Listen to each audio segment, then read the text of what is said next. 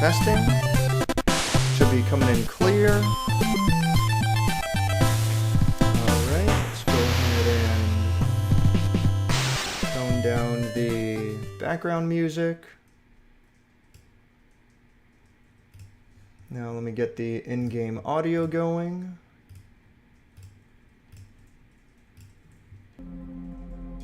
Alright. That should be working just fine. Go ahead and get this playing.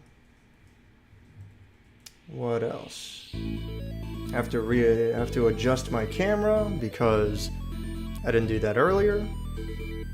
Because I am terrible at this.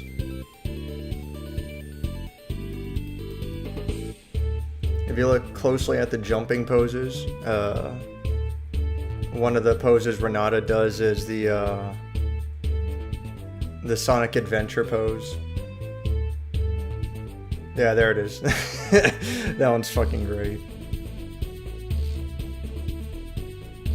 Sticky Rick would get a kick out of that reference.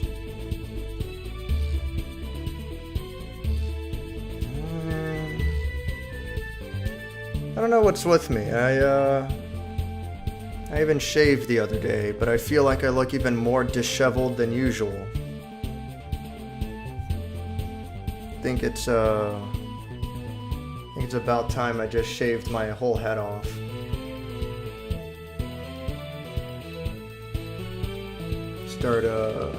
Start cooking lab in an underground super lab. Make millions of dollars. That's the ticket. Let's see, am I getting audio? How loud is it? Ooh. It's a little louder than I would like.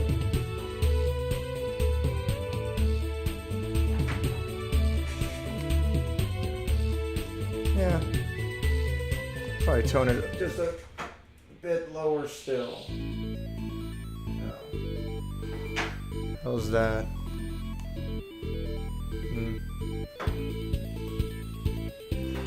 That'll do it. Alright. Who the fuck stopped on by to waste their lives watching me be a retard? Who could it have been? What the hell's with my chat? There we go, jeez. Who's here? What's up, Jonathan? What's up, Zyno? What's up, Rolo? Potatoes is here. I don't know what's with the dancing emojis, but sure. What's up, Beefy? Beefy, it's been a really long time since we fought, right? Like it's been overdue. We just haven't bumped into each other in the bracket. Hopefully next time. Fucking at least get a casual set in. It's been way too long. Wes is here. He's wolfing down the chalupa? No. Good guess, but no. If I get bored, we can knock out the online trophies in WR. No, but found a strategy to get all 10 stages done under half an hour. That's really good. Sure, that's really nice. But no, another time. Maybe the next time that I do a PS3 wheel stream, you know? Because, my PS3 is always like, I have to set it up specifically. You know, I have to route it through a, what's the term? What's the thing called? HDCP? Yeah. High definition copyright protector. I have to route it through a HDCP bypass in order to stream it, which I hate. But that's not a bad idea. We could do that next time I'm doing a PS3 wheel stream. We'll see how that goes.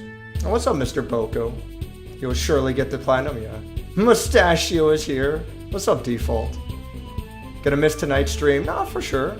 To a big metal show? Oh, that's good, yeah. Enjoy the show. That's way more important, man. Hell yeah. Hell yeah. What?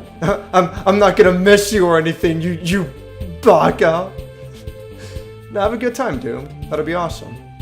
I posted that pic in your Discord after your review. Oh, my bad. Listen. I never claimed to have a good memory.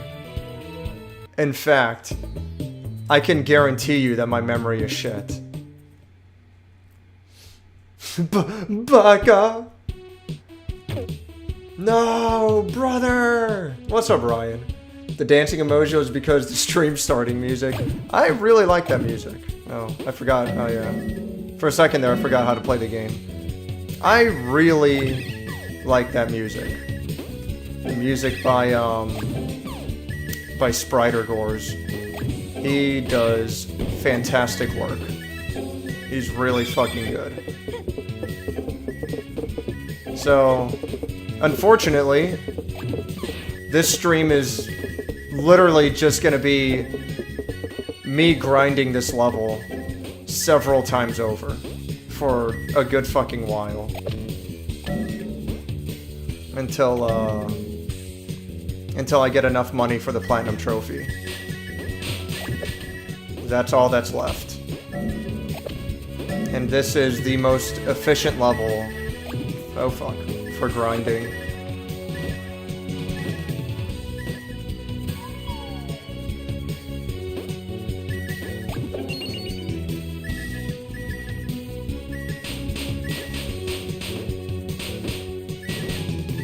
Oh fuck. No! At least I hit the checkpoint, so it's not nearly as bad as it could be, but it still sucks.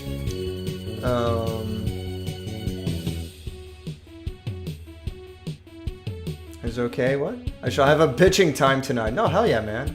DancingBridget.gif. I kept one of the Bridget gifs for the BRB, but that's it. I replaced Dancing Bridget with looking intimidating Charlotta. Having some fruity ass tiki cocktails with the lads before going in, for sure, man. Huh? Video games?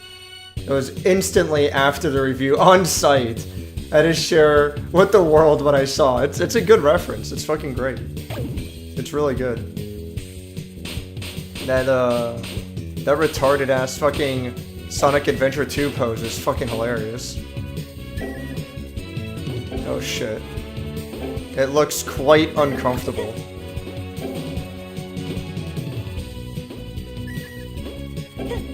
Oh, what the fuck. This sucks. God damn it.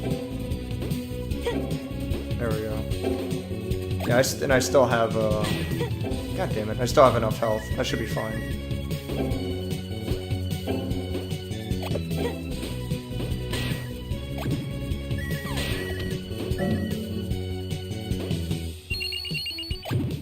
Oh, whatever.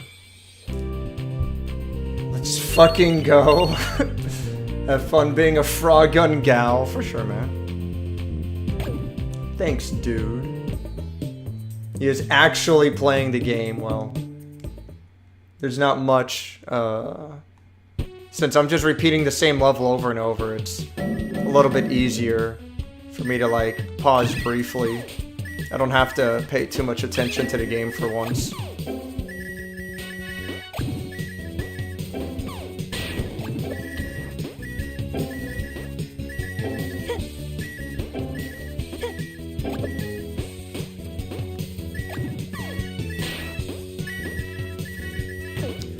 This stream's gonna suck. What's up, Bob? I'm sleepy. I think I ballparked a figure of 90 replays to get all the coins. Oh, yeah, all the, in order to get the amount of money I need for the platinum, yeah. That sounds about right. I remember we were talking about that last time. I won't bother to get the other jar back there. I missed the coin, but whatever.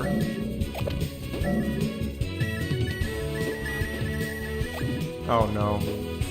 That was close. It would really suck to die on that jump because, that's right before the checkpoint. I'd have to do the whole level over again.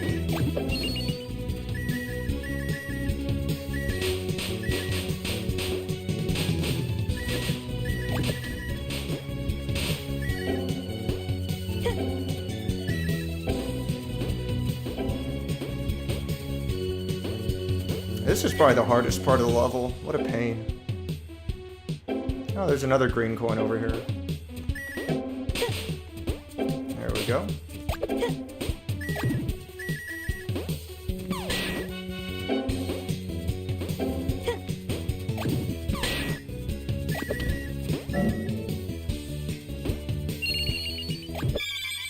There we go.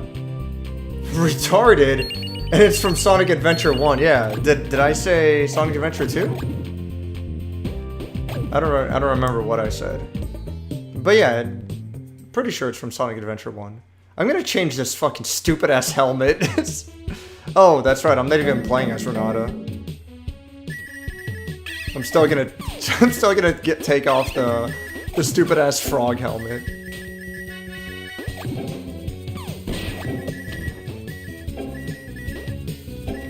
Fuck. There we go. Oh, come on.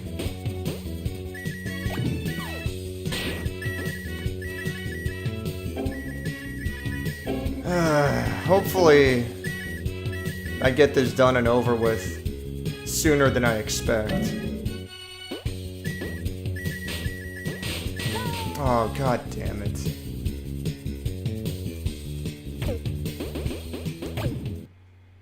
That sucks. I have to be more careful.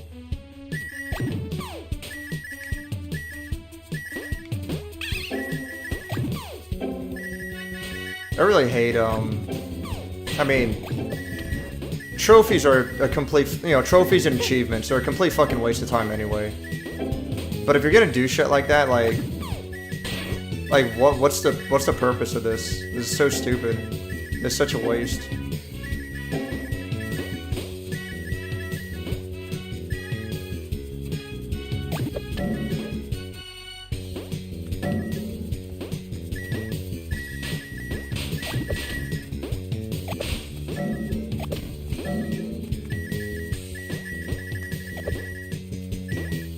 And I never go for trophies unless it's really easy to do. And or I really like the game. And in this case, it applies to both. Getting the platinum in this game is really easy, and I really like this game. Oh god fucking damn it. Getting the platinum's really easy, and I really like this game, but it's just that this takes so long to do.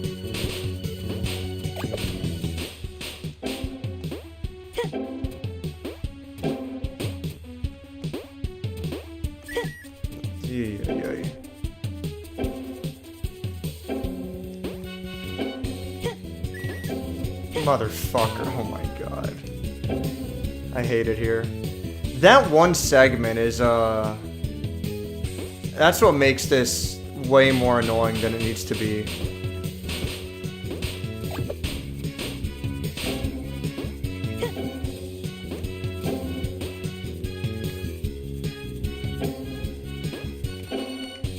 Oh, motherfucker.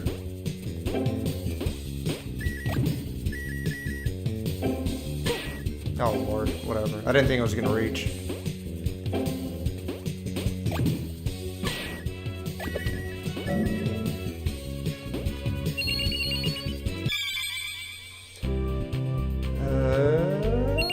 Trophies and achievements are a hard waste of time. I hate them. Yeah, I mean, just don't go for them. It's fine. It's not a big deal.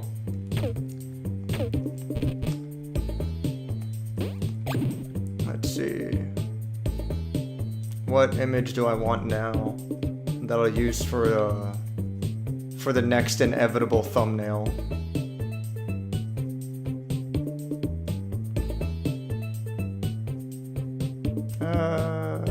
I guess this one's not too bad.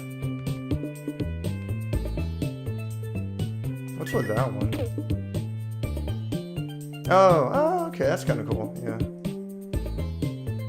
Oh, and just like that, I'm out of fucking money again.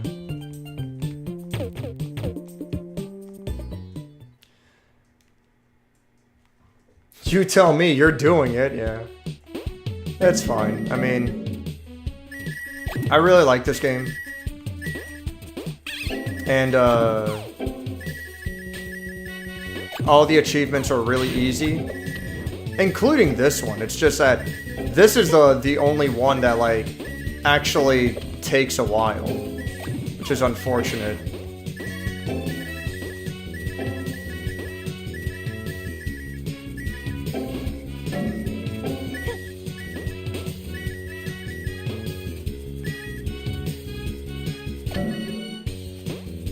But if I was gonna tell someone else, like, oh, hey, oh, fuck off. That's the shit that I talked about in my review. Where it's so easy to mistime one little jump. Oh my god. It's so easy to mistime one little jump. I can't jump up there, really. Oh lord. So easy to mistime one little jump, or especially to oh come on, to misfire just a little bit, and it's instant death because of that.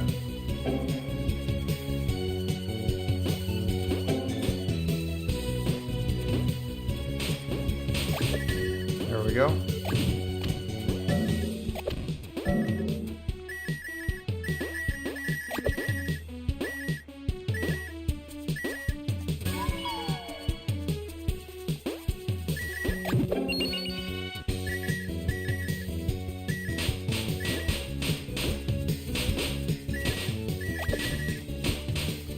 Oh man, I wasn't sure if I was gonna make that jump.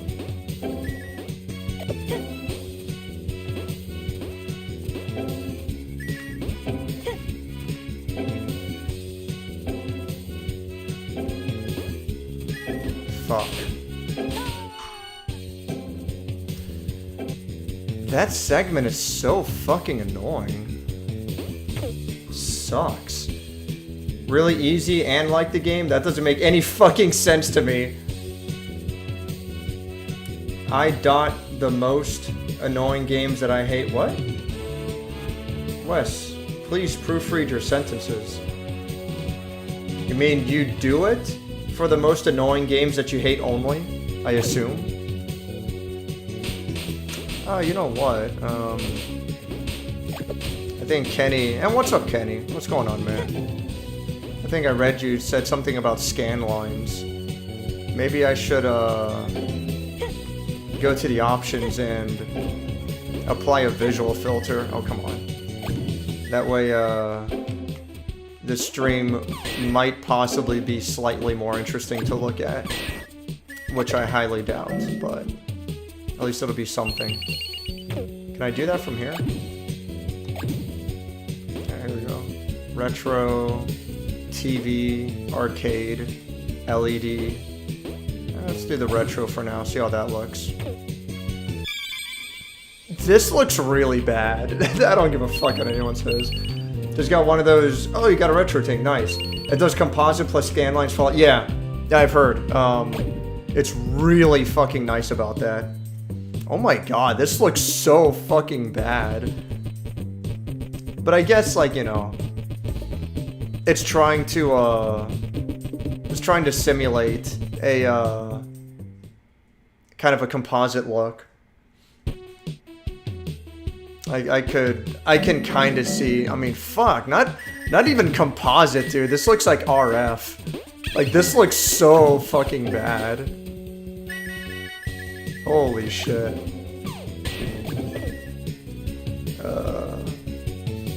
I remember grinding out a ton of credits in Gran Turismo 7 before decent racing events were added. I used a dirt track called Fisherman's Ranch, and after posting my time online, I got some ire for getting under 3M? 3 miles? 3 minutes? Wes, you better not be implying that video games are a waste of... Video games are 100% a waste of time. I'm setting up a dual CRT PC screen setup so I can play Lycan. That's cool. That's good shit, yeah. It couldn't be me. Couldn't be me. No, that is cool. Man. I really wish I had a better setup for my CRT so I could play light gun games whenever I want. What I need to do is What the fuck? It felt like something pushed me off. God damn it. What I really want to, what I gotta get is one of those setups they had in school where the television is on a it's on a cart, you know, those audio video carts. God damn it. I really want to get one of those because my CRT is way too big for me to lug around. Oh my fucking god, I hate that shit.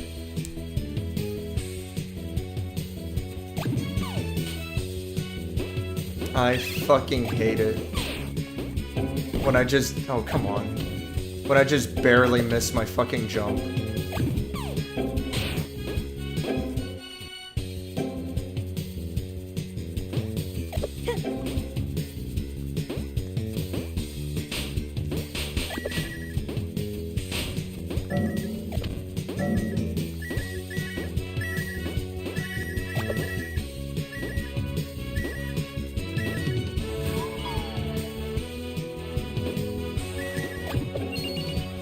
At least the song is cool, but it just sucks that it sucks that I have to listen to this song for so fucking long.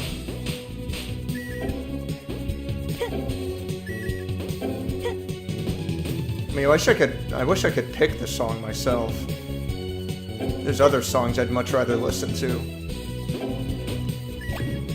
Ah, fuck it.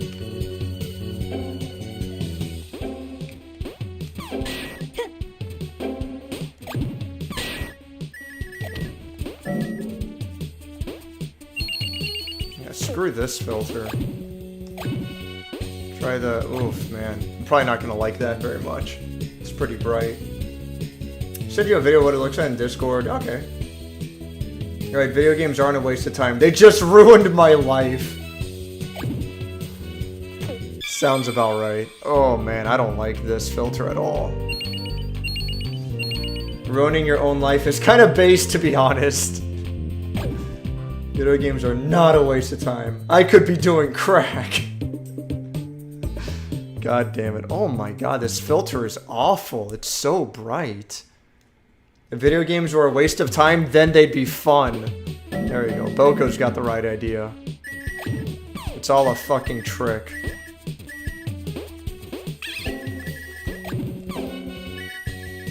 Dude, this filter fucking sucks. I'd rather be playing on the previous one. I'd rather be on the retro filter than this. At least that one was darker. More comfortable on the eyes. This is just awful.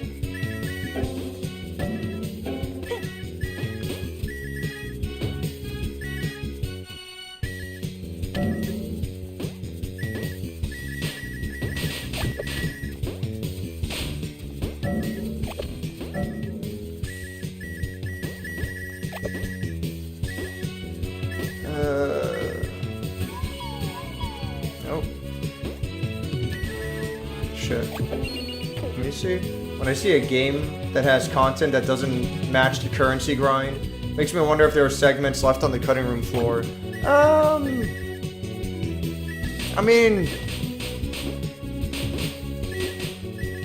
I understand why you would think that way for sure, but the thing is though that with this kind of a currency grind challenge, so to speak, it's such an easy thing to solve. Like, it's just numbers. So it never makes sense to me why there would be such a huge currency grind at all.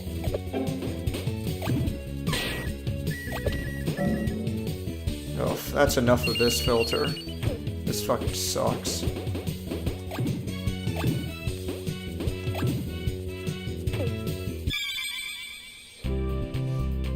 Gran Turismo 5 had most of Gran Turismo 4's, my chat messed up.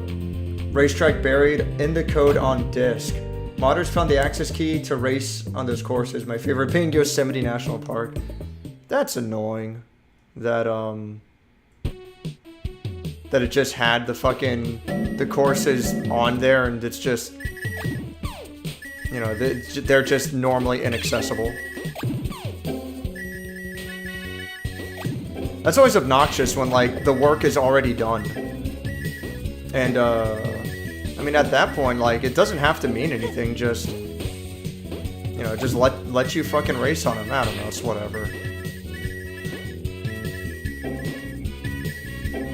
Oh my god, dude, this one with, like, the really heavy ghosting effect is giving me a headache for that reason. I can't fucking believe that I still prefer the retro filter over the TV and the arcade filter.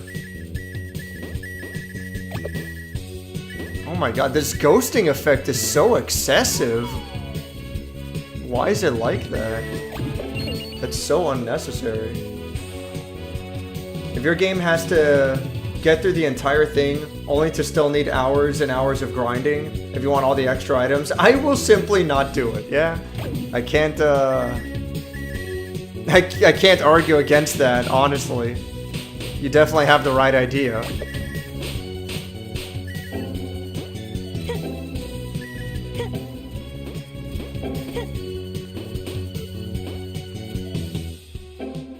I heard that,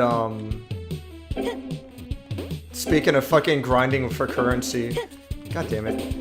I heard if you want a legendary skin in Overwatch 2, it's gonna take, like... what the hell, I can't kill him with projectiles? That's weird. It's gonna take a minimum of 32 weeks of constantly playing. If you don't want to spend money on a filter.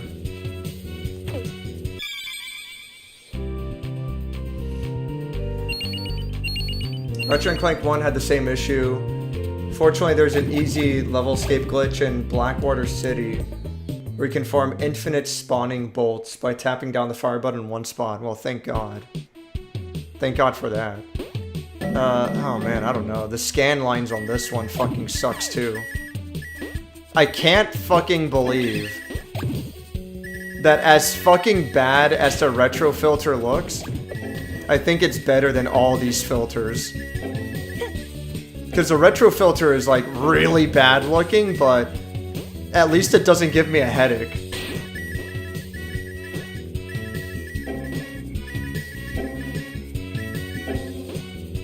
But I'd say this, oh my god, I don't know. I'd say this is like the second best one? Oh fucking hell. But it's still really fucking bad. Like, holy shit. Oh yeah, I already did that.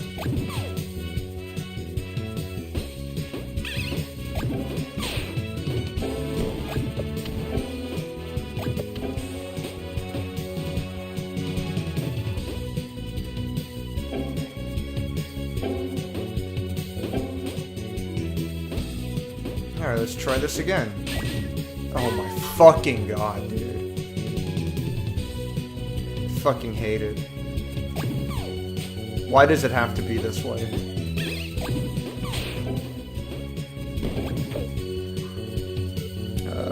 I didn't mind as much in Ratchet & Clank games because I was also leveling the weapon still. The hell? Dave? Video games are 100% a waste of time. You can't tell me otherwise. I don't remember needing to grind bolts, really.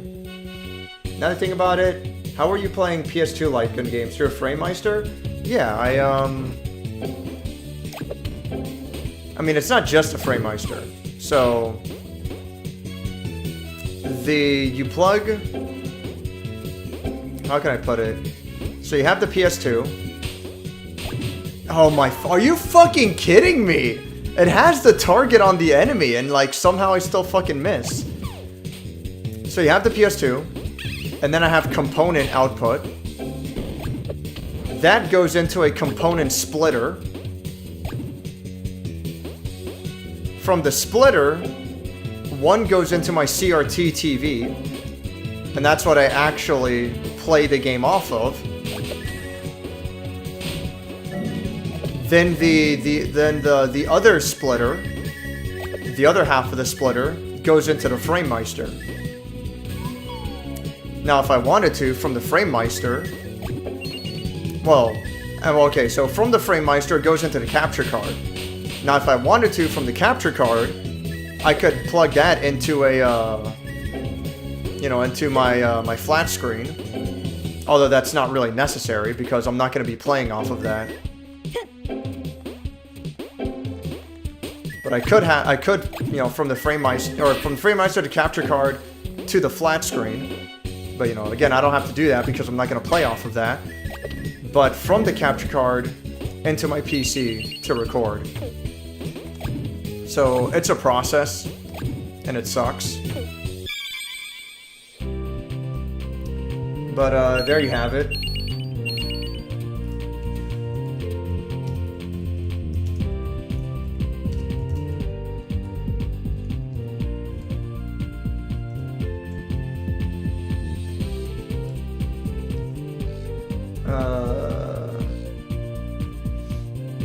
I don't see why games even force grinding. Yeah, it's just annoying. I don't like it. Looks more like it was captured off of a VHS tape. What if Yik 2.0 never comes out? Oh, I fucking hope. Just wheel in your TV and put it in front of your webcam. No. I'm not DSP.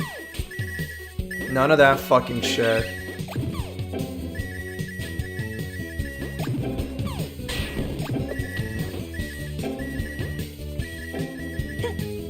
No, but yeah, I really need, I need one of those audio-video cards. They are really fucking convenient.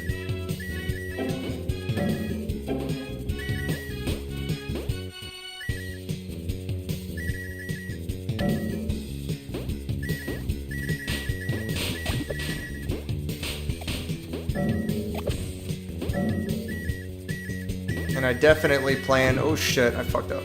Oh my fucking god, dude. Are you fucking kidding me? I definitely plan to, review a lot more... I plan to review a lot more fucking light gun games. So... I would very much like easier access to, I would very much like easier access to my CRT. For older games, I don't really care because, like, older games in general, because I'll just, play them off of my, my FrameMeister into, my flat screen. Unfortunately, there is a little bit of a input delay, which honestly can be a problem for select games. But for the most part, I'll just deal with it. It's not enough of a problem that it just ruins it entirely, you know? But again, for the most part, I just deal with it. Oh my fucking god. Like, for example, like fucking Samurai Kirby on Super Nintendo is practically unbeatable unless you're on a CRT. Like, unless you're on straight up analog connection, there's no reasonable way that you're gonna beat Samurai Kirby. It's just, it ain't gonna fucking happen. And also, Final Fantasy IX, trying to impress 100 of 100 nobles, it's not realistic. It's not realistic unless you're on analog inputs. Like, I don't know. It's harder to an insane degree. The jump rope minigame in Final Fantasy IX is like kind of impossible. But for the most part, it's not a critical big deal.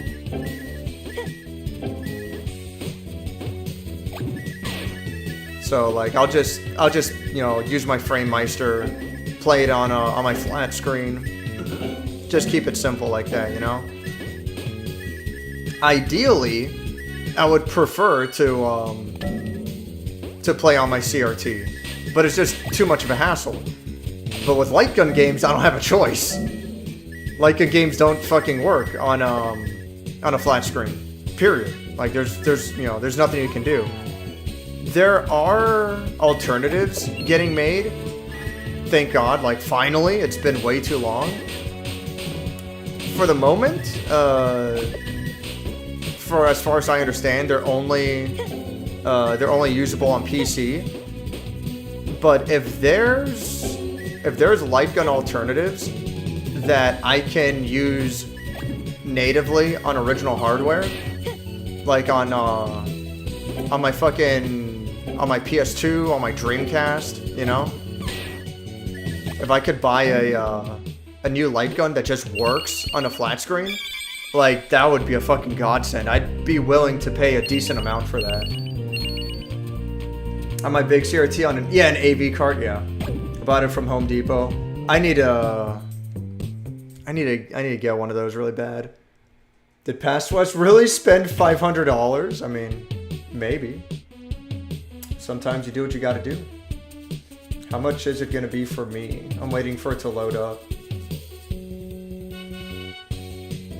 God damn, $600 for me. Fuck. I mean, fuck, man. There's gotta be something cheaper than that. That's a little pricey. I don't know, man. That sucks. If Yek 2 never happens, it will truly be a 10 out of 10 postmodern masterpiece. The fuck? A game never gets released and it's still a 10 out of 10. Fuck off. Try looking for a Triniton TV. Those are the best quality CRTs. Some models are 1080i with... Yeah, I've heard of that with HDMI, shit like that, yeah. Early HDMI lacked HDCP, so it may cause problems and lessen others depending on your setup. Yeah, I'm not gonna get into that. I don't need a new CRT. I'm perfectly happy with the CRT I have now. It looks good. It works well. I don't have any issues. I don't need a replacement CRT, you know? And again, like, I know, like, you mentioned the Triniton before I went on my earlier rant, but, like, to reiterate, I'm fine playing the vast majority of older games on my flat screen. I hate that fucking jump. I hate that jump so fucking much.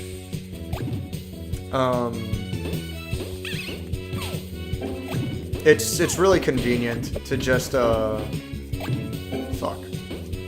just stick with the flat screen. I'm only using the CRT because I don't have a choice for light gun games.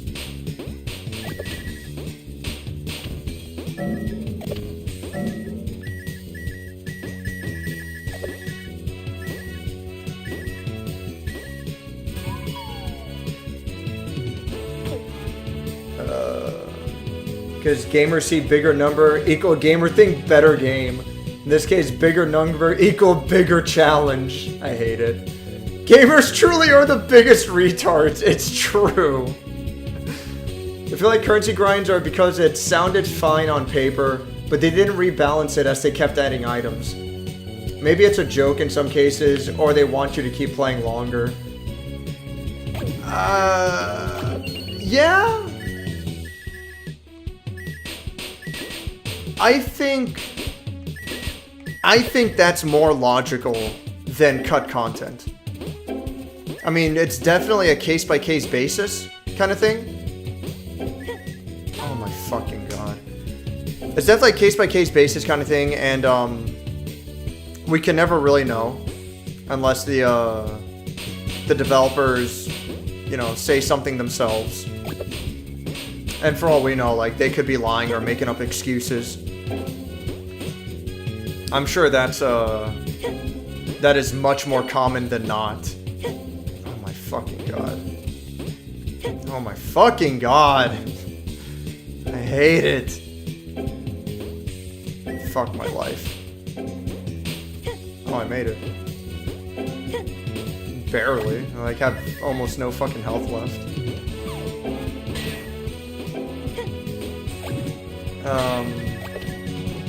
But yeah, I think that's fairly common that like developers will just straight up make excuses, you know? Or they'll just straight up lie. Skins in Overwatch, yeah. I just need the Halloween Mercy skin. Okay.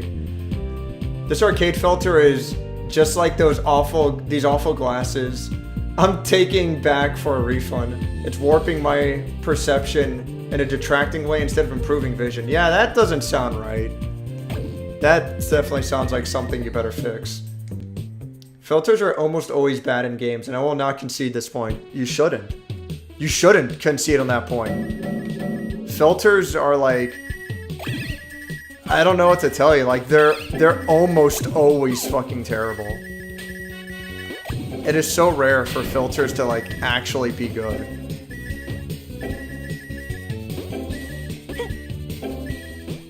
Like, just play without filters. I hate it.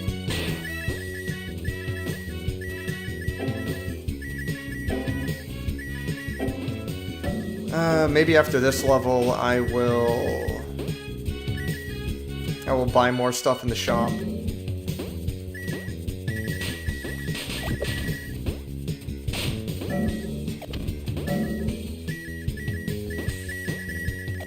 Fuck. I panicked. Alright. See how much further I have to go. What the hell? Balloon Tits Widowmaker here. Retro 1 is simulating the darker black CRTs had. That's an advantage until OLEDs took that crown. The last thing those have is really high frames per second on certain PC monitors. No, the chat jumped all over the place. I'm just saying, recording off a camera pointing at a TV is gonna come back. I don't want it to. Why would it come back? It looks fucking terrible. It looks like fucking shit. The only... You know what? At this point, alright? It doesn't even look better. I mean, it doesn't... Okay, so it doesn't look better, period, for sure. But it's not even cheaper anymore. Like... Oh, fucking hell. Capture cards have gotten to the point where, they're at a fairly reasonable-ish price, you know? So, like, your choices are, you get a shitty fucking webcam. And if you've seen Wes's recent video, then you know what the fuck that looks like. But, it's It's either that or you get, like, a fucking proper DSLR camera or some shit. And that's like a million times more fucking expensive than pretty much any capture card. Like, it doesn't make sense. God damn it. Seeing you use Frogun reminds me of the Lego Star Wars. Oh, Indiana Jones, yeah, with like the whip. Yeah, I can see that. Vagrant Story is literally unplayable with input lag. I could see that. I mean, I beat it with it, but it still sucked because I couldn't chain. Yeah, no. Trying to do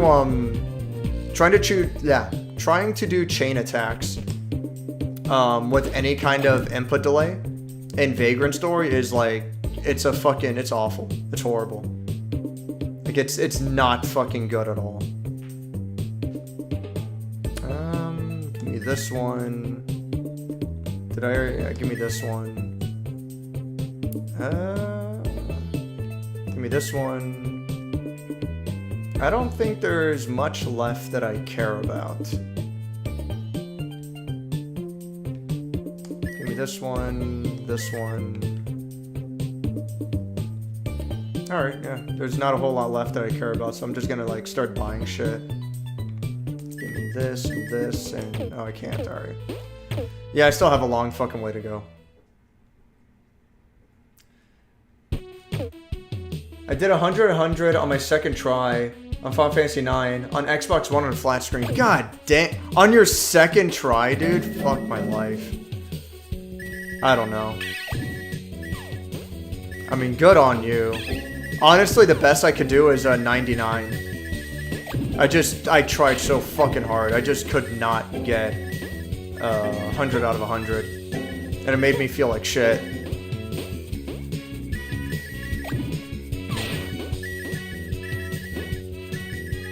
I don't know, maybe, because I was playing the PlayStation 3 download version. Not that I'm trying to, like, make excuses for myself or anything, but honestly, maybe there's something about the way that Sony does the emulation for their games that it ends up adding a little bit of extra input delay. Like, I don't know. Because I distinctly remember when I was much younger, little Dave, he got 100 of 100 nobles multiple times. Like, it's fucking hard, but it wasn't like the biggest fucking deal or anything. This isn't good. Oh, I made it. And I'm pretty sure, I'm like fucking positive, my best score for the jump rope minigame was past 500. I'm like 100% positive. It was like, I don't know, 510 or 520, you know, some shit like that. And this was young Dave playing on either a PS1 or a PS2 console hooked into a CRT. God, this must have been like, I want to say middle school or high school?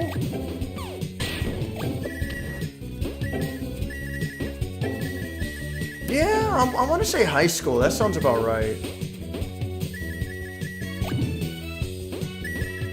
I want to say early high school. Early high school, late middle school is when I played Final Fantasy IX a lot. I really liked that game.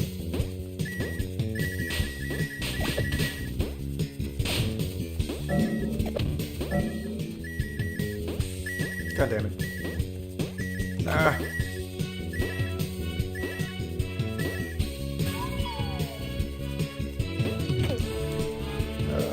Fuck, yeah, no, jump rope minigame is like insanely fucking difficult. It fucking sucks. Emulators really exposed those pseudo 3D games from the 90s, early 2000s like Final Fantasy IX. The player models may be 4K, but the backgrounds are still, yeah, 240, 480p. Since they're just JPEGs and not real assets, yeah. I've always been disappointed that, that like fucking, so when Squaresoft made fucking Final Fantasy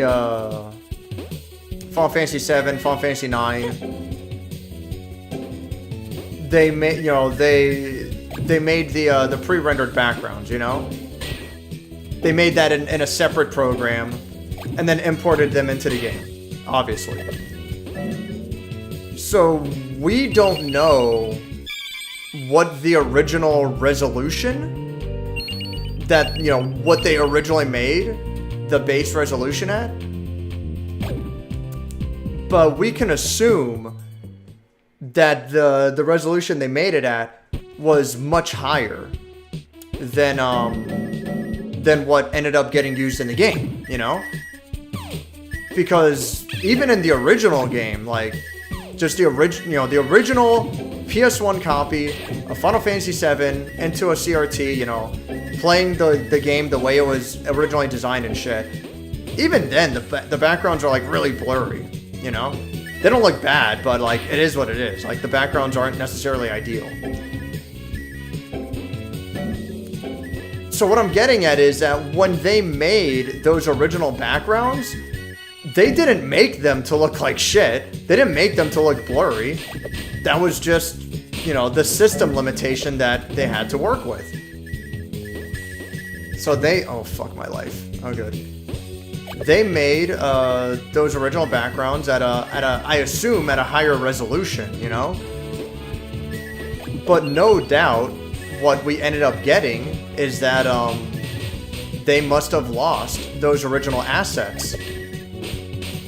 And obviously they weren't gonna fucking bother to recreate them, unfortunately. You know, to redo them from scratch.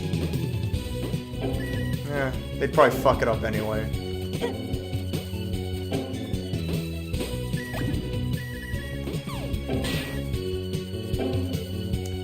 So, that always upsetted me about, those recent, Final Fantasy remasters that they started making. Like, did they lose the original assets, you know? It's just, oh well, it sucks. I like that jump. I fucking hate that jump. It's held my massive CRT up for close to a decade, so it's doing alright. Well, I guess that's one way to look at it, is that, yeah, you're spending $500, but it's fucking reliable. And it fucking better be, because, you don't want it to fucking collapse with your CRT on top of it.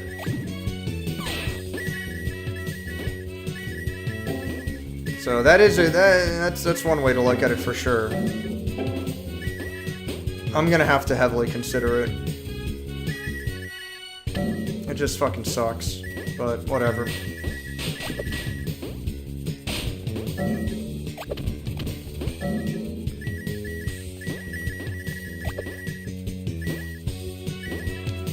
Man, I don't want to spend close to $600 fucking dollars. Like, goddamn. I have a wooden table my grandpa made a few years ago before he passed for my CRT. It shrugs off large weights like that. I have a tiny little, I don't know, like a table is the best way to put it, but it's really weird looking. But I guess I have like a tiny little wooden table that holds up my CRT. And it works really well. It's just, it's not on wheels, and I have to drag it. I have to drag it across the floor, you know, to move my fucking CRT wherever I want it. It works, you know, and I got the table at a fucking garage sale for like next to nothing. But yeah, just like for the love of fucking God, I want wheels really bad. Filters are a feature you probably implement in like 2 days by following a bunch of shitty tutorials on YouTube. Then you add them because it adds juice to the game. Yeah, so don't get me wrong. I'm not, for the case of filters, I'm not necessarily saying that it's a wasted development. Because like you said, it takes close to no effort, you know? So fine. But, well, that doesn't change the fact that, filters almost always look like shit.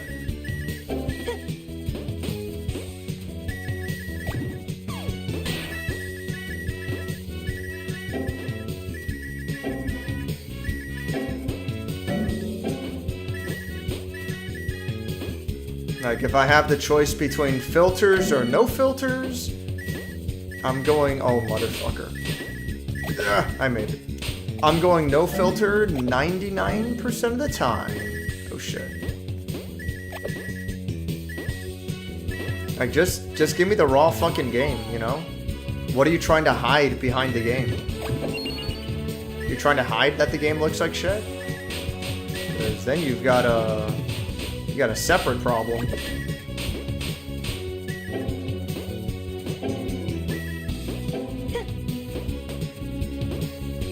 Fuck me. I just like severely overshot.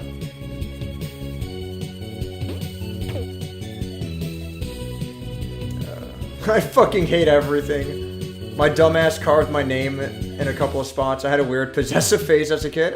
You know, that's not unusual. I could see that.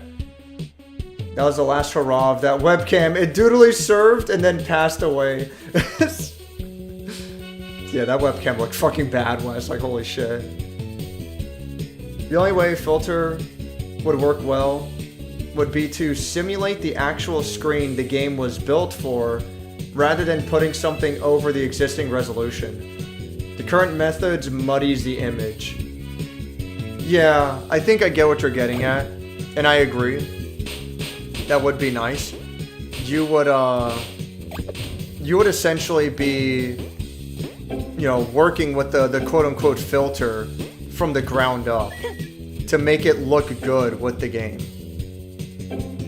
But that takes work. And it's so much easier to just, you know, put a goofy fucking screen effect over the image. I know the jump rope game is impossible on Switch, even in handheld mode. The input lag is insane. I'm sure that's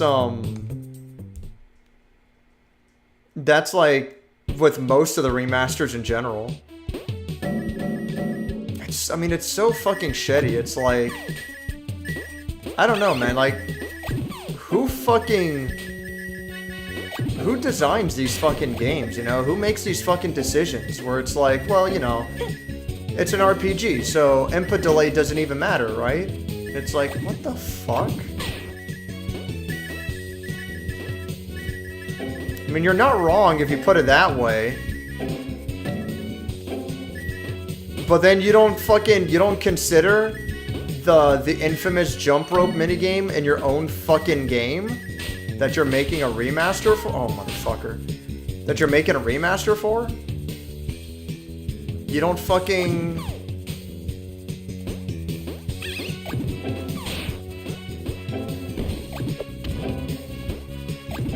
Damn it.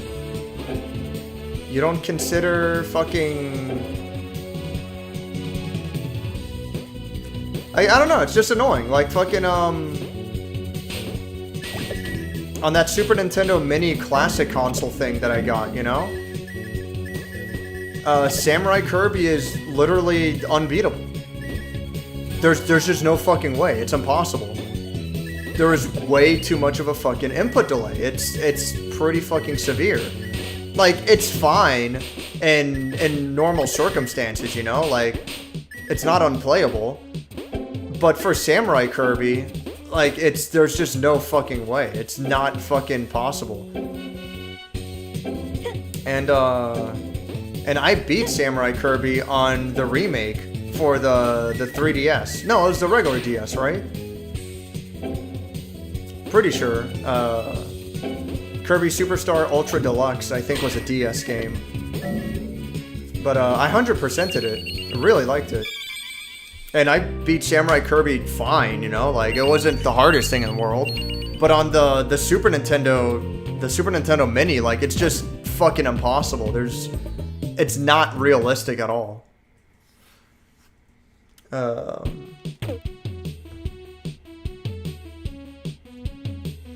Old Phosphor Pixels had a rounded appearance with gaps up close, which perceptibly, to users at a distance, acted as aliasing, which gave a better image versus boxy LEDs. Sure, yeah. I think I get what you're getting at. It's pretty annoying because, you know, that can be helpful for making a sharper image easier on the eyes. But then you have fucking the N64 that, like, just on the console natively, it applies an additional anti-aliasing filter. And it's fine back then, but these days, trying to play an N64, it's kind of fucking rough. It's really unfortunate. And I really wish that I could get one of those major N64 mods that it removes that filter. Like, there's a really strong N64 HDMI mod that bypasses that additional anti-aliasing filter altogether. But, like, it's just not fucking worth it. I think it's like $120, $150 to buy and install the mod. And it's like, dude, like, no fucking way. And if anything happens to my N64, if my console eventually dies off, because like it's fucking old, obviously, you know, then I'm shut out of luck. I gotta buy a new console. Well, not a new console, but I gotta buy another N64 console. In addition to like buying the mod again. And it's like, nah, you're out of your fucking mind. There's no way. That is not a viable choice to go by at all.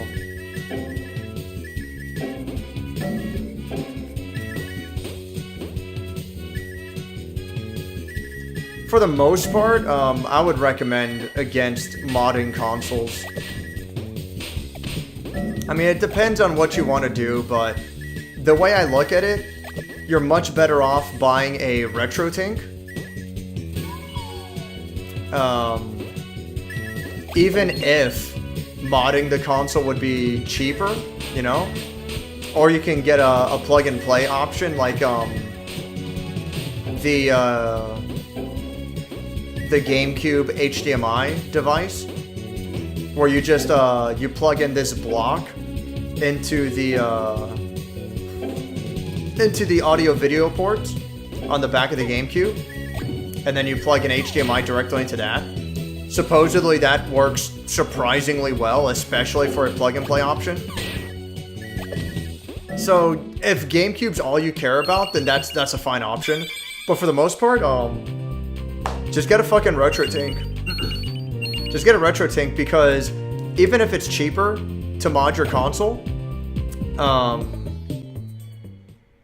you don't have to worry about something happening to the console itself, you know, even though it's older. The RetroTink obviously works on multiple consoles, you know. Even if you're technically getting better quality off of a hardwired mod, is it so much better? Like, is it a couple $100 better, you know? Like, it doesn't make sense. You would have to be insanely dedicated to that console specifically. But, you know, that being said, I'm not saying that, like, console mods are inherently worthless. Fucking hell. They have their pros and cons, but for me, the amount of money that you would spend, like, it's not fucking worth it. The amount of money you would spend, considering the return you get on investment, like, it's not worth it. Can I just do that? Yeah, okay. At least that jump works. Might be a little bit easier, too, for what it's worth.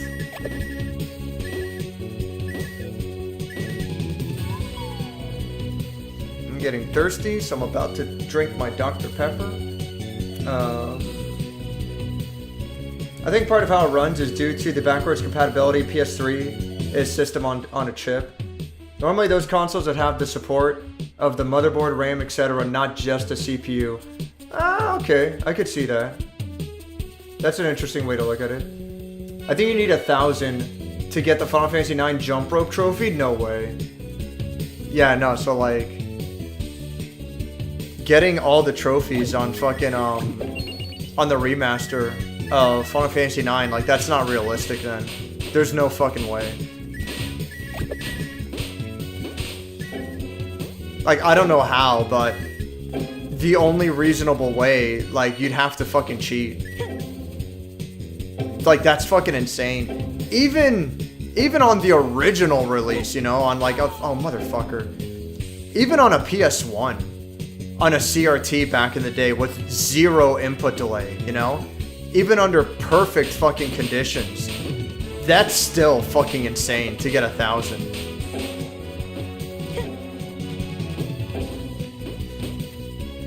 Like, holy fuck, dude. That is absolutely fucking ridiculous.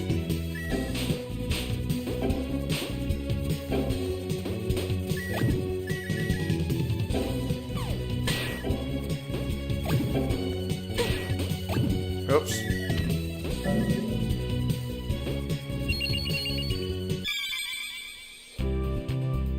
Filters on Uncharted 4 were pretty good, since those were in-engine. I made a combo that simulated an acid trip during that insane city driving chase with that machine gun truck. That was tough.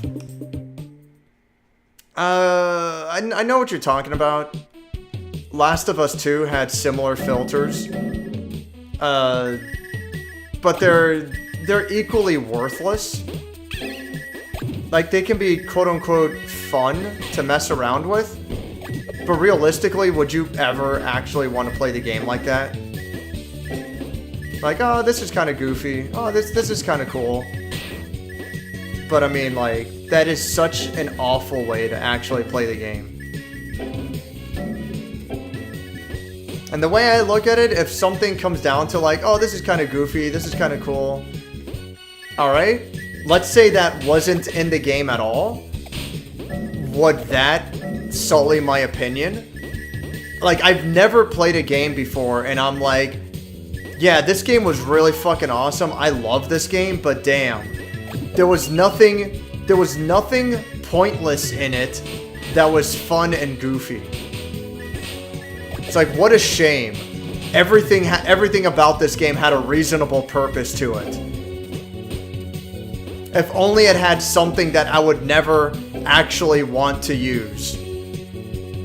If only it had something that I wish I could completely waste my time on.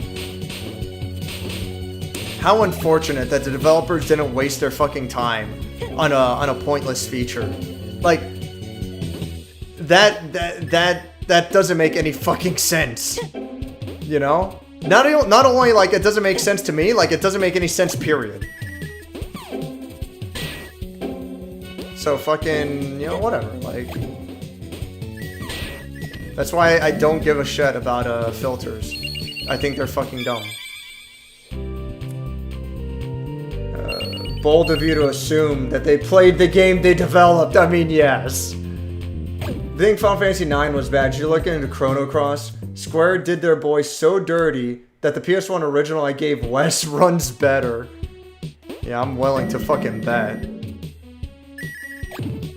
It's unfortunate, man. Why does it have to be that way? That's pretty good, though.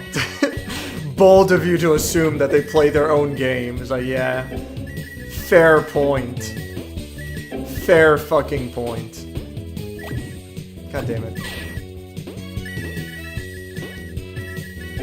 Why is the entire video game industry worthless? Why does it have to be this way? Why can't video games be good? After this run, I'm going to buy stuff in the shop again. See how much further I have to go from there.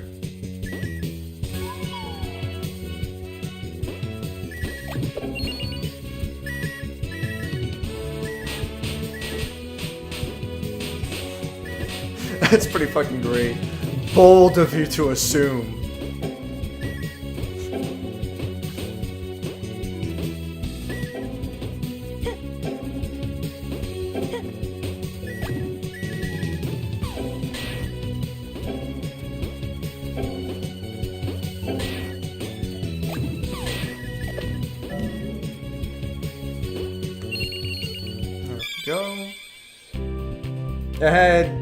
It was DS, I had it too, yeah. I really like that game. What's your favorite N64 game? The easy answer, like, I'm not sure if it's true, but if I have to pick an answer, I'm just gonna say Mischief Makers. Oh, by the way, this is limited edition Dark Berry Dr. Pepper. Whatever fucking flavor this is supposed to be. Featuring fucking velociraptors from Jurassic World. It's Blue and Beta. Your favorite characters, guys. Whoa. Dude. I actually have no fucking clue what this is gonna taste like. Dark berry. Oh man, that's kind of a strong, like, fruity smell.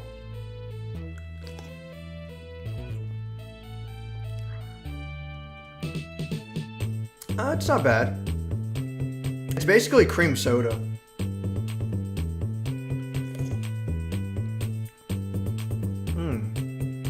It's, I don't know. It goes down really smooth, but, I don't know how to describe it. Something about how it feels and tastes. It's really foamy. You know, it tastes like there's a bunch of foam to it, or it tastes really thick.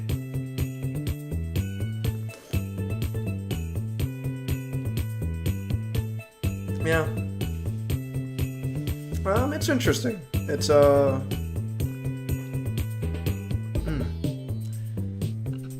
It's basically like cream soda or vanilla cream. It's pretty much what it is. Let's see. What do I want? God, why are these so fucking expensive? Just like that, I'm already out again. How much more do I have to go? Let's see. That's 1,000, 2,000, 3, 4, 5,000, 6,000, 7,000, 8,000, 9,000, 10,000, 11,000, 12,000, 13,000, 14,000, 15,000. So 15, that's 5, 6, 7, 8, 9. 15,900. 5, 6, 7, 8, 9, yeah. Jesus fuck. 15,900 to go. This fucking sucks. This is so fucking stupid. God damn.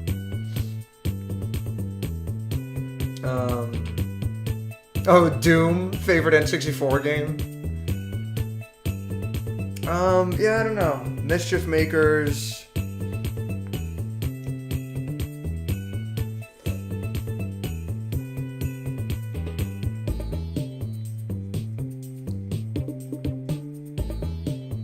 Yeah. I'm just gonna say Mischief Makers for now. I can't really think of another one that I like more. But it's actually super easy to hack your 3DS. Did you know? What are you talking about? I don't know. Maybe I should hack my 3DS, considering that Nintendo doesn't support it anymore.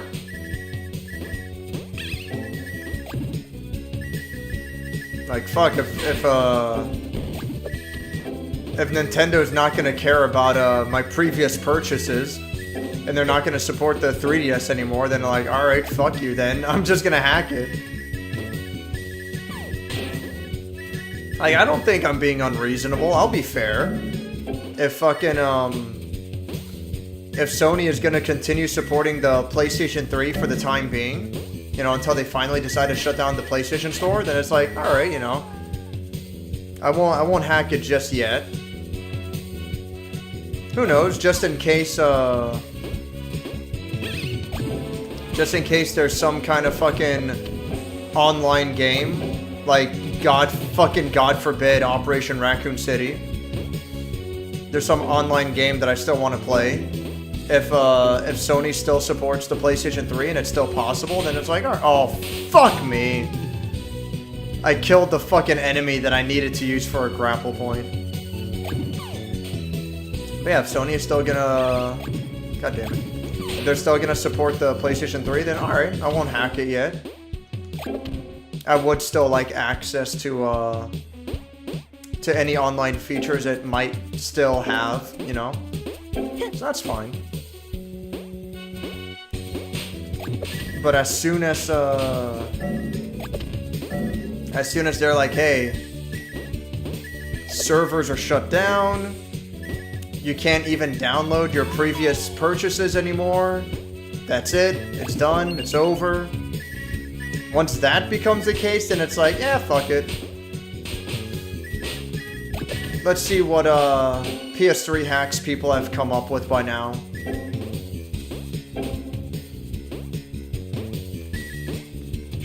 Fuck. God fucking damn it. I might have heard of that before.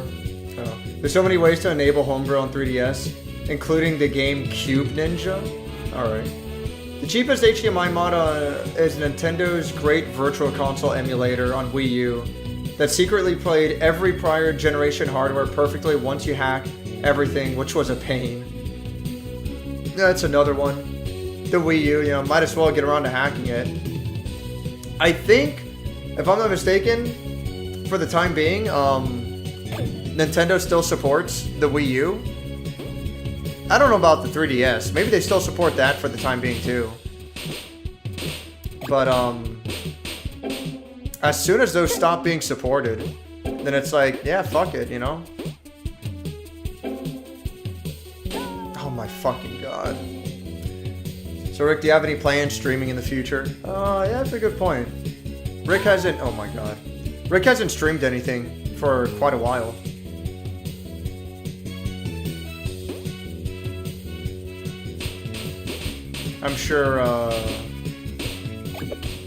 I'm sure he doesn't want to stream because viewers are fucking awful. All of them. Every one of them. Myself included. Oh my fucking god. Newer 3DX hacks don't require a specific game anymore. Fuck. Let me focus for a little bit. I think it's all website based now. Alright. I mean, that's good to know.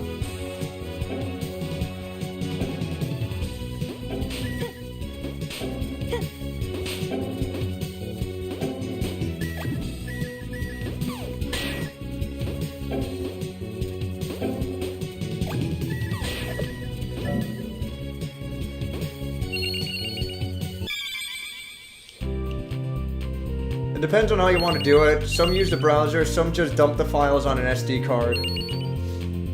That's what I would imagine, is use the SD card. There were no fun, silly filler options, so I'm gonna give it a 3 out of 10. Yeah, like, that's fucking dumb. No one would ever say that. That's fucking retarded. You know? Like, fuck off.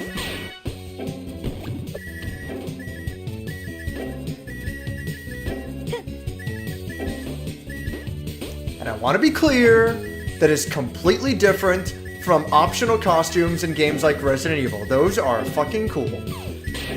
No, honestly, those are fucking stupid too. But it's whatever. I mean, that's the thing. It's like, I'm not gonna be like, oh man, Resident Evil is cool and all. If only there were optional silly costumes. That's what this game is missing. It's like, no. No one has ever said that. And if they have, they are fucking retarded.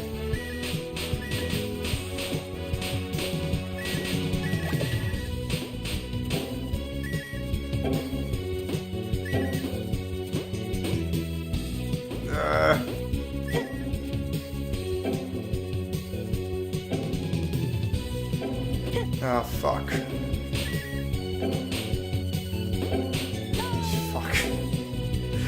I hate that part. Fuck, man. Filters are just a distraction from us getting deprived of cheat codes. Now those Letra's bean counters and shareholders are ransoming them as microtransactions. Limited edish? What the fuck is that? All the old Dooms are $2 a piece right now, by the way. Yeah, sounds about right. Oh, the fucking, yeah. The Dr. Pepper limited edition. Why is the berry gotta be dark? I don't know. I didn't make it. Beta as fuck. Yeah. Blue and beta. Beta. Always gotta get the limited edition snacks. Thicker. Berries. Damn, I've been 2 minutes behind for the past half hour, and over under my comments are poorly timed. Oh, I mean, it's whatever. I'm always behind on comments myself, so not a big surprise there.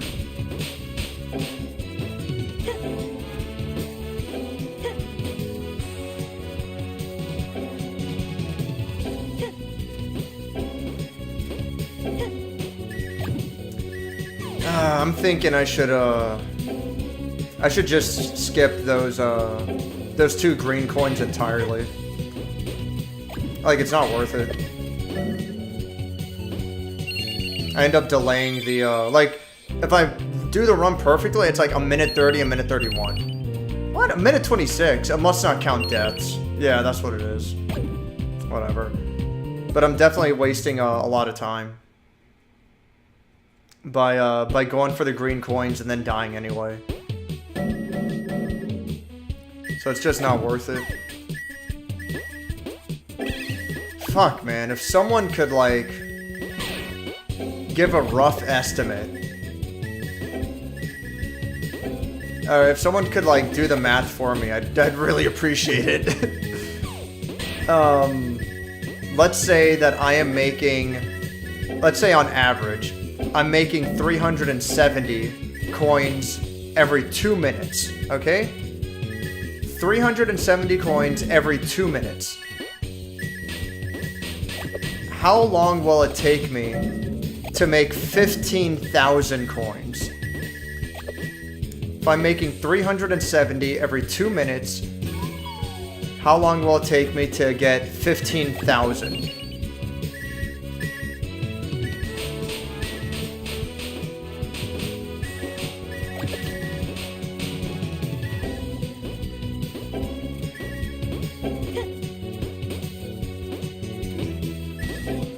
Go, yeah, that's good. Fuck it. It's not worth going for both of the green coins.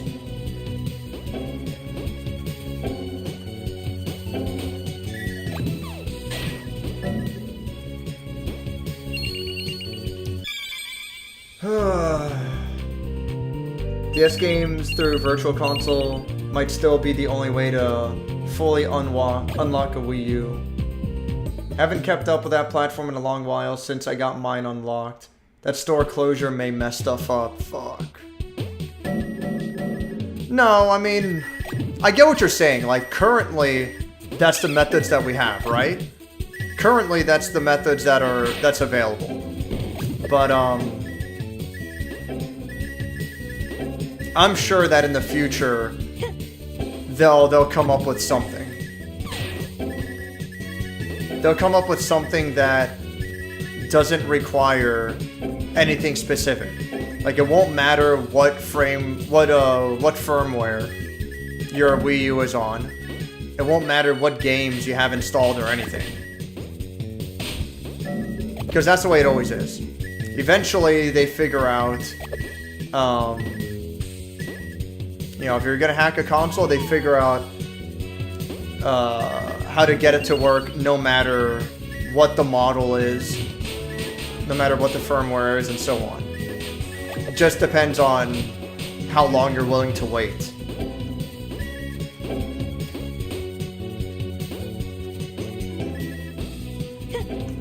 Fuck.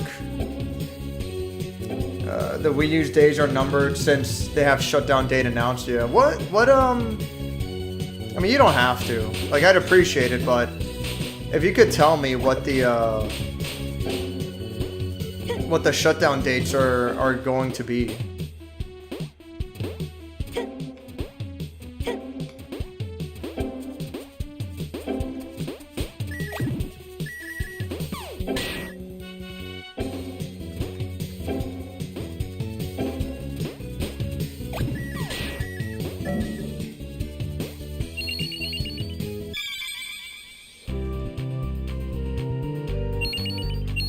At this point, Wii U emulation seems okay enough to just use that. Yeah, that too.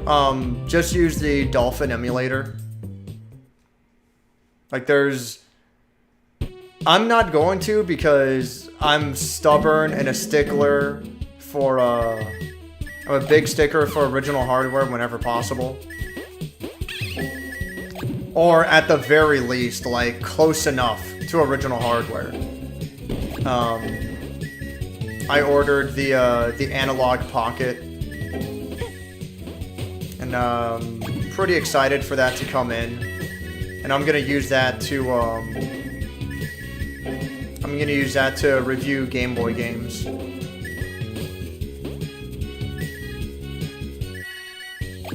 God damn it! So that'll be fucking cool. And the Analog Pocket, it's definitely, like, good enough, close enough to original hardware, you know? Because as far as, like, recording Game Boy games, outside of emulation, if I'm going to use original hardware, like, my best bet would be to use the GameCube Game Boy player. Which, the GameCube Game Boy player kind of fucking sucks. I mean, it's fine as far as, like, casual goes, you know? Like, it works well enough if you're not, like, a big fucking stickler. But it's not ideal by any stretch of the imagination. But the Game Boy player is really easy to hack. And you can get a bunch of proper screen options, you know? And you can make it look, like, really fucking good. So, so that would be my best bet for recording Game Boy off original hardware. And at that point, it's like, you know what, fuck it. The Analog Pocket is, like, good enough. The Analog Pocket's better than the GameCube Game Boy player out of the box. With hacks, the GameCube Game Boy player might be better. Might be, with hacks. But, another thing to keep in mind is that I'm also limited to GameCube controls. And, the default GameCube controller is not ideal. Well, yeah. It's not ideal for GameCube games, but I don't think it should be that difficult to get a reproduction of the Hori Game Boy player controller, which was pretty nice. That shouldn't be too big of a deal, but regardless, I'm just gonna fucking go with the Analog Pocket. I think it's a really solid option for recording Game Boy. Fuck, it's not worth it. Fuck it. It's not worth it for me to die and just fucking do all this shit over again.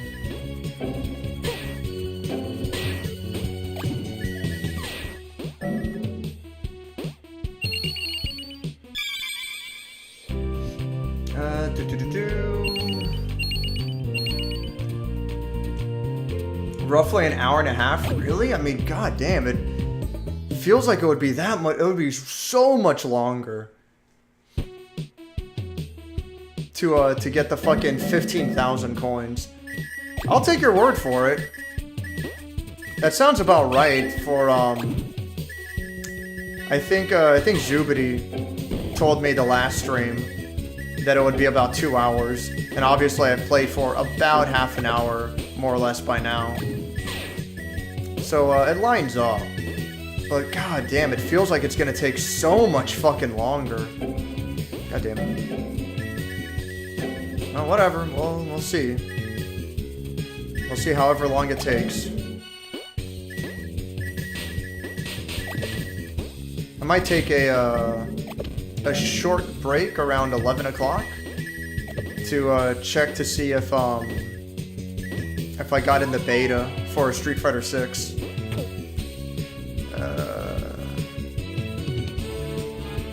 Probably 82 minutes. I did the math. It's gonna be... Yes, thank you, Sticky. Thank you. Show your source. How's the coin farming? It ain't great. It kinda sucks.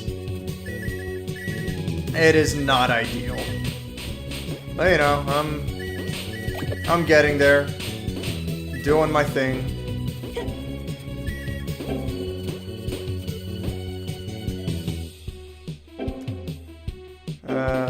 Fuck. Oh, motherfucker. Oh my god. I hate it. I hate it so much. Yeah, coin farming is fucking lame. Like, original Game Boy games? Are we getting the hottest Generation 1 Pokemon review? No.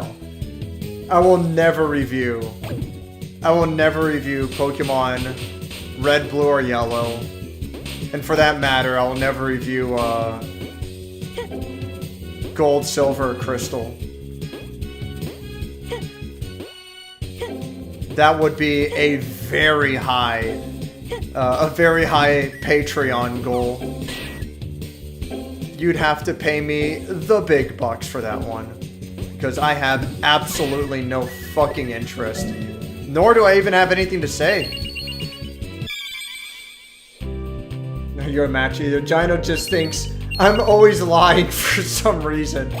What are you, a detective? How's the stream been? This game is fucking lame.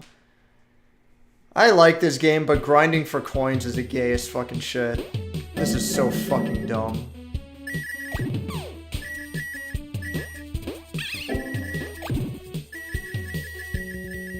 Just repeating the same run over and over. A clean level play is almost exactly 100 seconds. With 0 interruptions, you'll get 15,067 minutes. Alright, so like an hour and a half then, I guess. I did major in criminal justice, well then.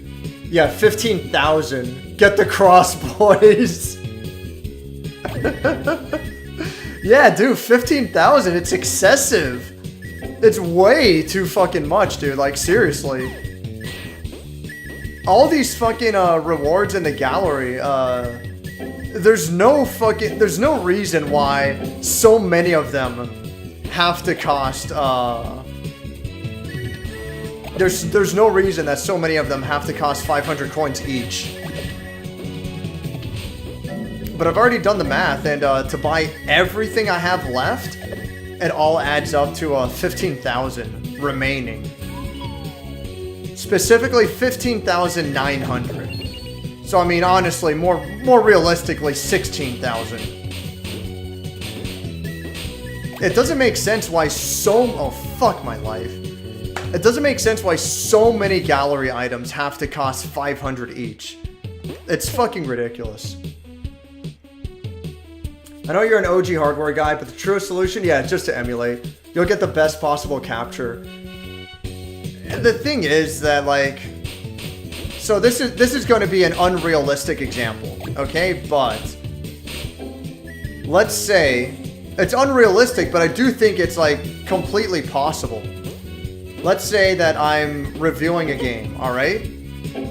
And I get to this one level in the game, and it's like, oh man, it doesn't look like they finished this level. It looks really bad. And the music isn't playing properly. Like, this is fucking nonsense. I'll show you, like, something like that is in this game, actually, but I wouldn't be surprised if they fixed it by now. But I'll go ahead and, see for myself. Was it this level? Treasure Vault? Golden Depths? It must be Treasure Vault.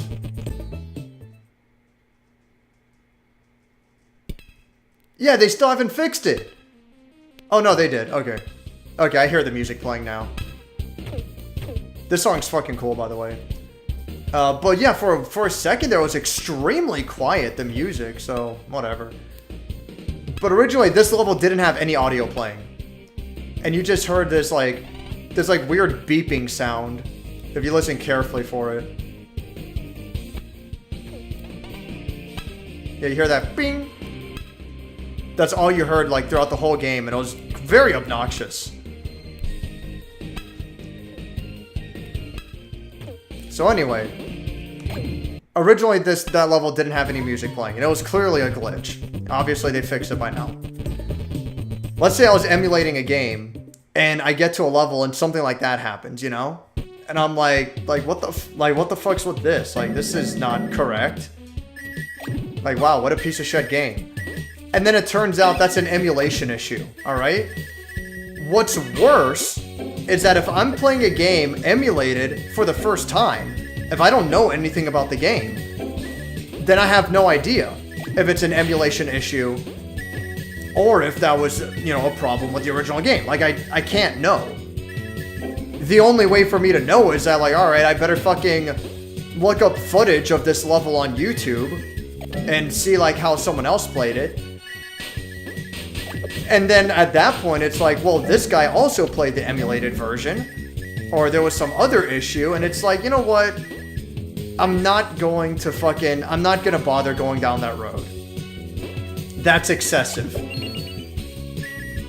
And in fact, with that being said,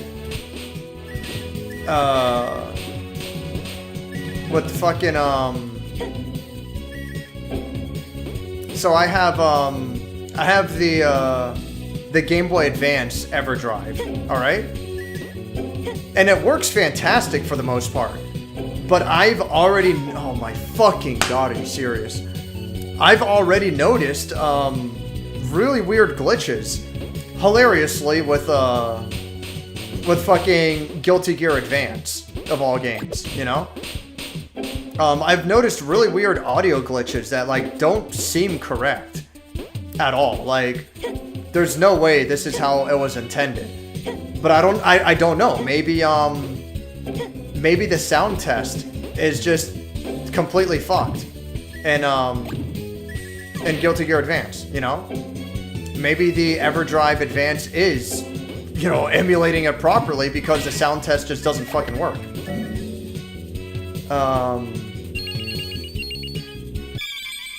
But I don't know. I can't know unless I have the actual game, I have the original cartridge myself. So, it's whatever. I know that that's not an issue that's going to come up often, alright? I know that that's not, in fact, it's such a rare issue that I probably don't have to concern myself with it at all. But I don't want to end up with a situation where I rate a game poorly due to emulation issues. I don't want to steer away a recommendation due to emulation issues. That seems like such a poor fucking excuse, you know?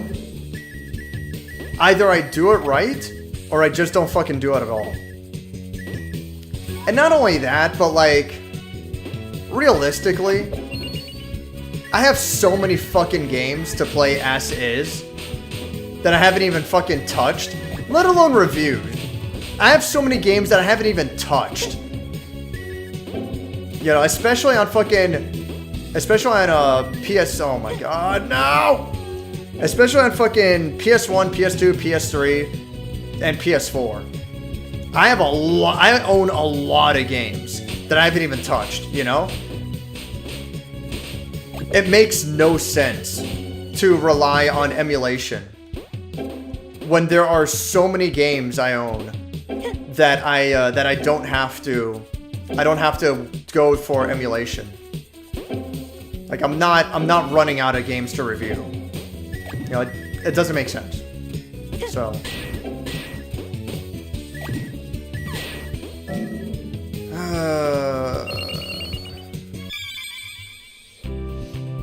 So you're saying there's only going to be like an hour and a half left of Dave's stream? What about the other 11 hours?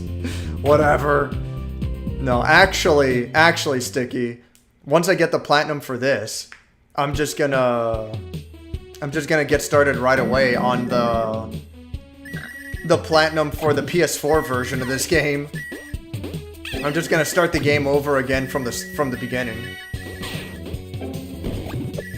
Which is fine, because I enjoy the game. And now that I know what I'm doing, I'll be able to beat the game much faster, with way fewer issues. The problem, though, is that I'm gonna have to do this fucking grind again. And it's gonna be even worse, because at least when I played the game the first time, I had to repeat levels a few times in order to find all the secrets, right? Now, I at least have a decent idea of where to find, like, all the secrets that I need to get the platinum. So I'm gonna be repeating levels a lot less. Which means I'm gonna be repeating this level way fucking more. So it's gonna be a fucking nightmare. It's gonna fucking blow.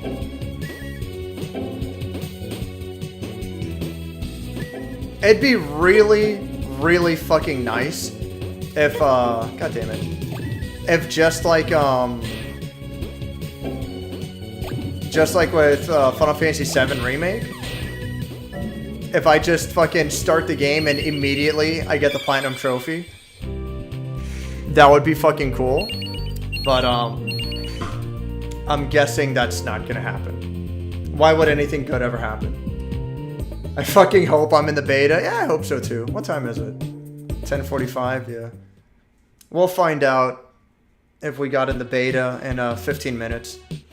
If I don't get in the beta, I'm not going to be too broken up about it because I'm expecting not to like it anyway. I'm expecting that Street Fighter 6 isn't going to be for me. And I am basing that off of I fucking suck ass at Street Fighter 4. And I'm not very good at Street Fighter 5 either. And I tried. Oh, motherfucker. I tried reasonably hard to get into those games.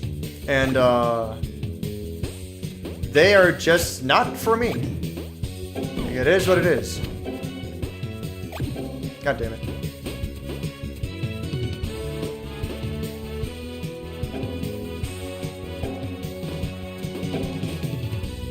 So if I don't get into the beta, then, you know, whatever. It is what it is.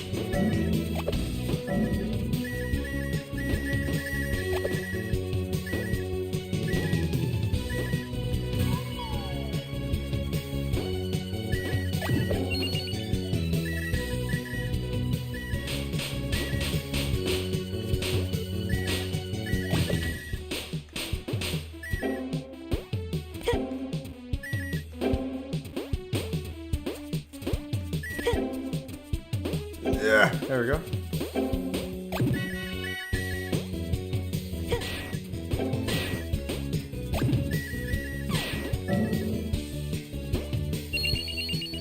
Oh, I can't wait for this to be over.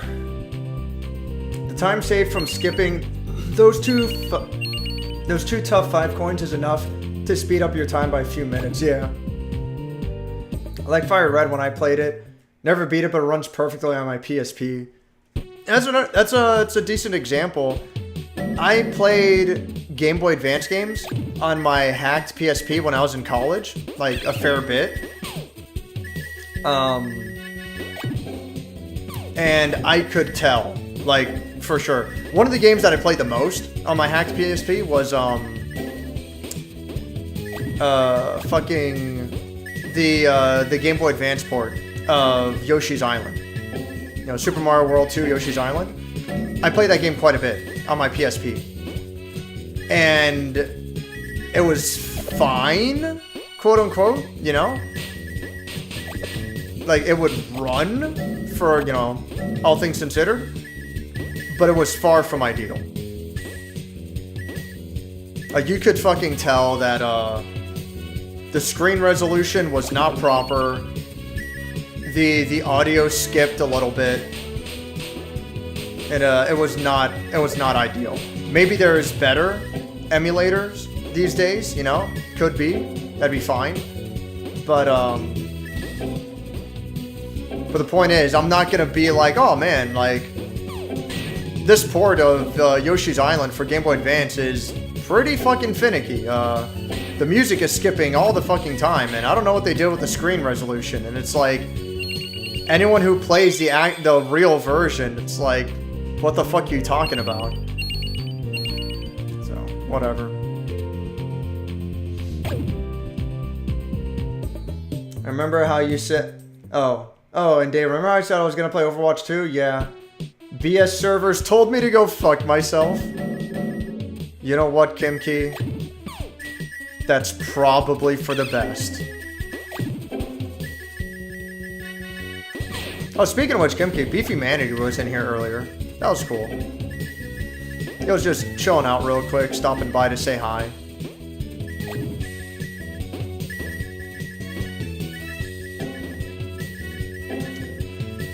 Man. getting the platinum trophy was a fucking mistake. You know what? I've just decided... I'm sure this is going to be very disappointing to hear, but... I've just decided now that I will do all the work to get the platinum trophy, but I won't actually get it. I'll just like hold off on buying the last thing. The reason why is because the PlayStation Stars program starts tomorrow. Oh, motherfucker. It starts tomorrow. And I don't know the full details, but I wouldn't be too surprised if you get fucking rewards or points or some shit. If it's like, oh, you got, you know, you got X number of platinum trophies this year. I wouldn't be surprised if they do this, you know, some shit like that. So... I'll do all the work to get the platinum trophy, but I'll hold off on actually getting it until, well, you know, until the next stream. Then I'll just load this up, show off I got the platinum trophy, go from there, you know. And then, of course, I'm not going to get the platinum trophy for the PS4 version anytime soon, that's for fucking sure.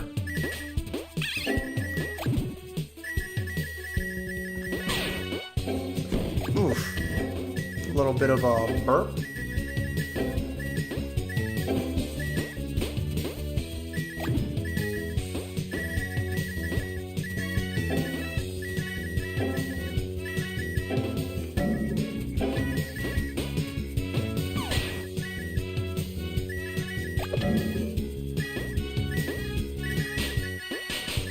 God, I hate that fucking jump so much. That's just 11 hours of talking with chat. God damn it. It's 100% so you can't beat it in 2 hours and get a refund. He played you. That could be. Honestly, yeah, I could see that. Let's be realistic. Half of each stream is him catching up on chat.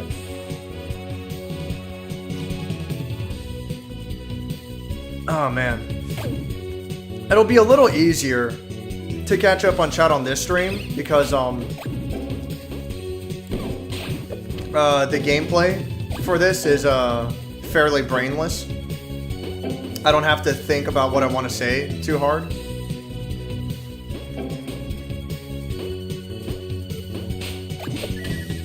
So if I do want to give a longer response, I'm able to say it while playing the game.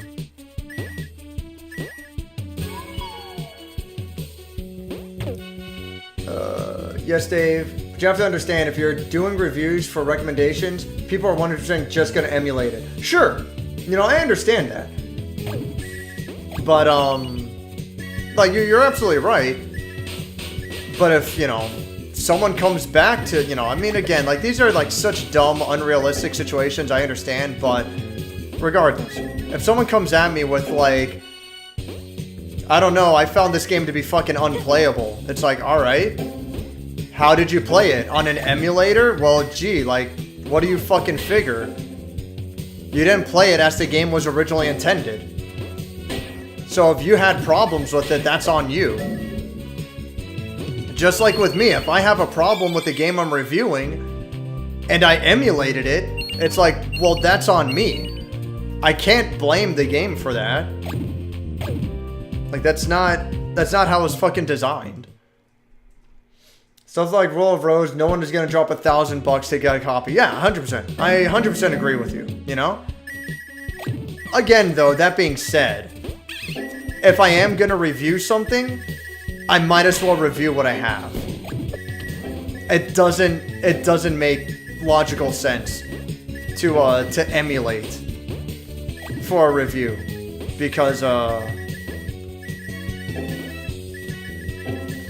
Because I have so many fucking games that I haven't played yet. And if there is a game that I want to play, and or there is a game I want to review, and I don't own it, I have to make a judgment call. Is it worth fucking, is it worth buying a physical copy of the game? You know? Is it worth it to emulate it? You know, shit like that. The only big exception I'll make for emulation is if it's an official emulation release. What I mean by that is if I'm going, you know, like for example, when one of these days, eventually, I'm going to review Parasite Eve 2. And it's going to be the PlayStation 3 downloaded version. Alright?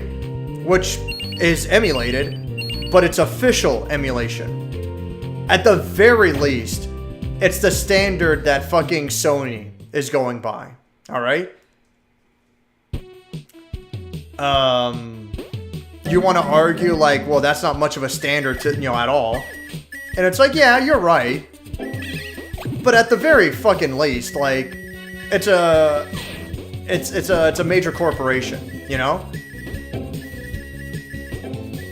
Like, I'm trying to come up with a standard that people fucking, maybe it's extremely ridiculous for me to look at it this way, but 10 to 20 years down the line, people see a review. It's like, oh, fucking Parasite Eve 2. You know. Oh, it's fucking, it was reviewed using the PlayStation 3 download version. It wasn't a fucking, a ROM off of Vim's layer. It wasn't a questionable emulation program. Like, N64 emulation is, like, notoriously spotty at best, you know?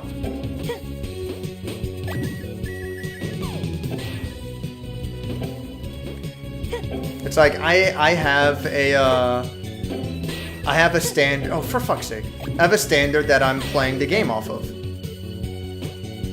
So I don't want to fucking hear like, oh, well, this game gave me this problem and this problem. It's like, well, how did you fucking play it? Did you play it, like, on a reasonable standard? Or did you, like, get some fucking random emulator that didn't work for this or that specific situation? It's like, well, there you fucking go. Again, like, 99% of people, they're going to play on emulators. Yeah, 100%, absolutely. I do agree, you know? There's no mistaking that. But at least when I review something, I'm reviewing the standard version. If you don't have a problem with your emulator, great. If you do have a problem with your emulator, it's not my fault. Because I played on an industry standard version. I played an industry standard version of the game. I hope I'm making my point clear, you know? I feel like I'm just repeating myself a lot. I don't necessarily know if I'm making myself clear, but that's the argument I'm trying to make. I hope I'm coming across clear.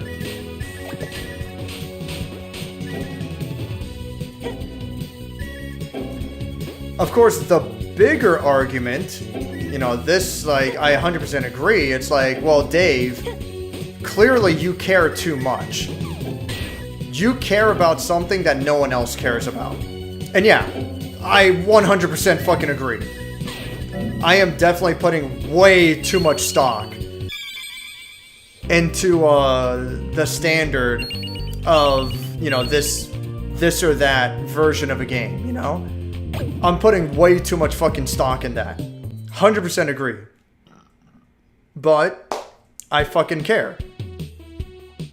I care about video games, and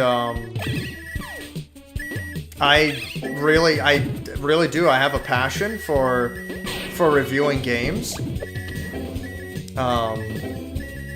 And again, if I'm gonna do it, I'm gonna do it right. I'm not gonna half-ass it and make excuses. You know? Fucking... Not that, like, you know...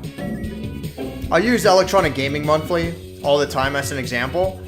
Not that they were some kind of gold standard that everyone should live by or anything, but one thing for sure, at the very least, they cared. And it's funny because I remember listening to a podcast of the people on the Electronic Gaming Monthly staff. And this guy said something like, you know, I fucking loved, really funny. He's like, he hates when he gets comments about shit like, the old EGM was better. And he's like, really? The old EGM was better? Fucking how?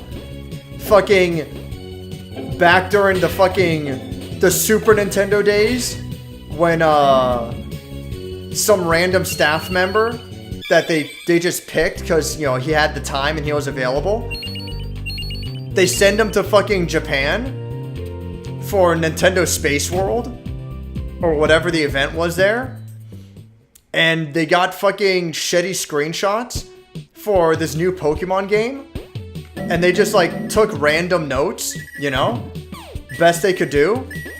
Then they get back to the EGM offices, and they drop the fucking photographs and their little notes on the editor's desk. They leave immediately, and they're like, you know, fuck you guys, I'm taking the week off. I'm fucking tired after my trip. The editor comes in. All he's got is random fucking photos and these notes, and he has to figure out a fucking article to write. And he's literally like taking a fucking guess at that point. And it's like, oh yeah, sure. The old EGM was better. Back before cell phones were standard. You know, back before there were like better photographs and better screenshot capabilities. Sure, yeah. The old EGM was better. Back before the fucking internet. Sure, whatever you say. But no, like fucking... Even in those old days,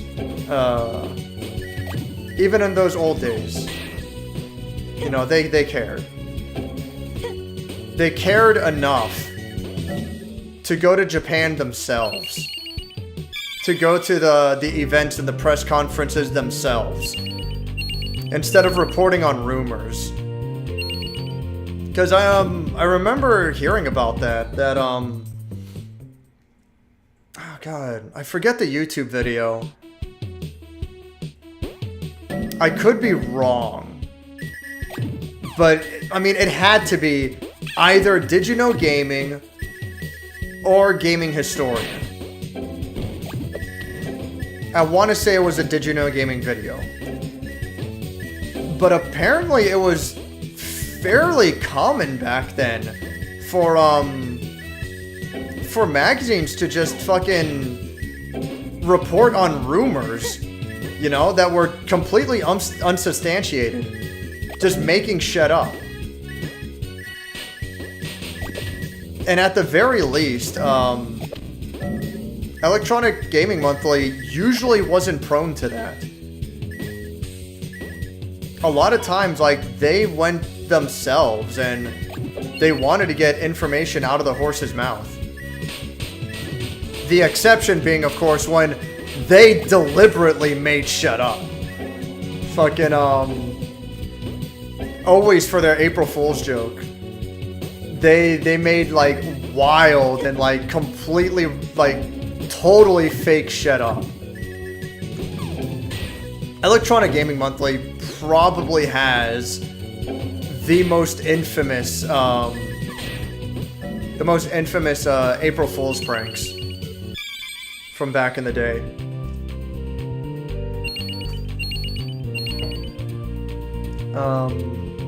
Yeah, fuck it. I'll make another retarded poll, just for the hell of it.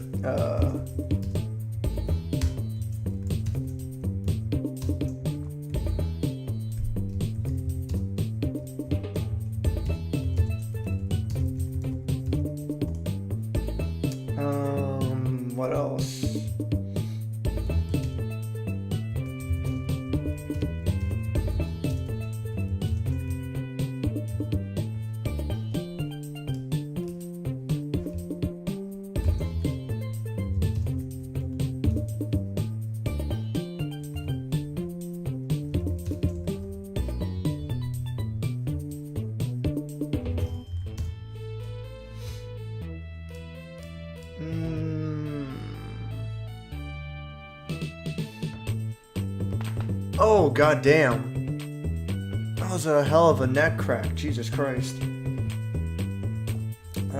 Fuck. Oh yeah, I remember another April Fool's joke now.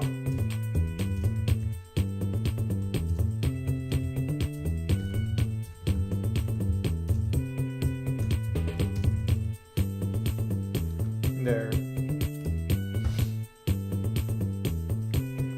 Where did I leave off? I've been ranting for a while.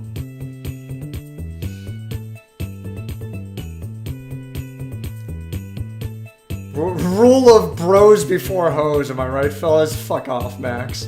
Also, welcome, Max. Get the rat stick. Where's Doomed? The pop is synced with the block switching. It is, yeah. And yeah, Doom's at a metal concert. Perhaps they built the EverDrive to European spec 50Hz hardware? Oh. No. I'm pretty sure that's not... I know what you're talking about, but I'm pretty sure that's not the case. Similar issues crop up when different region ROMs are used in our 60Hz hardware. I'm pretty sure that's not the case, but that is a fair point for sure. Even some Japanese games run poorly, despite also being NTSC. An initial D PS2 game can kill a US PS2 because of the slight difference in the BIOS that it requires for whatever reason. Yeah, I could see that. They might send more emails throughout the week regarding your acceptance into the beta. Yeah, speaking of which, what time is it? 11:06? Alright, let me go ahead and open my email just to see.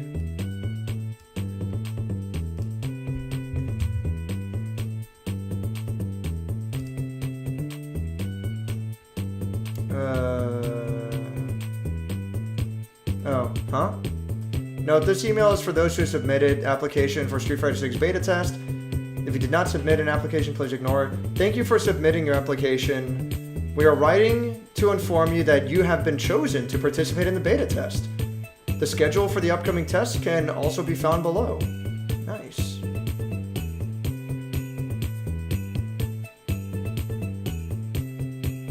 And there it is. I guess I'm a cool fucking guy. I guess I can be considered a rad fucking dude. Whatever you do, don't steal my beta code.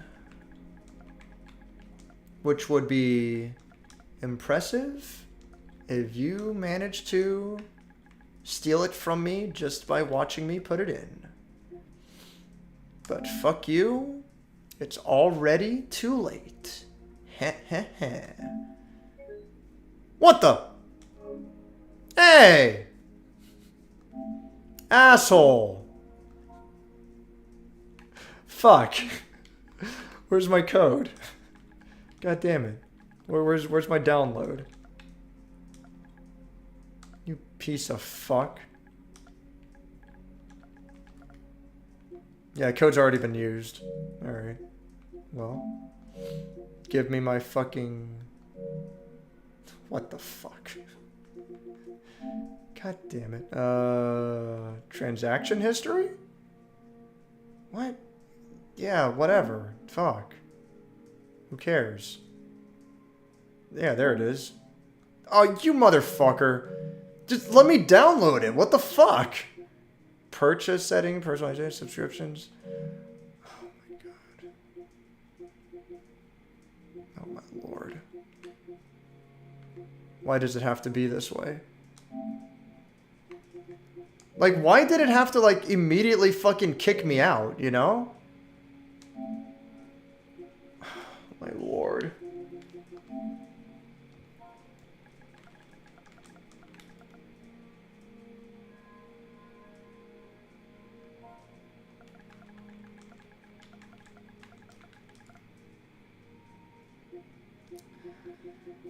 Fucking cool.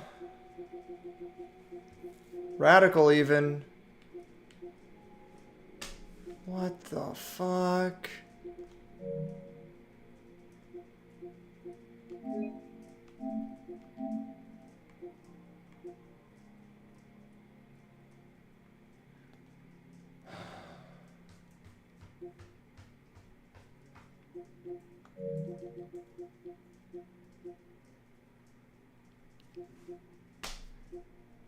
Alright. Fucking cool. Radical even. I'll just follow this up some other time. Good lord. They might send more emails, yeah. Game save transfers can instant pop a play. Yeah, I'm hoping. Could have done that with Spider-Man, but I wanted to check out the ray tracing and fast loads. No more subway cutscenes with random people, though. Like more fast-paced fighting. Yeah, I do. Blizzard was trying to save me? Yeah, dude, just don't play Overwatch. It's not worth it.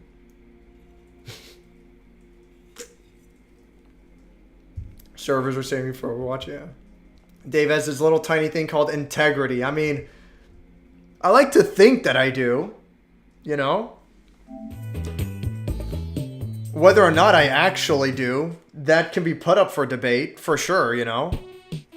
I'm not trying to say I'm perfect by any stretch of the imagination, but at the very least, I'm trying. For whatever that's worth. I'm trying to give this a reasonable shot.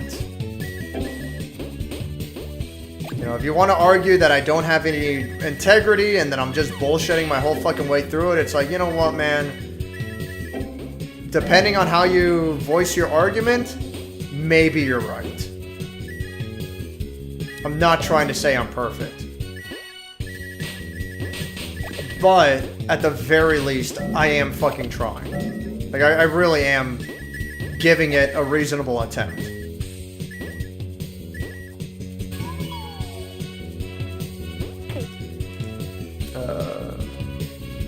I used to have integrity, but now I'm channeling our friend Felipe Poisson as my spirit guide. Fucking what?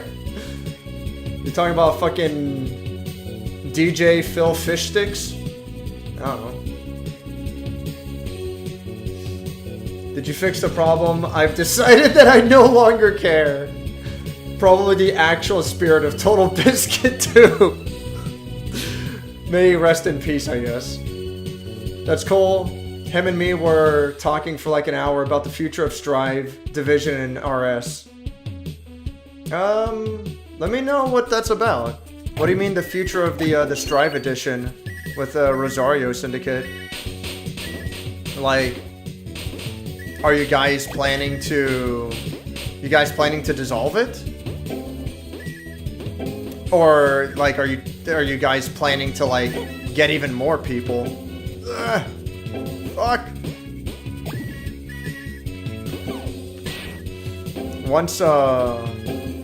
Once Flynn's Arcade finally wises up and stops acting like idiots and decides like, why the fuck are we sponsoring Dave?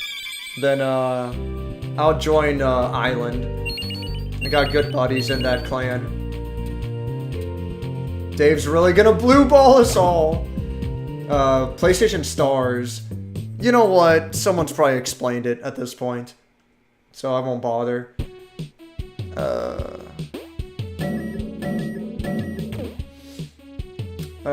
If you're on the PS5 version, save transfers don't go backwards. GT7 was the outlier because save data is on the cloud. Yeah, you're probably right.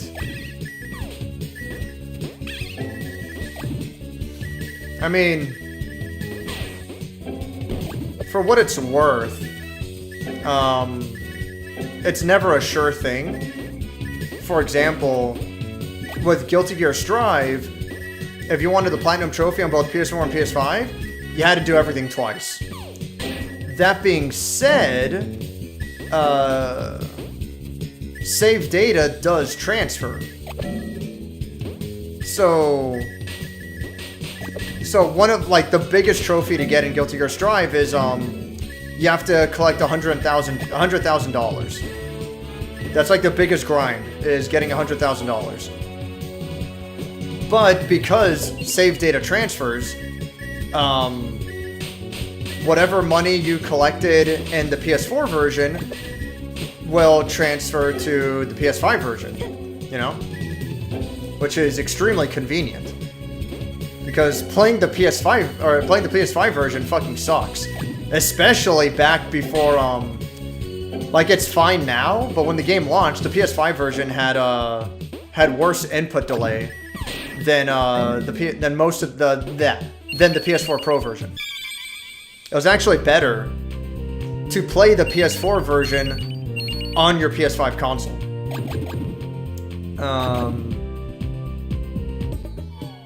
So you could do the grind twice on the PS4. You could collect 200,000, and then you spend 100,000 on the PS4 version to get the trophy, then spend the other 100,000 on the PS5 version, and you get that trophy.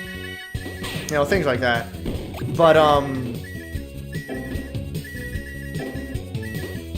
that being said, though, other stuff like you have to do 100 battles. Either online or offline, so it's not really that big of a deal, but you have to do 100 battles. I'm pretty sure that one you just had to do it twice. Like, it doesn't pop automatically on the PS5 version, you know, things like that.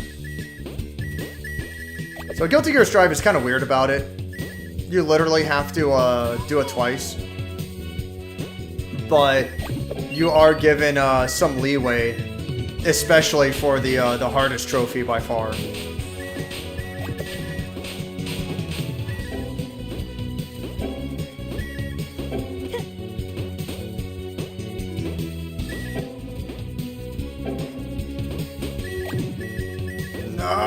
Oh my god, I almost fucking missed it. That could have been really bad.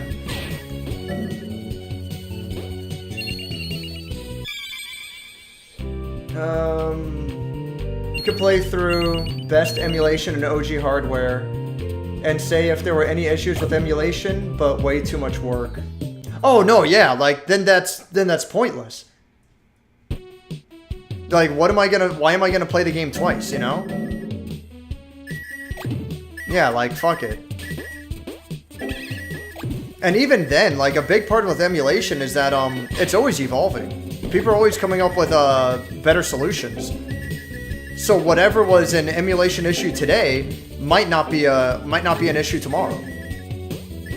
And like, no, I'm not gonna go about that. It's not my responsibility to keep everyone updated on every little fucking thing, you know? Fucking, I'm here to play the game. I'm here to recommend or not recommend the game. And that's it, you know? And I tell people the version of the game I'm playing. I tell you the year that my version came out.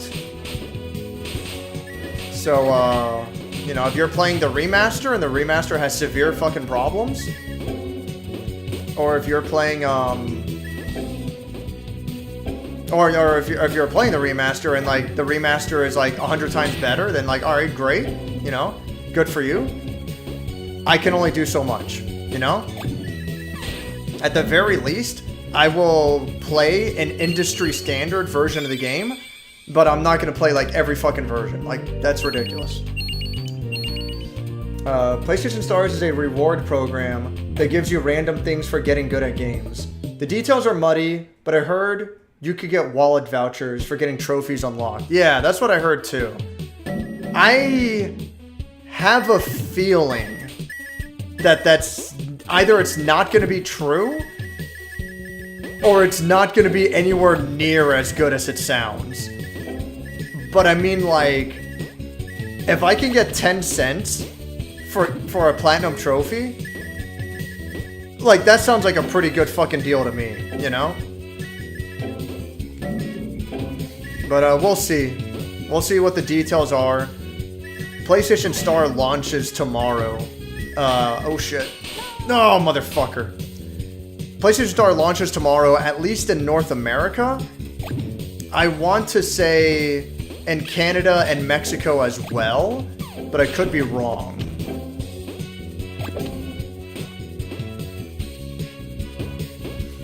And it already launched in Asia and Japan. like Japan and the other Asia regions. Motherfucker. It already launched in those regions, and it'll be in Australia and the rest of the world, I assume, later this month.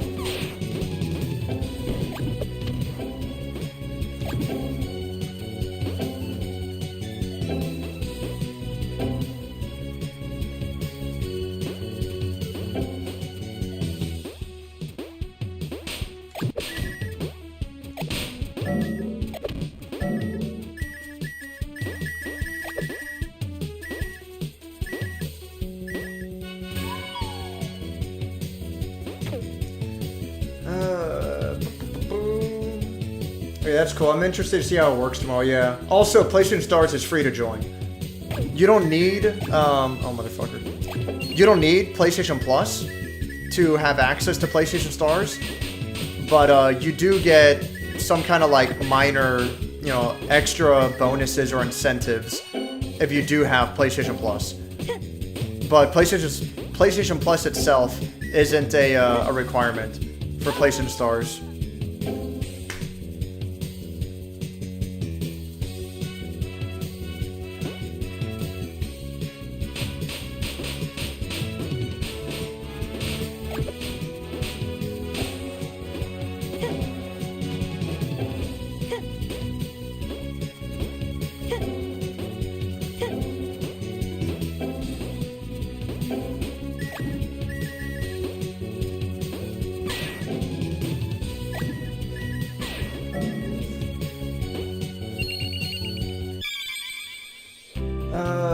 I heard if you're the highest tier in PlayStation Stars, you get priority tech support. I heard about that too, yeah. That's kind of goofy. That's pretty ridiculous. But yeah, I heard about that. Yeah, that's bogus. They wouldn't help me with a couple of broken games like Borderlands 2. I played with Zyno to get the Revive a Friend trophy, never popped, and they couldn't help. Honestly, I'm sure, like, they don't really fucking care either. Like, realistically, no one fucking cares about trophies, dude. Sony doesn't care, and really, you shouldn't care that much either. If I go for a trophy and it doesn't pop, I'm gonna be like, alright, I chalk that up to a loss. I'm not gonna bother with customer support, you know?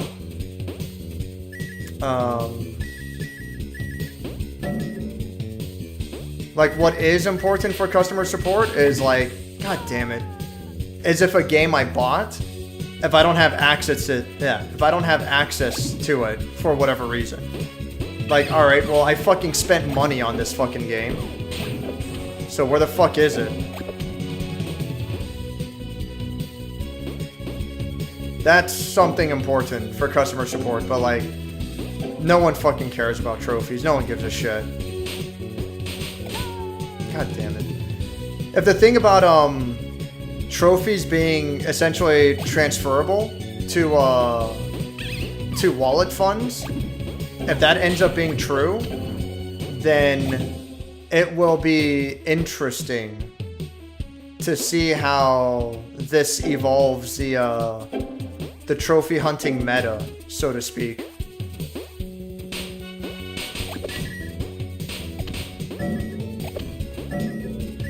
It'll be interesting to see what games end up being bestsellers, because you actually end up being able to profit off of getting a platinum trophy. Which that's the big part of why I'm thinking, like, there's no way it's gonna work that way. Like, if that's true, that's way too fucking easy of a way to game the system. God fucking damn it. But we'll see.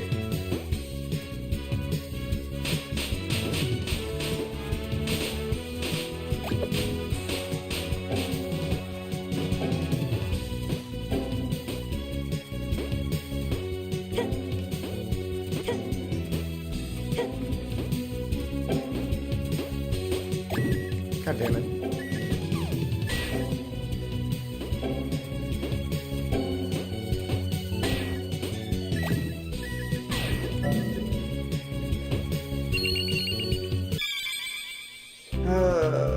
Has anyone ever complained about a game review you've done because they were an emulator? Is this an actual problem? It's not. I do understand that I'm making a ridiculous situation, you know? It's literally like, hey Alex, I'll take shit that never happens for 500, you know? I understand that, for sure. But, again, like, I like to think that I have some kind of integrity, that I have some kind of standards. And this is... So, like, the main role that I look at is I want to put out there the kind of videos that I would want to see. And I wouldn't like it if someone did a review of a game and it was the emulated version. You know? Like, I wouldn't like that. And then this guy's like, oh, this game is super easy. It's like, well, as it turns out, fucking, the emulated version of the game had some kind of a fucking glitch where, enemies just didn't appear for some reason, you know, in certain areas. Which, you know, makes the game like 100 times easier. I don't have a specific example or anything, but like, shit like that, you know? Or, the emulated version of this NES game, if you play it emulated, there's like no flickering, alright? And all the graphics show up like super crisp and clear and whatever. I'm like, alright, cool. I'm gonna go ahead and play this game on my actual NES, which I don't have, but you know, just as an example.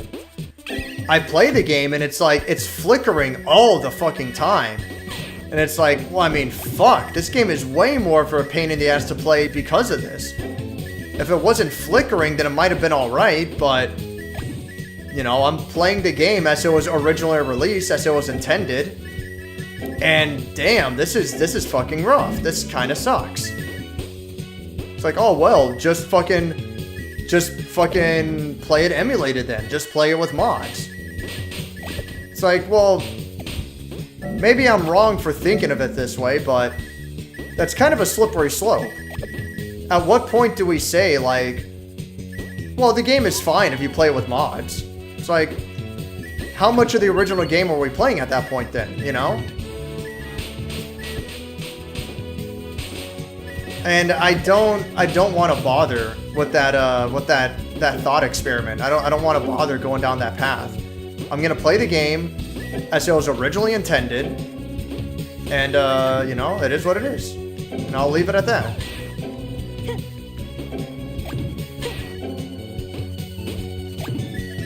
Again, I know that I'm being way more of a stickler than I should be, but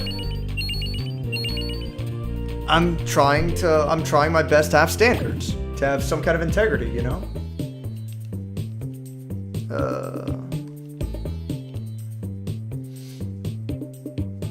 I just got done beating Wonderful 101. Mixed thoughts in the end. Some good, some bad. I get the cult following. Not gonna ignore the flaws, even if it's one of a kind. Yeah.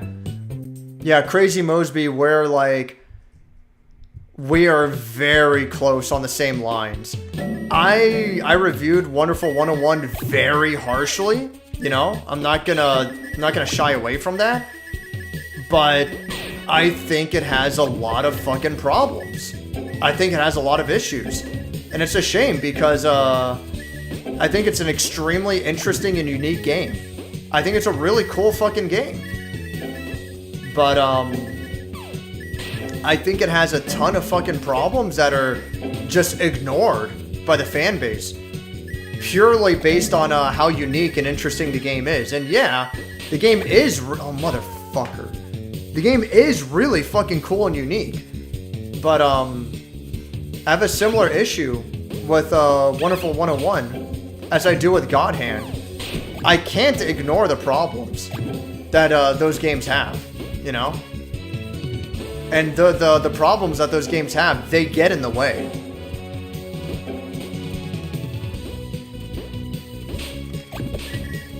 And oftentimes it's like, oh, but you know, the game is way fucking better on your second time through once you have a better idea of how to play the game. It's like, oh, is that what it is? Oh, so you're telling me the game gets better fucking 20, 30 hours in. Oh, cool.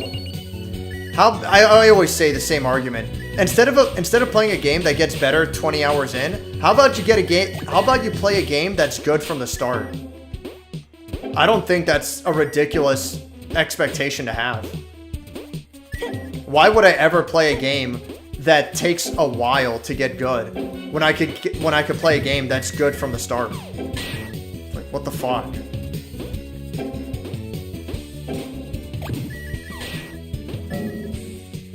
But yeah, I'm very much in agreement with you on that, Crazy Mosby.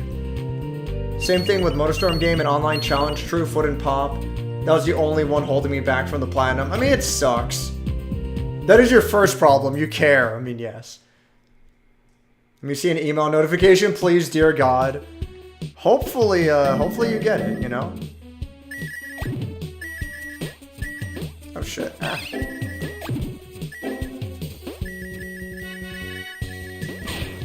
Yeah, hopefully you still get in the beta. You know, maybe they're still rolling out codes for the email. Anything's possible.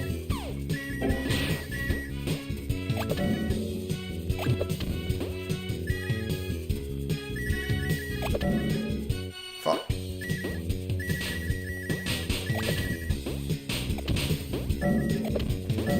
I should really see where I'm at with the coins.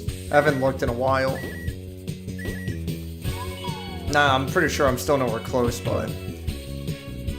old EGM was certainly better, and the PS2 DBZ Budokai 1 when the composer ripped off Ozzy Osbourne and a few others. Oh, I remember that. The PS3 re-release sucks. Well, you know. Did you know gaming is wrong pretty often, to be honest? Or at least not completely correct. I wouldn't be surprised. I think, did you know gaming is fine? It's fine for the most part. I think Gaming Historian is, like, actually good. Like, I think Gaming Historian, like, he actually does a good fucking job. Did you know gaming is fine? But, yeah, like... Don't take what they say as pure facts. Whenever you get, you know, a YouTube channel, a situation where they're like releasing videos fucking weekly, where they're releasing videos fairly often, you have to look at what they do with a grain of salt. You have to look at what they do with a little bit of speculation, with a little bit of skepticism. Because if they're churning out videos with that kind of frequency, it's reasonably likely that they're going to skimp on certain information.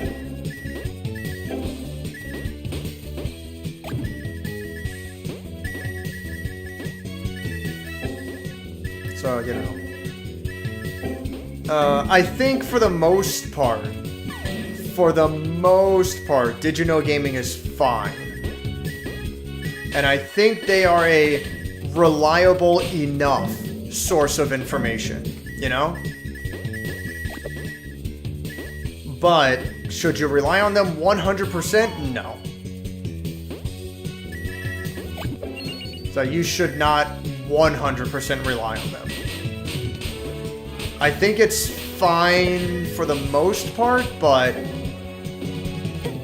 probably shouldn't cite them as one of your sources. Put it that way.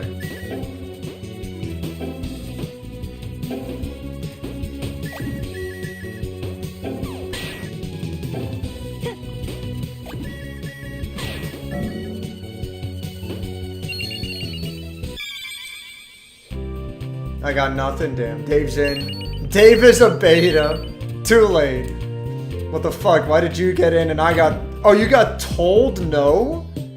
Like, you actually got told no? You ain't getting in, loser? Fuck.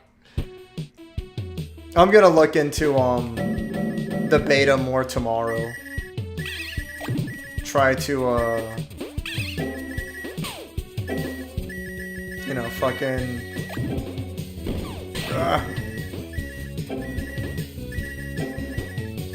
try to see, how I can gain access to the, Street Fighter 6 beta, since I already redeemed the code.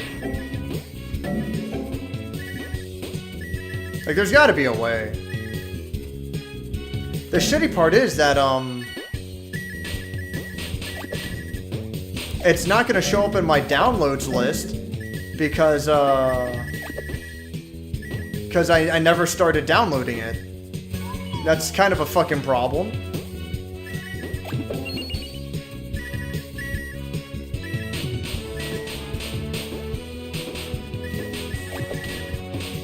But there's gotta be some kind of way to access the download.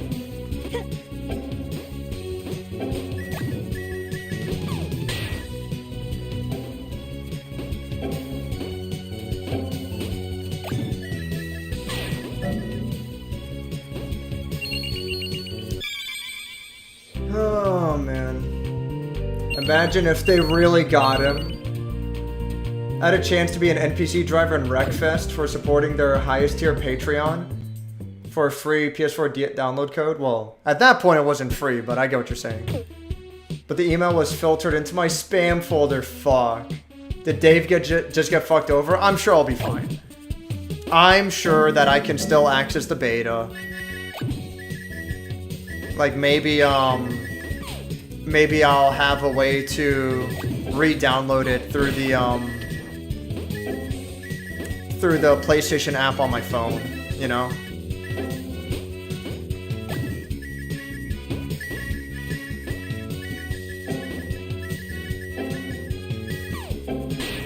Worst comes to worst, I can see about... What's it called? I can see about contacting customer support and be like, hey, is there something I'm missing? Is there some other way that I can gain access to downloads from my transaction history? You know? Oh, motherfucker. Because you can see it. It's there in my transaction history. It's just... I can't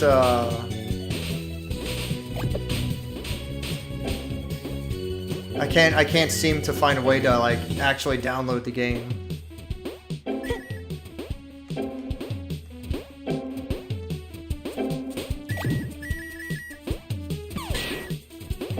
But again, I'm not concerned.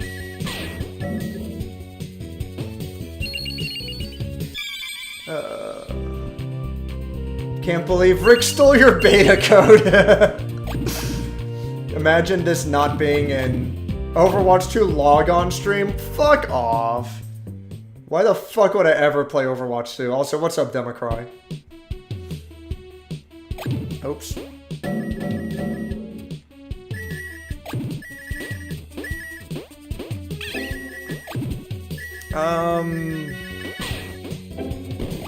Once I eventually catch up on chat, let me know, Democry, if you want to do like a 1st to 10 or some shit in Guilty Gear Strive.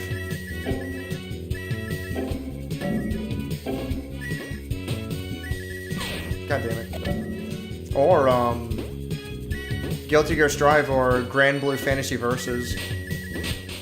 But who knows how bad the netcode will be in Grand Blue. The netcode seems to be, quote-unquote, acceptable. If we're at least, like, in the same time zone. But outside of that, it's a fucking crapshoot.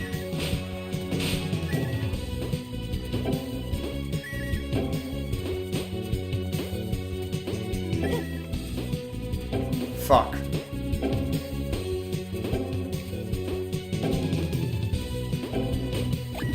God damn it.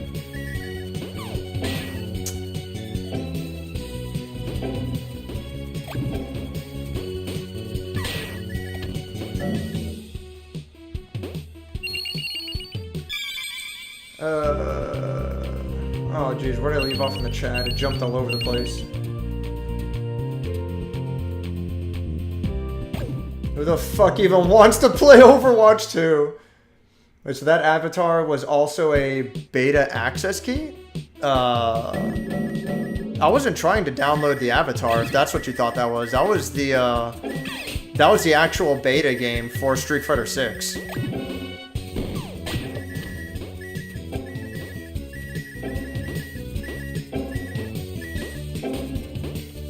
You can rewind the stream and see it for yourself.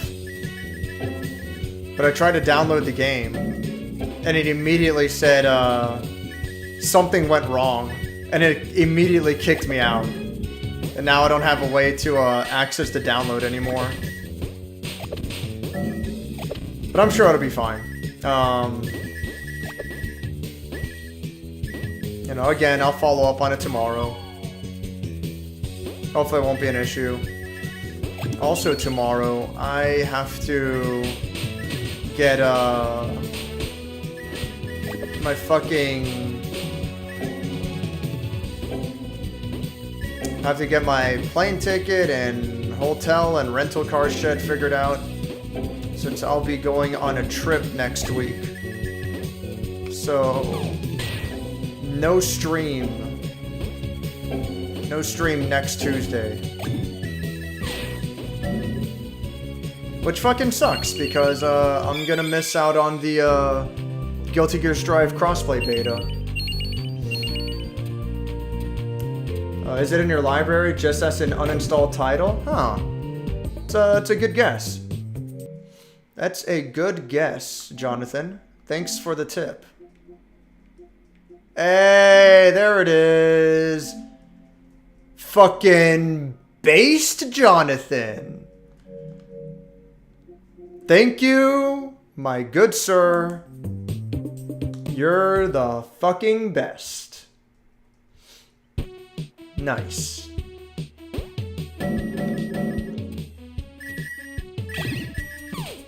That'll be neat to see what I get for you know, trying to open the beta early, just to see the title screen, and if we're lucky, we see the opening movie, you know, stuff like that.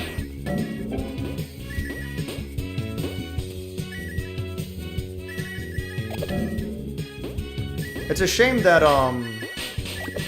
that E Honda isn't gonna be in the beta, because I never thought of it before.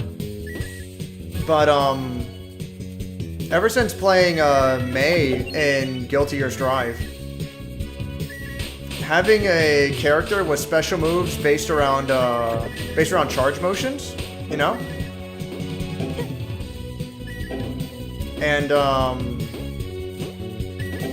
And May's moves are, you know, both May and Charlotta and Grand Blue. But their moves is like charge back and forward for a charging move, for like a tackle, and charge down then up for an attack that goes up and then down. And apparently that's E Honda stuff.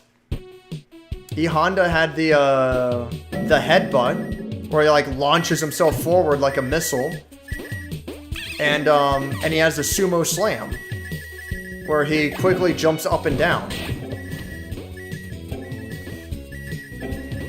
Like apparently that like E Honda is basically fucking May from Guilty Gear, or you know, more accurately the other way around. So I'm really interested in trying him out, but unfortunately, he won't be in the beta. But hopefully he'll be in a future beta, or you know, some kind of demo, so I can see how he plays. Or I should just fucking I should just see how E Honda plays in Street Fighter 4 and 5. Like for Street Fighter V, I have a shitload of fight money that I never spent. So I can still get a few DLC characters without having to actually pay for them. So I could download E Honda and, you know, just see how he plays, see how I like it.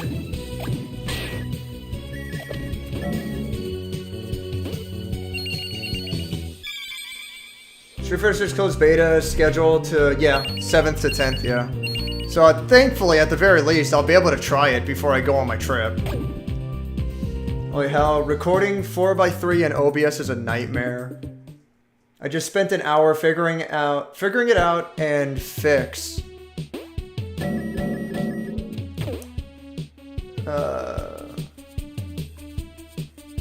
And the fix was there's a button that resolved everything to 1080 no matter what you input. So I was changing resolutions and it was always overridden. Oh, well. When will they make recording program for me, the weirdo who wants to record VHS 4x3 with a retro tank? They just lost a sale. Yeah, OBS is incredible as far as free software goes, yeah. I kid, at least I figured it out. Just kind of weird they have a setting that always resets resolution to that. I mean, it's like that because OBS, it's already like not super user friendly, but for as free as it is, like it's pretty fucking user friendly. Like for what it is compared to the competition, it's very fucking user friendly. But yeah, the point I'm trying to get at is that, like, they're trying to make it kind of foolproof, you know? Because its main goal, it's not meant for recording, like you can record for it for sure, but it's called open broadcasting software. It's made for streaming, it's made for broadcasting. It's not necessarily made for recording. You can, and it's decent at that, but it's made for streaming. And the standard for streaming is 1080, or at the very least, it's widescreen, you know? It's basic HD resolution, 720, 1080, shit like that. And they, you know, they're trying to make it fucking foolproof and brain dead. They don't want you to, accidentally fuck something up, you know? For one thing for sure, it's definitely not made for fucking 4x3 resolutions. Like, that's not its purpose at all. But at least, you know, at least it's there. What I would do is I would record it at the highest resolution possible, you know. I wouldn't even like bother with 4x3. I would record it at the highest resolution that I can get out of it. Like, for example, I'm gonna review like my oldest movie so far, from fucking 1951, and it's gonna be on a Blu-ray, and the resolution is gonna be fucking 1080. God damn it.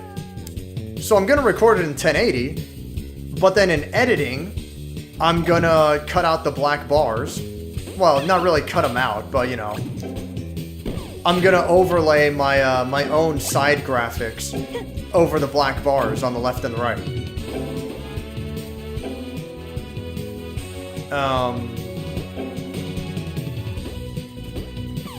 Fuck me, why did I do that? Fuck.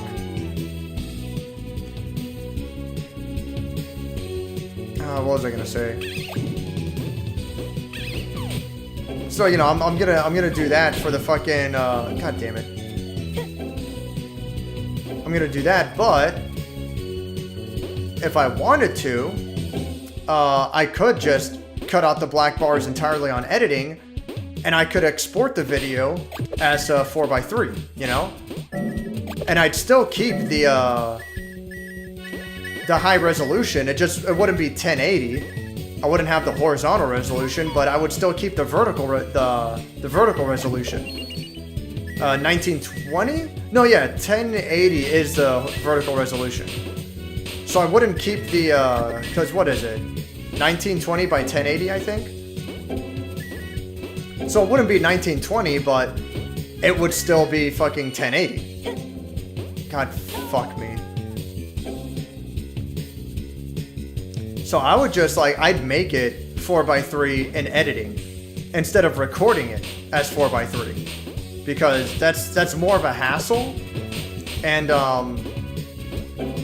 depending on what you're working with, you might not get the highest resolution.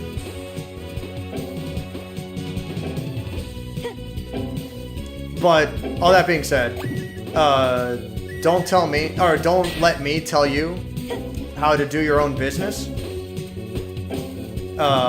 If you want to do it your own way, for whatever reason, that's perfectly fine.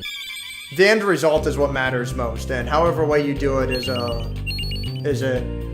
Herbs better let you into Island if you're driving him to Flynn's every week, right? That's what I'm fucking saying. No, we've talked about it. We've talked about it in the past, and if Flynn's drops me for whatever reason, then I'll apply for S-tier gaming. Which S-tier gaming is they're pretty fucking good. They're pretty fucking good online fighting game clan, you know? Like they have very, very prestigious players. They have very strong, very good players. Umisho was the Evo champion for Guilty Gear Strive. And at one of the more recent majors, it wasn't like a huge major, but you know, it's something. At East Coast Throwdown, this is after Evo, god fucking damn it. One of the S-tier gaming players, One True Snorlax, he actually managed to beat Umisho. And then Umisho won in Grand Finals. You know, got the Grand Finals reset and all that. But just to take a game off of the Evo champion, like that's no fucking joke, dude. That's a big fuck. That is a huge big fucking deal. You know. S-tier gaming has major fucking players. They're no fucking joke. So if Flynn's ever drops me for whatever reason, I'll apply for S-tier gaming, and if they reject me, which I wouldn't be totally surprised, then what's it called? Then I'll go with Island.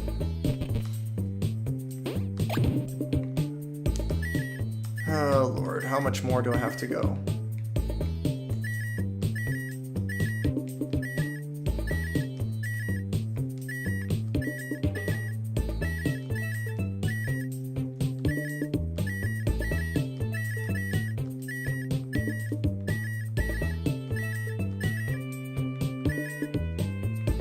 Fuck. I think I have to do like one more run. I'm missing 600 coins. I'm getting there. He's here to recommend or schmecommend, yeah. Me and Beefer were going over new tryout procedures, ensuring all players in the Strive division are up to a certain standard of skill. That's good. That is good. New players on stream, how often tryouts should be, etc. Yeah.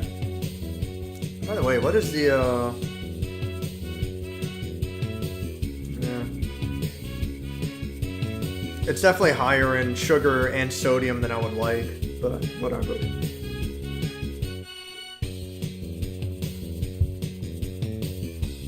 Fuck it. Rosario Syndicate kind of has an issue of letting people in, because fuck it, why not? So me and Beefy have decided that for as long as both of us are in, we want the Strive Division players to actually be good. That's good, yeah. You have a good mentality. Now then, don't fucking ask me why Beefy hasn't kicked me if he wants good players. I think you're fine. I think you're good. Well, he's technically the division leader. At least for the last little bit, me and him have just been helping each other out where we can and try to better the division. That's good, dude. That's really good. If they're not mailing you a physical trophy, you can laud over your grandchildren in your 80s. It's not worth it. Why even live? Yeah, dude. PlayStation trophies are fucking retarded. They're a waste. It's whatever. Or like if you redeem a code and it doesn't give you your game. That's fair. Halo 3 has had broken achievements for years. It launched with broken achievements that you would have to repeat until they finally popped. They're fun extra, but generally developers don't fucking care. Like a trophy's like, oh, they exist. Got some copper, silver, gold, rarely platinum, yeah. I think the Stars program will replace the player accolade section. No, I don't think so. That's gone by now, right? The player accolades? I'm pretty sure. Oh, it's still here, yeah. Yeah, this shit's going away. I mean, this was a dumb fucking system anyway. You'll meet players who contribute to the community and embody PlayStation's ideals. To help encourage our best members and recognize positive influences, you can anonymously give someone an accolade after an online match. Accolades are only supported by select games, and the accolades you receive are displayed on your profile. You can give 3 accolades per match. You can only give accolades to players who aren't your friends. You can only give 1 accolade to the same player within 12 hours. You got helpful, good sport, leader, and welcoming. It's like who fucking cares? It just doesn't fucking mean anything. It's fucking dumb. So they're getting rid of this. I don't think... So first off, like, PlayStation Stars, like, it doesn't even have anything to do with accolades. And it's not even replacing it. It's just... PlayStation Stars is going to be its own thing. Accolades was just kind of a dumb idea that Sony was experimenting with, which, you know, sure, you know, good on you for trying, but who fucking cares?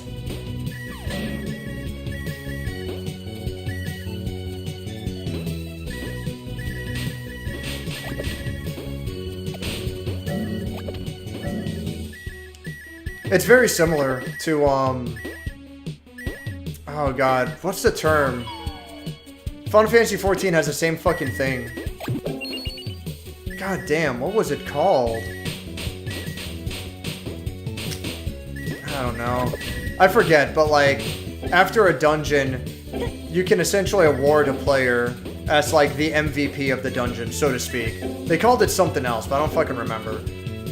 But like, it didn't fucking mean anything, it was pointless. The only real reason that people did it at all is because you get rewards after you get so many of them. And you get rewards for giving them as well, so that's why people did it. But otherwise, like, no one fucking cares. I think I have enough, finally.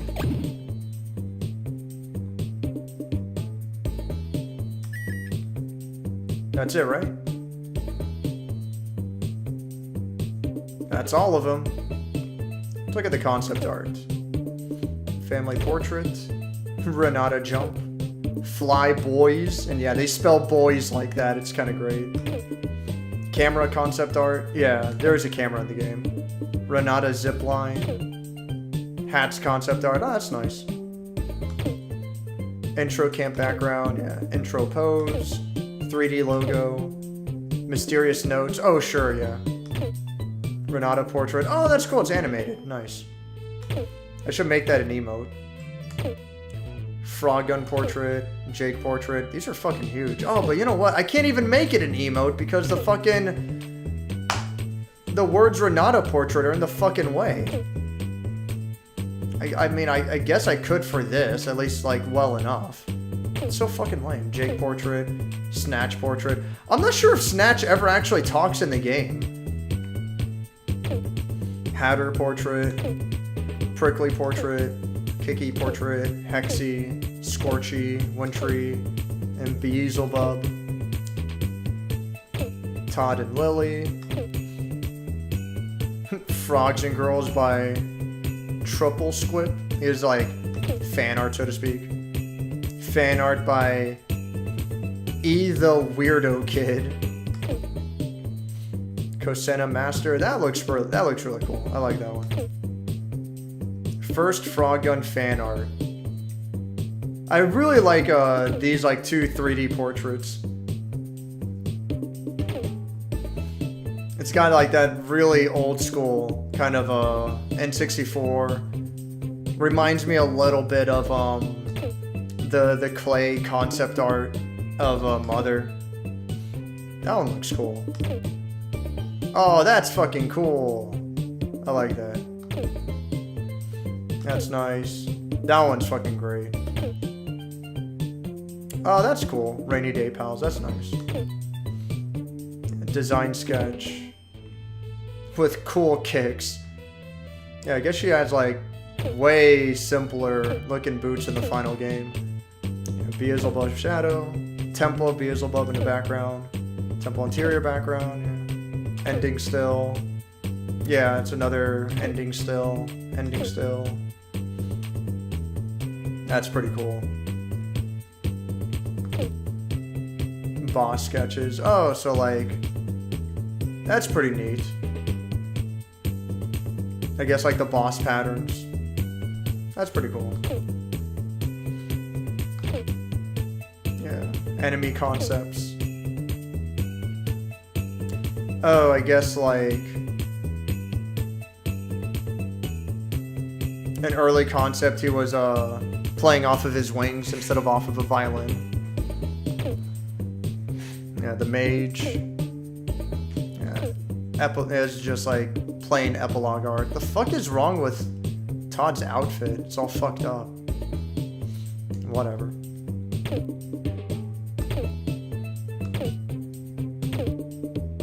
Promo art 1, promo art 2, promo art 3, promo art 4, yeah. That's pretty cool.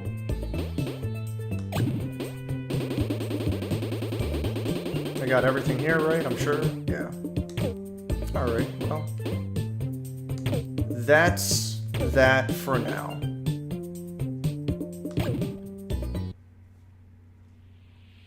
Cool fucking beans.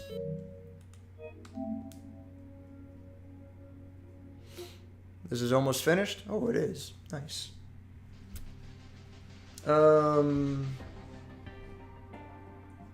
Oh, we'll replace the player accolade section. Oh, yeah, like... Sure. Like, that's where stars will go? Oh, yeah, okay. No, yeah. You're right about that. I could see that, yeah. Yeah, that's for sure, yeah. People will bitch about anything if your audience is large enough, yeah. People actually do it to create attention toward themselves rather than be constructive toward the argument. Yeah. Yeah, and I agree. And I hate that shit. See, that's the exact reason I bought the RetroTink. I swear it looks like an emulator with a filter, but playing PS1 on real hardware with that composite scanline effect is probably the future. It looks good. RetroTink does it well. Sure, whatever.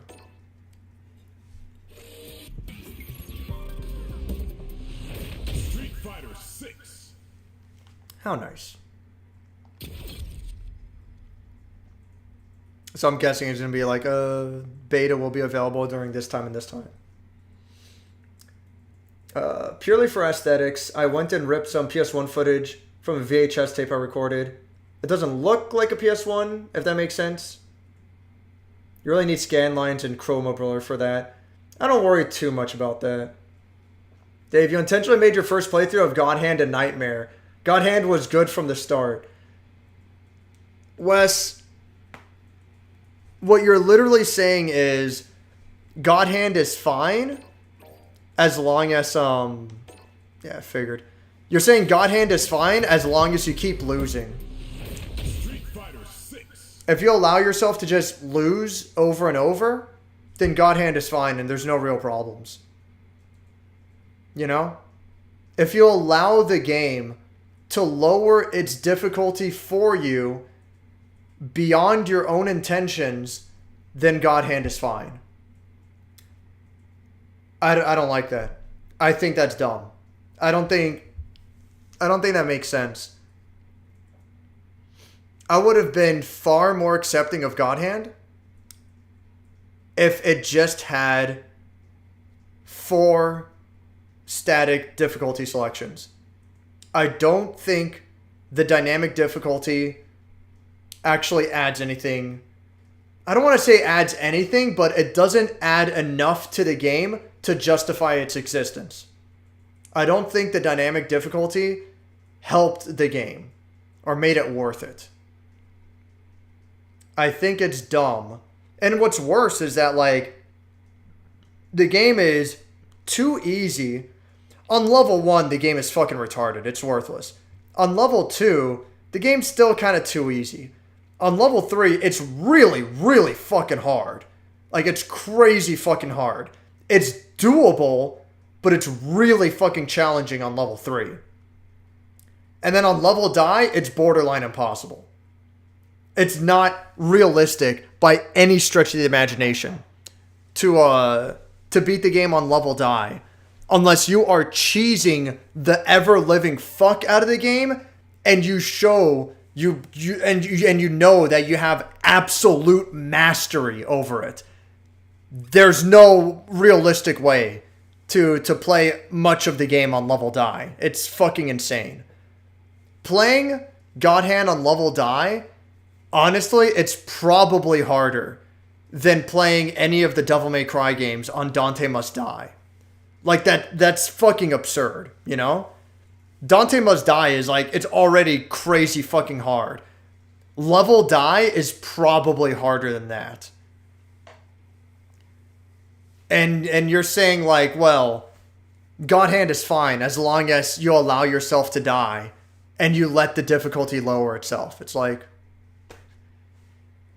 And if that's what you're saying, it's like, all right. But I hope you understand why I don't like that. I did watch a review of Wonderful 101 before playing the game. Understood your complaints as something to think about when I would play the game.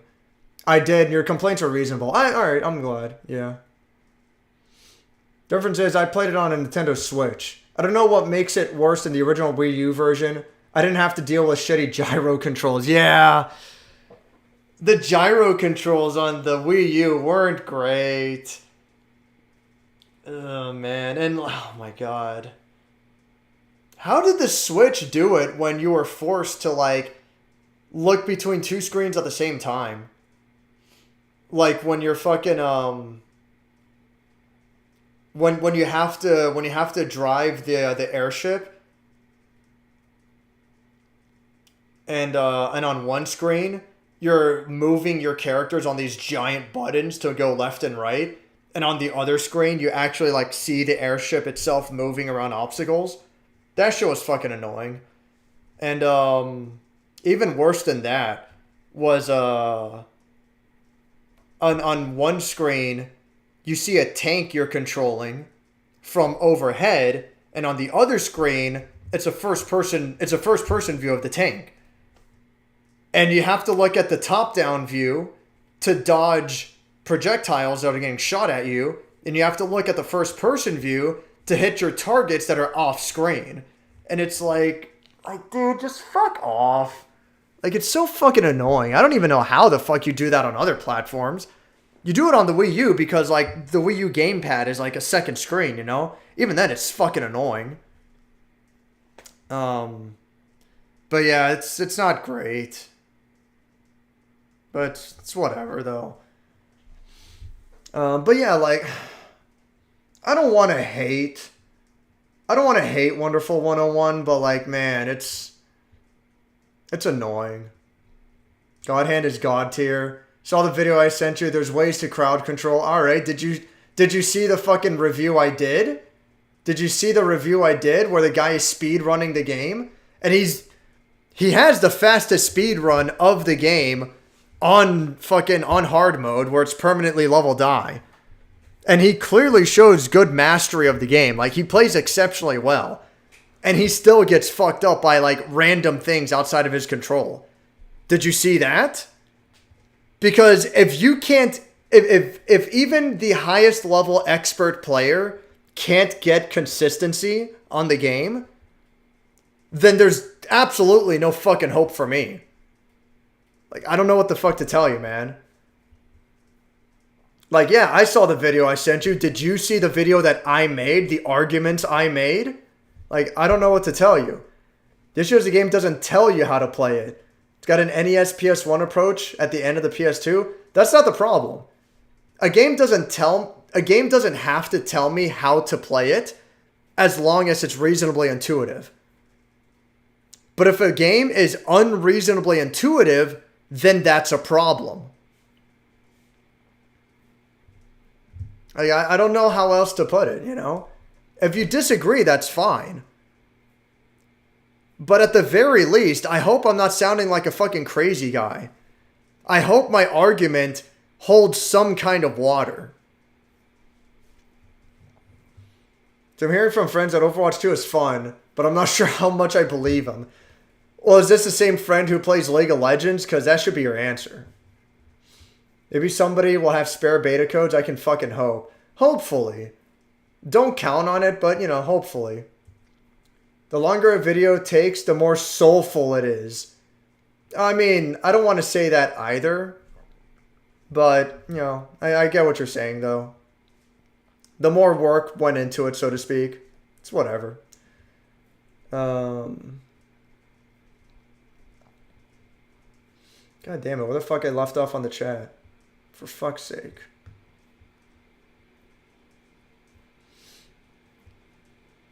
I would have played the Wii U version, but since May 2021, my Wii U console desynced from my gamepad.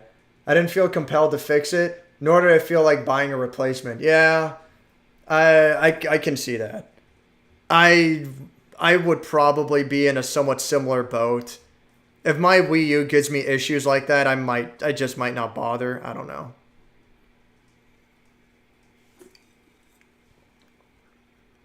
Oh, man. I have fun with it in the past, but I decided to sell it for space. Most of the games are on Switch, except Woolly World and Rainbow Curse. Yeah. No, Woolly World? Yoshi's Woolly World? That should be on Switch, right? I don't know about Rainbow Curse.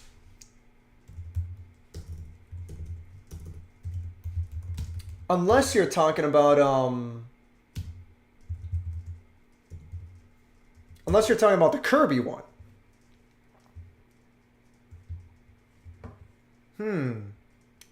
Yoshi's Woolly World is on 3DS.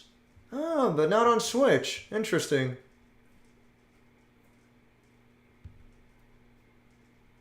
Huh. Well, I thought it was on Switch. Fair enough. What about Kirby's Epic Yarn? That's what that is. That's not on Switch, right? Nope. It's exclusive to Wii and 3DS. And Kirby's Rainbow Curse, right? Oh, Kirby and the Rainbow Curse. That's just exclusive to fucking exclusive to fucking what's it called? To Wii U, period. Yeah, those games I might not ever play, but I'd like to one day. But yeah, when it comes to like saving space, sometimes you just have to make the judgment call. It is what it is.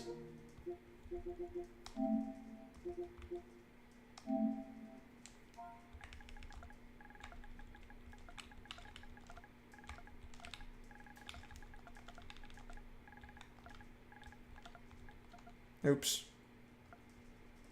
The hell? There we go.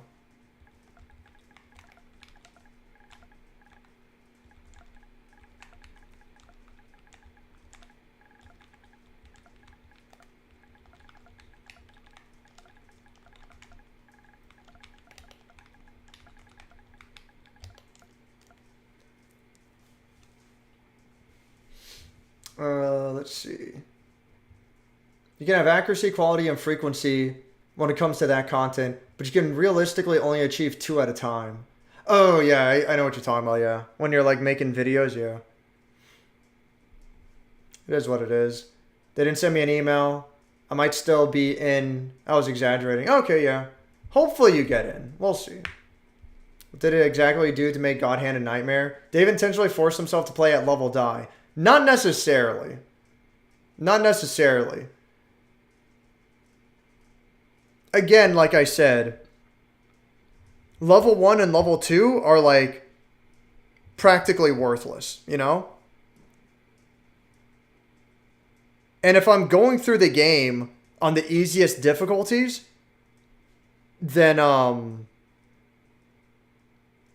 it makes me worried that I'm going to have a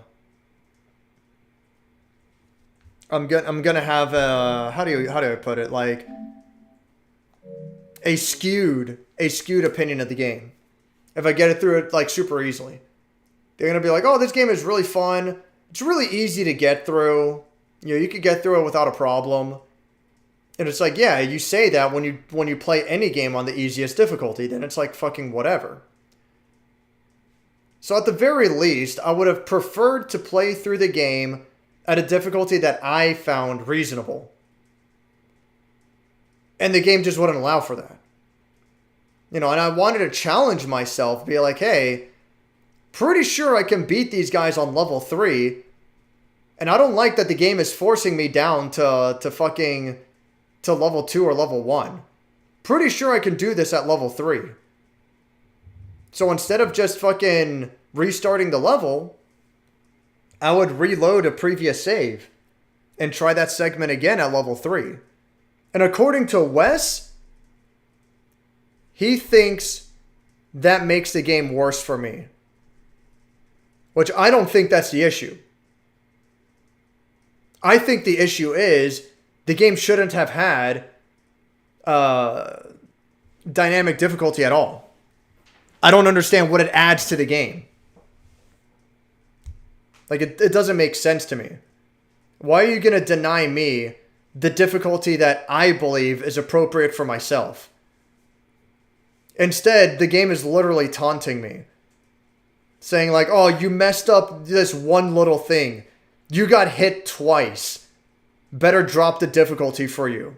It's like, dude, I didn't even fucking die yet. Like, I'm doing okay. But just because I got hit a couple of times, now the difficulty drops. And the game can be so fucking strange about it. Because if you're on level die and you get hit twice, you're fucking dead. Like, you're fucking done for. But if you're on level 1 and 2, you can get hit with like a fucking 10-hit combo and you're still fine. And it's like, what the fuck is going on? Like, Wes, why do you accept that? Why do you think that's okay? That you're going through the game without any serious issues. You get hit a couple of times here and there on level 2, but you're still fine, no issues. Then you start doing particularly well for a segment, all right? You go up to level 3 and level die, and then you get fucking sideswiped on level die, and you die instantly. Even though you started the level on level 2, and you were doing fine, and you did well enough to go up to level die, then you get sucker punched out of nowhere, you die instantly. Like, that's acceptable. That makes sense for you. You see that and you're like, yes, this is what I consider good game. It's like, no. How does that make sense, you know? I don't accept it. Again, I don't want to come off like I'm telling other people how to live their lives, all right? If you like any game for any reason, and if you don't even know the reason that you like the game, you just like it, you know, then that's fine, all right? Play the game however way you wish, okay? Don't tell me how to form your own opinions. That's not the point. But I don't want to be told that the argument I am making doesn't make sense. Because I don't see how it doesn't make sense. I don't see how it's fun to lose out of nowhere because I was playing too well. I don't see how that's it. And then the fucking, the remedy for that is, well, just die. And then the difficulty lowers. It's like, all right, yeah, the difficulty lowered, but then it's fucking going up again. And I'm still playing the game better, and I still get to this segment where like 10 enemy reinforcements are coming at me, and I'm still on level die again, and I'm in the same boat again. How is this better? Like, how is this even an improvement? Like, either I get good at the fucking game, or I intentionally play poorly to prevent the difficulty from increasing. I don't see how it's a good system. I don't see how it's a good fucking system. I don't fucking get it. And everyone keeps telling me it's my fault. It's like, all right. I will agree that if you play God Hand casually, especially if you're not even that good at the game, then yeah, conceptually the game's a fucking blast. It's hilarious, it controls well, and allows for a lot of creativity. Conceptually, the game's great. But if you try to play it like a normal fucking video game, then it can very easily be a fucking mess. And I don't want to hear otherwise, you know? Like I refuse to hear otherwise. Like I don't understand what argument you could have that says otherwise, you know?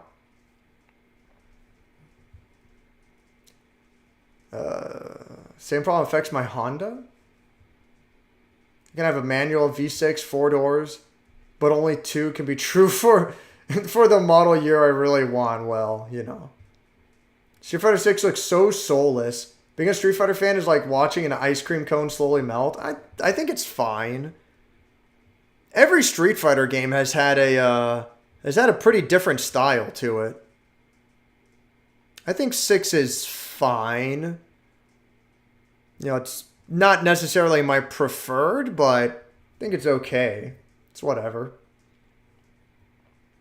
Can't wait for SNK's new stuff. Garo, Mark of the Wolves 2. Yeah, that'll be interesting. We'll see what they do about that. So Heel's being good at it, and then level difficulty increase. How does level die thing work? It's weird. It's a mess. Gotta ask scaling difficulty. You're not supposed to be at level die all the time. As far as I know, Dave would reset if he lost at level die. You'll have to wait an hour for Dave's answer. Like Wes. Oh man, we had God Hand ranting again. Yeah, because like everyone always fucking tells me that I'm wrong for not liking God Hand. So I'm doing well at God Hand. Like I'm not supposed to be at level die all the time. Well, I'm not going to go down from level die unless I take a hit. And if I take a hit at level die, each hit does like 40% of my fucking health minimum. I get hit twice and I'm fucking done. So then I fucking go back anyway. It's like, all right, fine. I go back to the last checkpoint. Now I'm going forward. Now I'm back at level die again because am I going to play poorly on purpose? Now I'm back at the problem that gave me a hard time in the first place and I'm level die again. How does this system work? Like, in what fucking way? Stop about Frogun. I like the art style. I like that, yeah. I think Frogun really does have a great art style. I think it's really good. Text where I can't just download my Street Fighter 6 beta. What tier are you on PlayStation Stores? Yeah, we're going to put you on hold. Yeah, Jesus. What tier am I? I'm the guy with the sunken eyes who looks like his soul has been sucked out. Oh, please, sir. Let me get you assistance right away. Nice. Tried looking in your full game library? Yeah. Yeah, thankfully that was the answer. I haven't played God Hand. Get it on PS3 digitally. Planning on playing it in the future. I recommend it. Play it on PS2 as God intended. Well, you know. I still recommend God Hand. I never said it's a bad fucking game, you know. I said it has serious design flaws, but I never said it's a bad fucking game, and I do recommend it. I think I gave it a fucking 6 out of 10 in the review, which 6 out of 10 is above average, because it is above average. It's a good game, you know, it's interesting. I never said it's fucking bad. They treat that man like a king. I don't trust the PS3 Store emulator. From my experience, it's been fine. I haven't had issues with it. And I've played Dino Crisis 1 and 2. I've played Final Fantasy 7 and Final Fantasy 9. Final Fantasy 9 already went over, like, it seems to have issues, but aside from those mini games, which technically speaking, they're not really necessary. Final Fantasy 9 is still perfectly playable, so it's fine. I don't know. I played like a bunch of games. Fucking played God Hand on the PS3, you know. I played a fair bit of Persona 3, the PSN downloadable version, you know. I played Strider 2, the PS1 game. I played all of Strider 2. I played the original Resident Evil 1, Resident Evil 2, and Resident Evil 3. You know, the PS1 version of those games from the PSN downloads. From my experience, I don't have problems.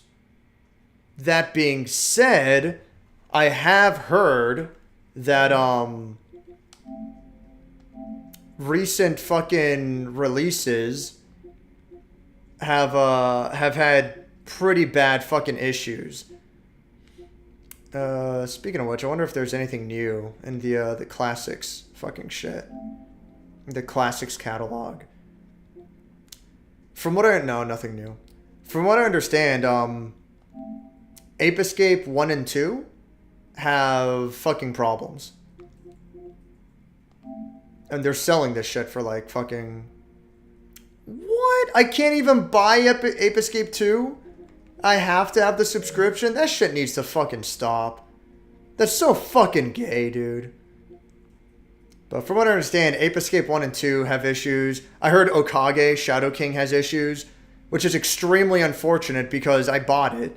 I bought it on sale. And I also have the PS2 version. So once I eventually get around to reviewing it, I'm going to have to decide between the PS2 or the PS4 version of this game. But I heard that game has issues, which is really unfortunate to hear. We'll see. I might end up playing it on the PS2 just to avoid any possible issues it might have. So, whatever. But yeah, that's unfortunate. Also sucks that Street Fighter 6 doesn't seem to have any kind of what's it called? Any kind of a opening movie. Well, whatever. No, not shelling out $200 for some beat 'em up. Yeah, exactly. I could buy the game on PS3 for like $10 or fucking pay $200 for a beat 'em up. And it's like, no, it's not realistic. You're better off emulating it at that point.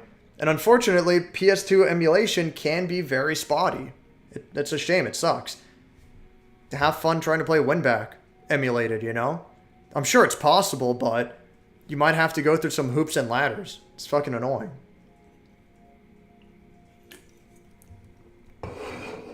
Time stones are still huge. Well, yeah. Of course, yeah. But I played Grand Blue with Kimki. And he's in Canada, and I'm in Florida, but we're still in the same time zone. And we were able to connect good enough, you know? So... But yeah, obviously, if like I'm gonna connect to someone from Brazil, it's not gonna be realistic. That's obvious. At that point, I'd have a better chance connecting with someone in Texas, even though it's a different time zone. Yes, no, obviously, yes. Get yourself a hard drive and a fat PS2, load it up. Yeah, I mean, yes, you should. Re-release the game, Capcom. They don't care about, but yeah, they should. There's a lot of games they should get re-released. It's whatever. Faster load times plus you can actually play Rule of Rose, yeah. Yeah, then emulate it, yeah. But I can already play Roll of Rose. And why would I want to? Roll of Rose is actually really fucking bad. With shitty tank controls. The controls aren't even the problem with Roll of Rose. Roll of Rose is fucking insane. It's so fucking bad. It has a fascinating atmosphere. Like a really interesting story. Presentation-wise, the game is really fucking cool. But the controls aren't necessarily awful. Like, the controls aren't great, but they're not terrible. But the gameplay is fucking horrible. It is just downright atrocious gameplay. When you get back, I'll tell you how it was.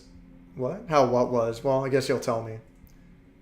PS2 emulation sucks. Yeah, it's not great. I have 9001 IQ. So where do I get the hard drive? If hard drive isn't emulation. Yeah, you gotta get a fat PS2, and you have to get the hard drive accessory. I don't know. At this point, I wouldn't even do it. I have a fat PS3 that fucking broke on me.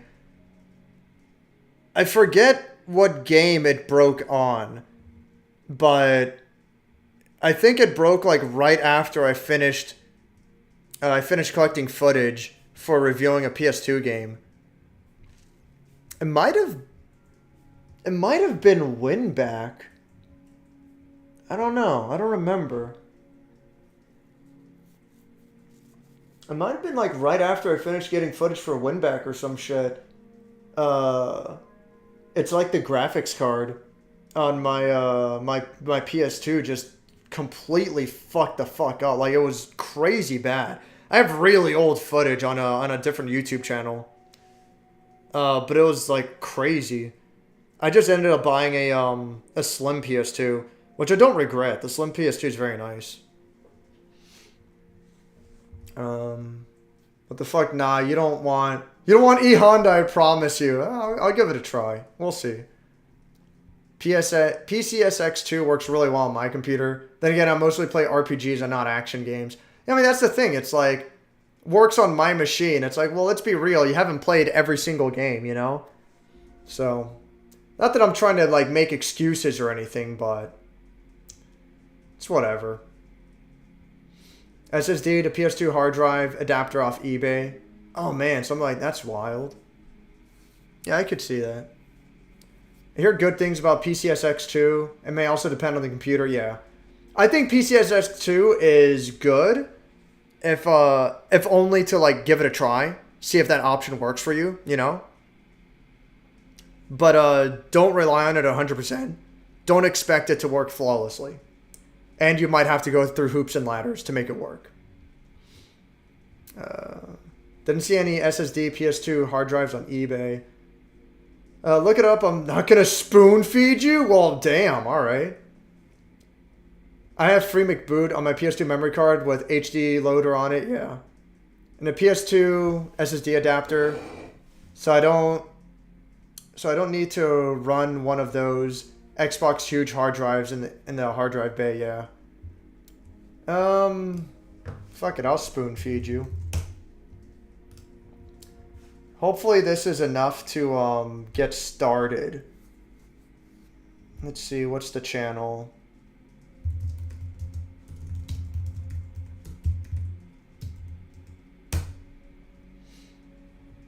So,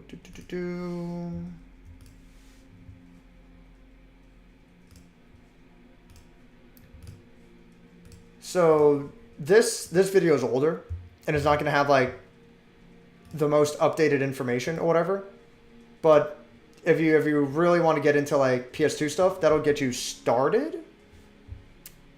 But more importantly is a very recent video, which has information about FreeMcBoot and stuff like that, which is a very important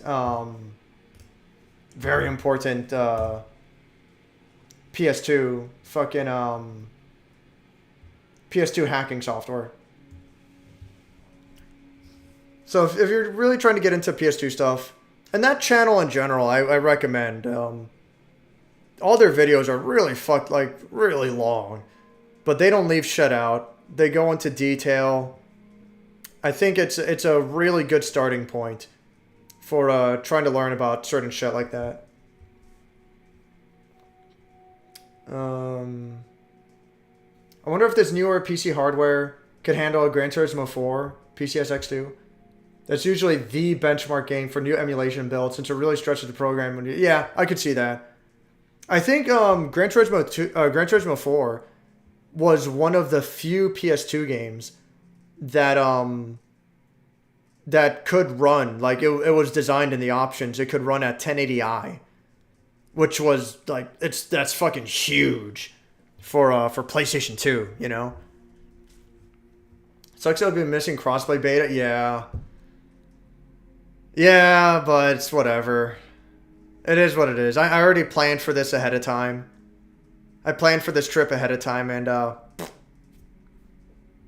that's fine. Fuck it. There's a bunch of them on eBay from China. The regular official adapters use those huge and loud old PC hard drives. Yeah. An SSD, huh? That'd be pretty nice to have in my PS2, but yes, fuck it. Can certainly do that, but getting ISOs onto those is much harder. So you have to plug into a modern PC with the older ribbon kits. Yeah, fuck that. Can rip retail discs too, but what's the point? You're trying to get free games onto it, yeah. Don't newer McBoot have an update to play everything through an SD card and the custom memory card? Yeah, that's what I'm hoping. Thought I saw a video Metal Jesus did when he gets beta products. That's what I'm hoping. Because I want to get free McBoot eventually.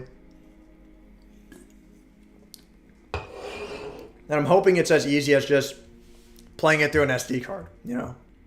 Let me fucking skip ahead here.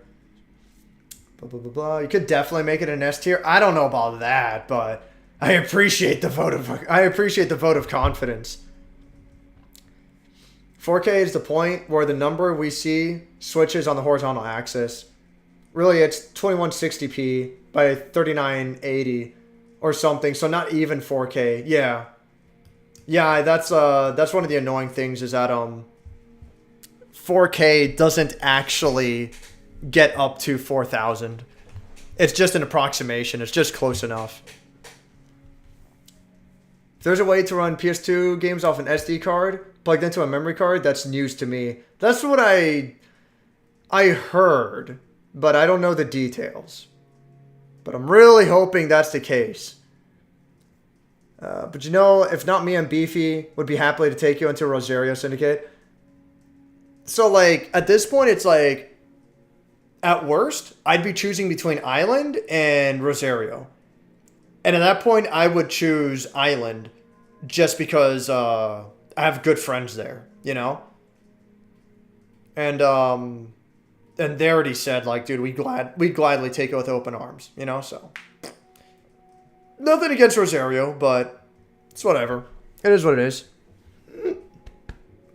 Consume the sodium. Ugh. What games even had this? Had what? Oh, the accolade system? God, I'm trying to think. I'm like positive Guilty Gear Strive on PS5 had it. I could be wrong, but I'm pretty damn sure it did.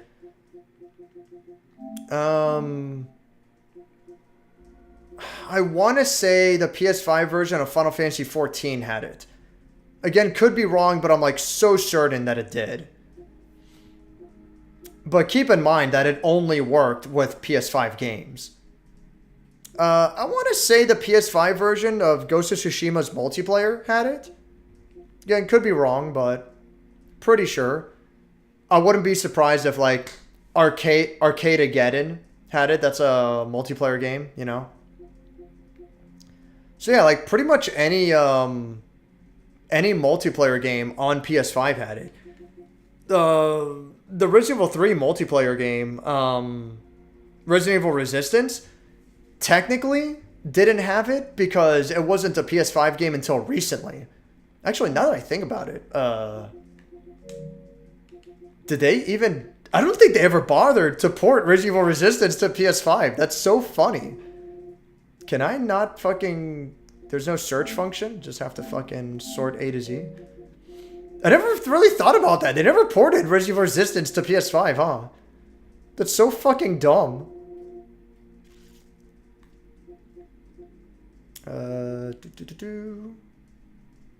Yeah, Resident Evil Resistance. That's hilarious, yeah. I mean, this game lost support, like, pretty fucking quick. This game was pretty dead after, like, 6 months, I think.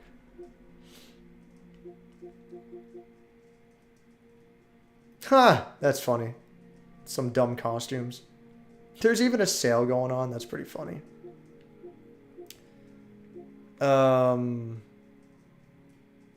Yeah, like I remember this game like lost support fairly quickly. What trophies am I missing? Oh, I remember there's some bullshit fucking trophies. Finish a match without letting any survivors escape using each mastermind. That's really fucking hard. That's almost unrealistic. You'd need some really like garbage ass players. Incapacitate the bioweapon 3 times in a single match. That's ridiculous. 3 times is a fucking lot. As Alex... oh, yeah, okay. As Alex, use traps to defeat survivors 4 times in a single match. That's a lot. That's a lot. Use Alex's Biohazard Epidemic to buff 4 creatures' infections in a single match.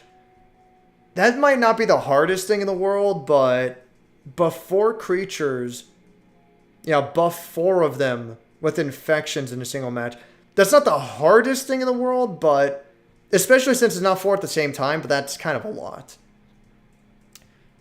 Use Yativo's Self-Destruct to defeat 1 survivor during a match. Yeah, I guess. It's not the hardest thing in the world, but it is... At least it's only 1 survivor.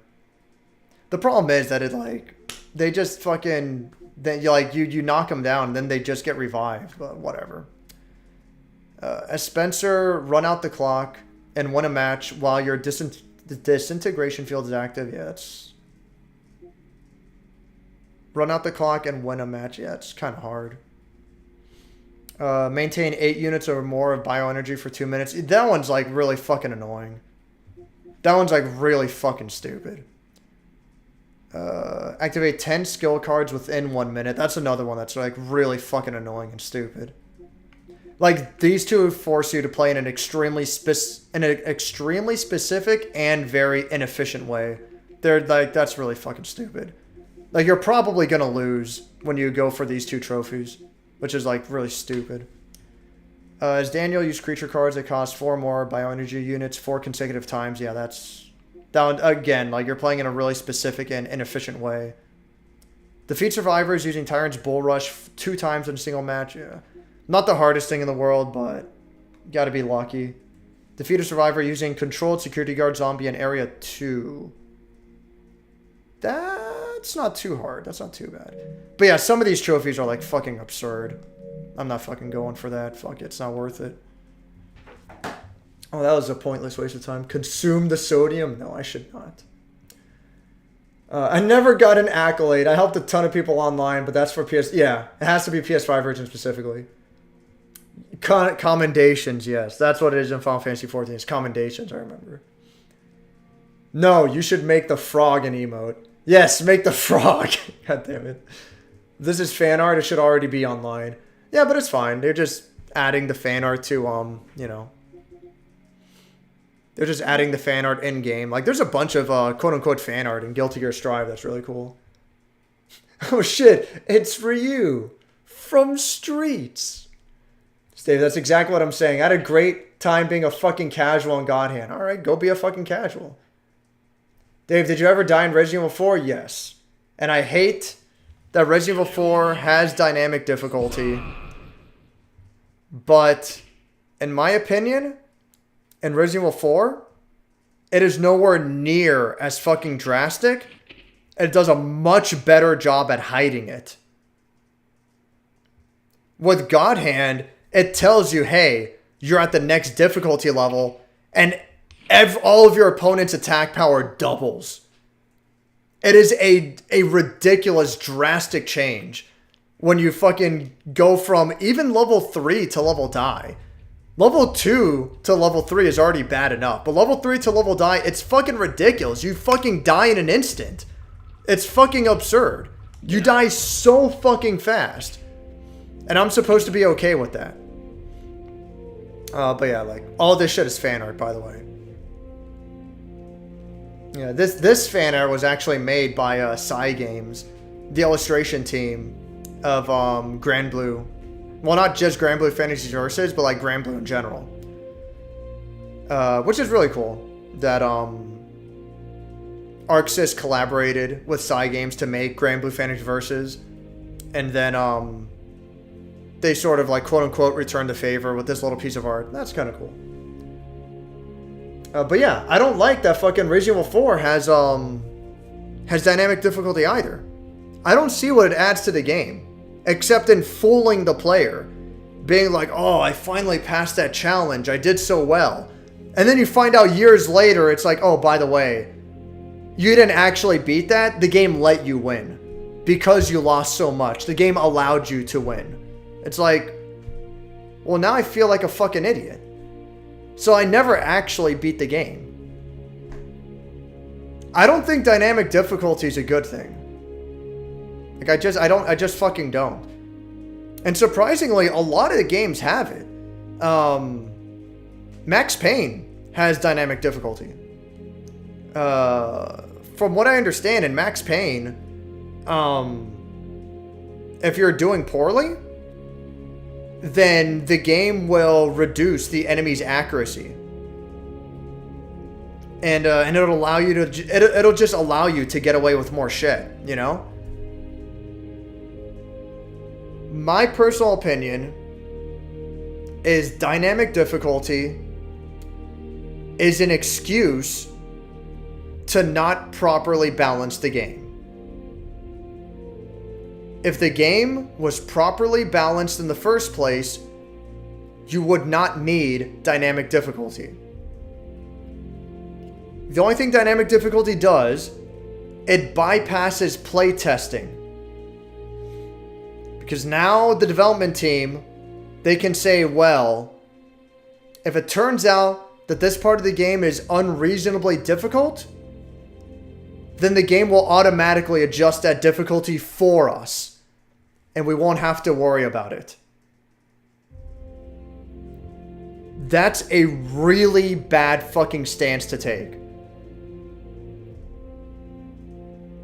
Like, challenge is important for a video game. If you don't have challenge for a video game, challenge is one of the things that is unique to a video game.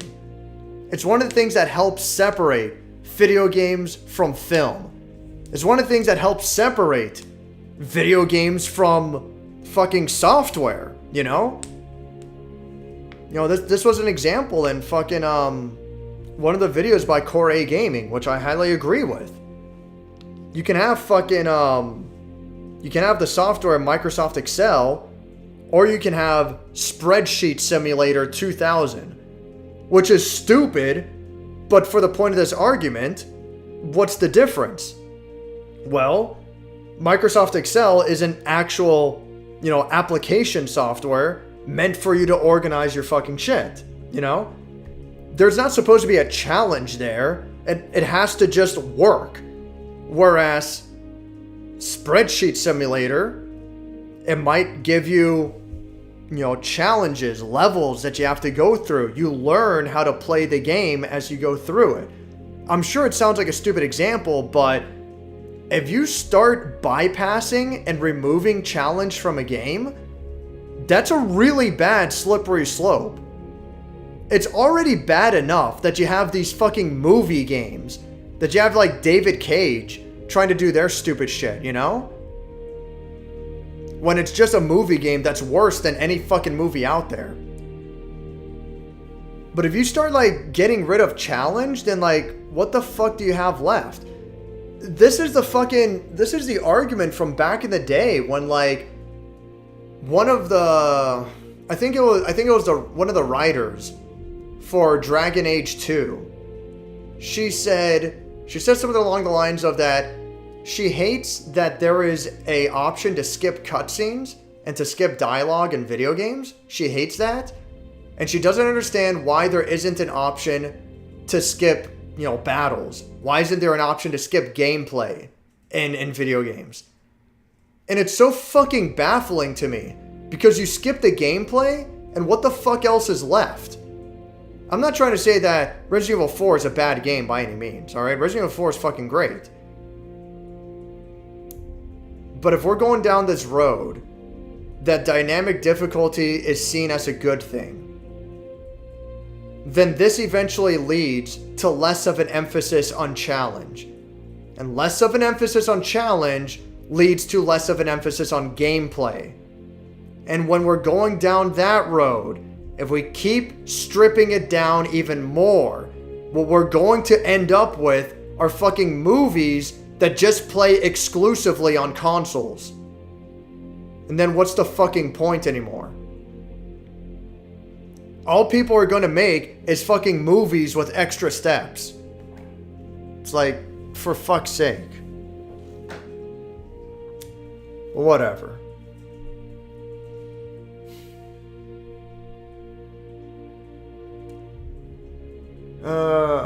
Saw some gameplay and someone instantly snapped a screenshot when Jury put her foot up during start of a match animation. Oh lord. God damn it. Dave, it lowers your difficulty if you get hit, since you apparently can't handle the max difficulty getting hit, so it compensates you to keep a challenge, yet not get your shit pushed in. Theoretically, yes, Zyno. Theoretically. But the thing is that if you get hit once, it doesn't instantly drop you to level 3, especially if you're doing very well at level die. You know the meter that that increases in a crescent shape? Alright? Once the meter maxes out, then it resets and you go to the next level, okay? If you're doing well at level die, the meter keeps increasing. And when you get hit, the meter drops. But you don't drop to the previous difficulty until the meter empties. It's not unrealistic to die and still be on level die. The meter is going to be at fucking nothing, but it's not unrealistic to still be at level die.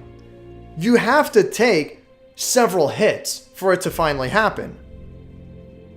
And again, on level die, you die in 2 or 3 hits guaranteed. There's very few hits on level die that do less than 40% of your fucking health, you know? And what's worse yet, if you're on the fucking difficulty level 3, if you get hit by a certain attack, it does 20% of your health. Let's say you're doing well, and this fucking happens to me. Let's say you're doing well, you go up to level die for just a moment, that's when you get hit, and then you take 40% or 50% damage, and you drop down to level 3. And it's for fucking what? Is that fair? Does that sound fucking cool? I do well, I go up to level die, immediately get sucker punched, drop down back to level 3 and lose half my health. Or I go up to level die, immediately get sucker punched, and then I die there. Because it does so much fucking damage. And then I just die there. And now I have to go back to the previous checkpoint. Does that sound like a good fucking system? Does that sound like a good system? I don't see it. I don't see the argument. I don't see the fucking hard-on that people have for this fucking game. I don't see why people say that this system apparently seems to be flawless. Does that make sense? You're on level 3 difficulty. I swear to fucking God this happened to me too. You're on level 3 difficulty, you go up to level die, you get sucker punched, you die because it did way more fucking health than it should have. Go back to the previous checkpoint. Who fucking knows how far along that was? Does that sound like a good system? I don't see it. Doesn't make sense to me. And if it does to you, fine. I'm not going to argue against you to change your mind. You do you. But I don't see what people see in this game. I don't get what people see in this game that is so fucking great. Okay?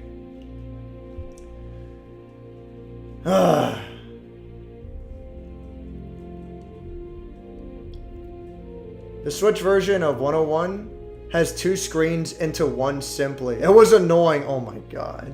Whatever. In that case, I'm assuming it's doing an option that the Wii U version does, which was really bad. I think I showed it in the review. I don't remember, but yeah, like the Wii U version has an option for picture-in-picture, and it's not great because I remember I did do it in the review because it obscures part of the fucking screen. It's not a realistic option. Like, it's fucking dumb. If that's all you have to go by in the Switch version, like, nah, dude. Like, no, fuck off. 101 is so fucking dumb. Whatever. Different one. Anyone who says League solo queue is fun is fucking masochist. Okay, at least it was a different friend. To be fair with Rainbow Curse, it's relying on touchpad gameplay. So unless they release it with a stylus package with it, I don't see a Nintendo port in that game. Yeah, that's the rough thing. With several games on DS and Wii U, they're reliant on very specific gameplay, very, very specific hardware.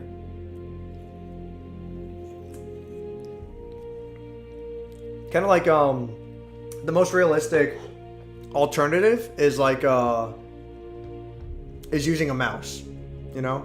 So I agree with this Donnell guy. You'll like Street Fighter 6 for both me and him. Well, I'll try. Looked into that PS2 memory card game loader. Has some compatibility issues apparently. That's unfortunate. Not surprising, but unfortunate. I like tougher difficulties on a later playthrough once I understand the game more. Having more options doesn't detract from the experience. Rather, it gives you more ways to enjoy the same game. Yeah, I 100% agree. 100% agree. I don't like the way I assume we're still talking about God Hand. I don't like the way God Hand does it. I don't get why God Hand doesn't just have its difficulties from the start. Like, it's baffling to me that it has easy and normal from the start, and all easy is, it just limits you to level 1 and level 2. And normal is 1, 2, 3 and die. And hard, you're just permanently set to die. It's like, dude, I fucking wish I could play God Hand permanently set to level 2 and permanently set to level 3. It's so fucking annoying that I get all the options I don't want. I get every option I hate the most. Or if, like, for the love of fucking God, if there was a difficulty that stops it at level 3, you don't go to level die, it stops at level 3, then it's like, I don't like it, but I'll take it. I think the way it is, like, who's the creator? Kamiya, right? No, it wasn't Kamiya, it was someone else. Kamiya did Wonderful 101, right?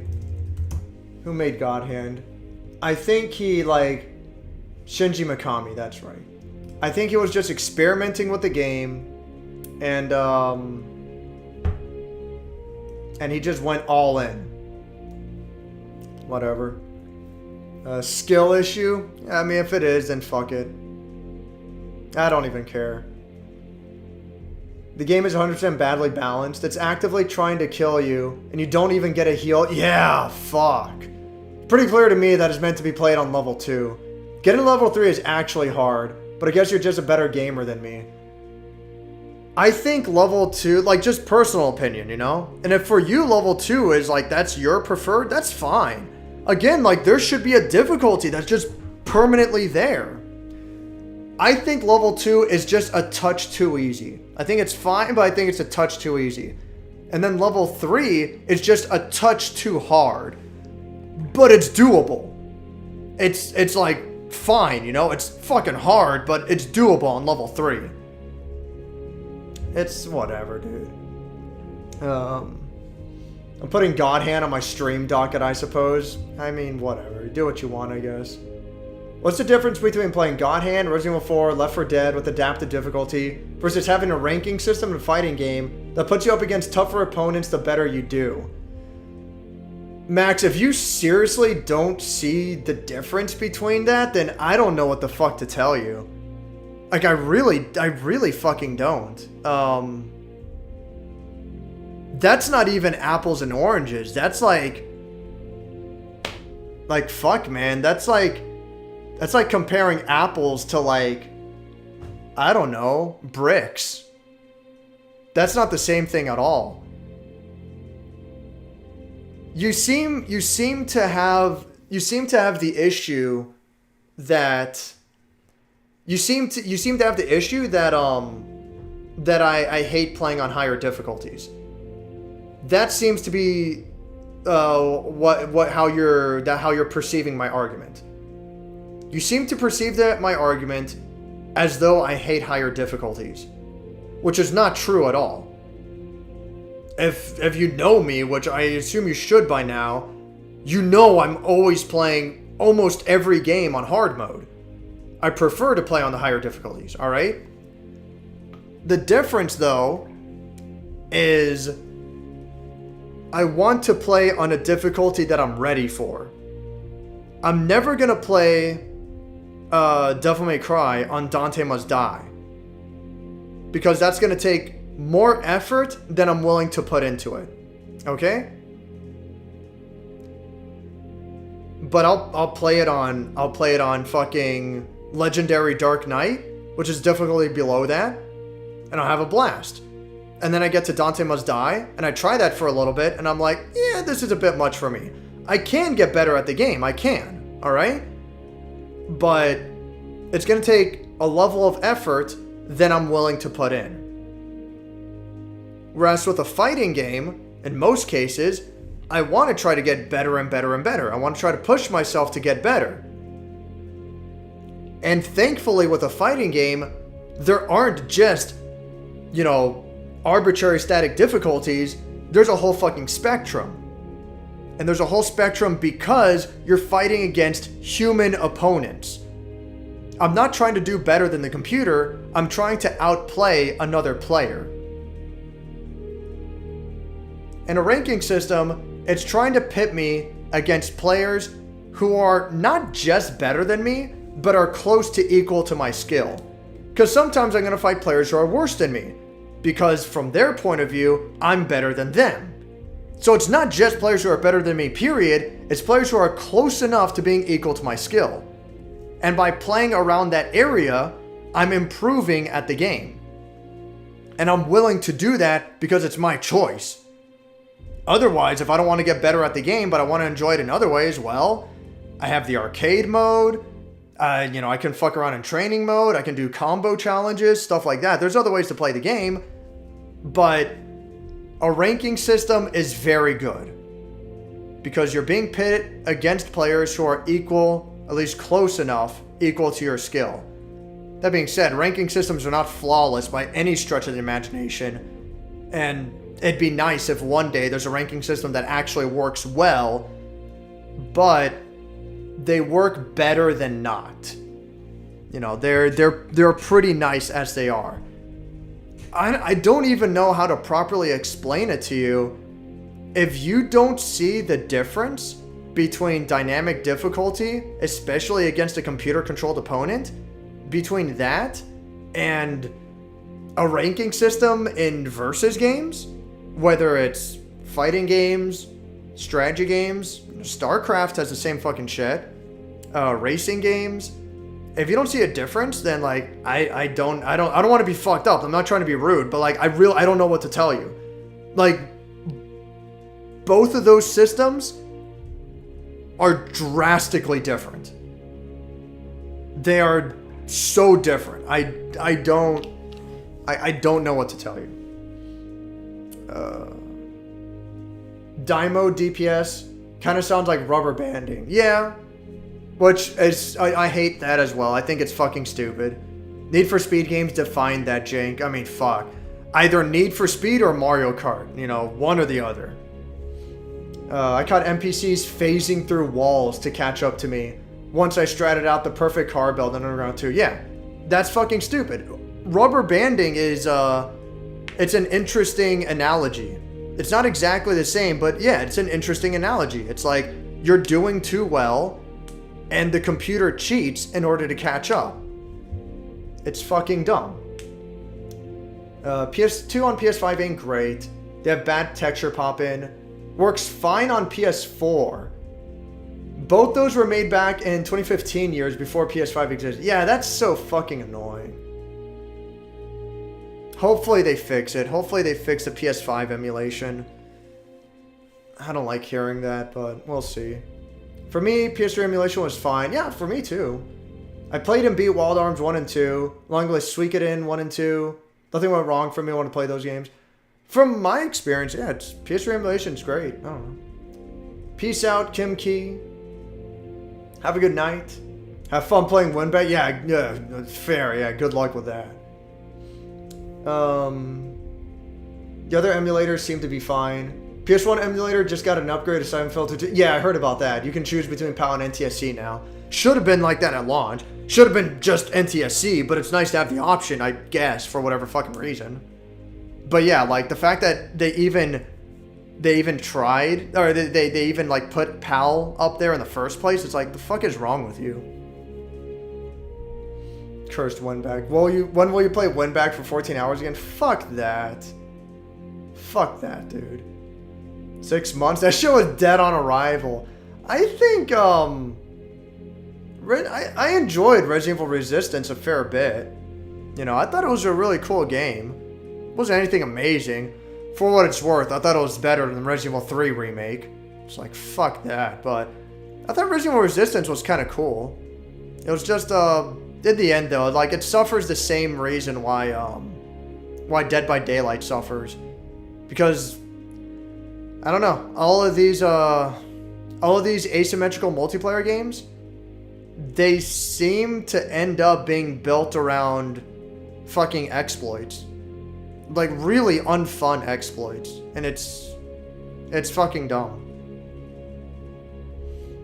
You know, with fucking Dead by Daylight, a big part of the meta is just fucking looping around pallets and windowsills, you know? Fucking Christ.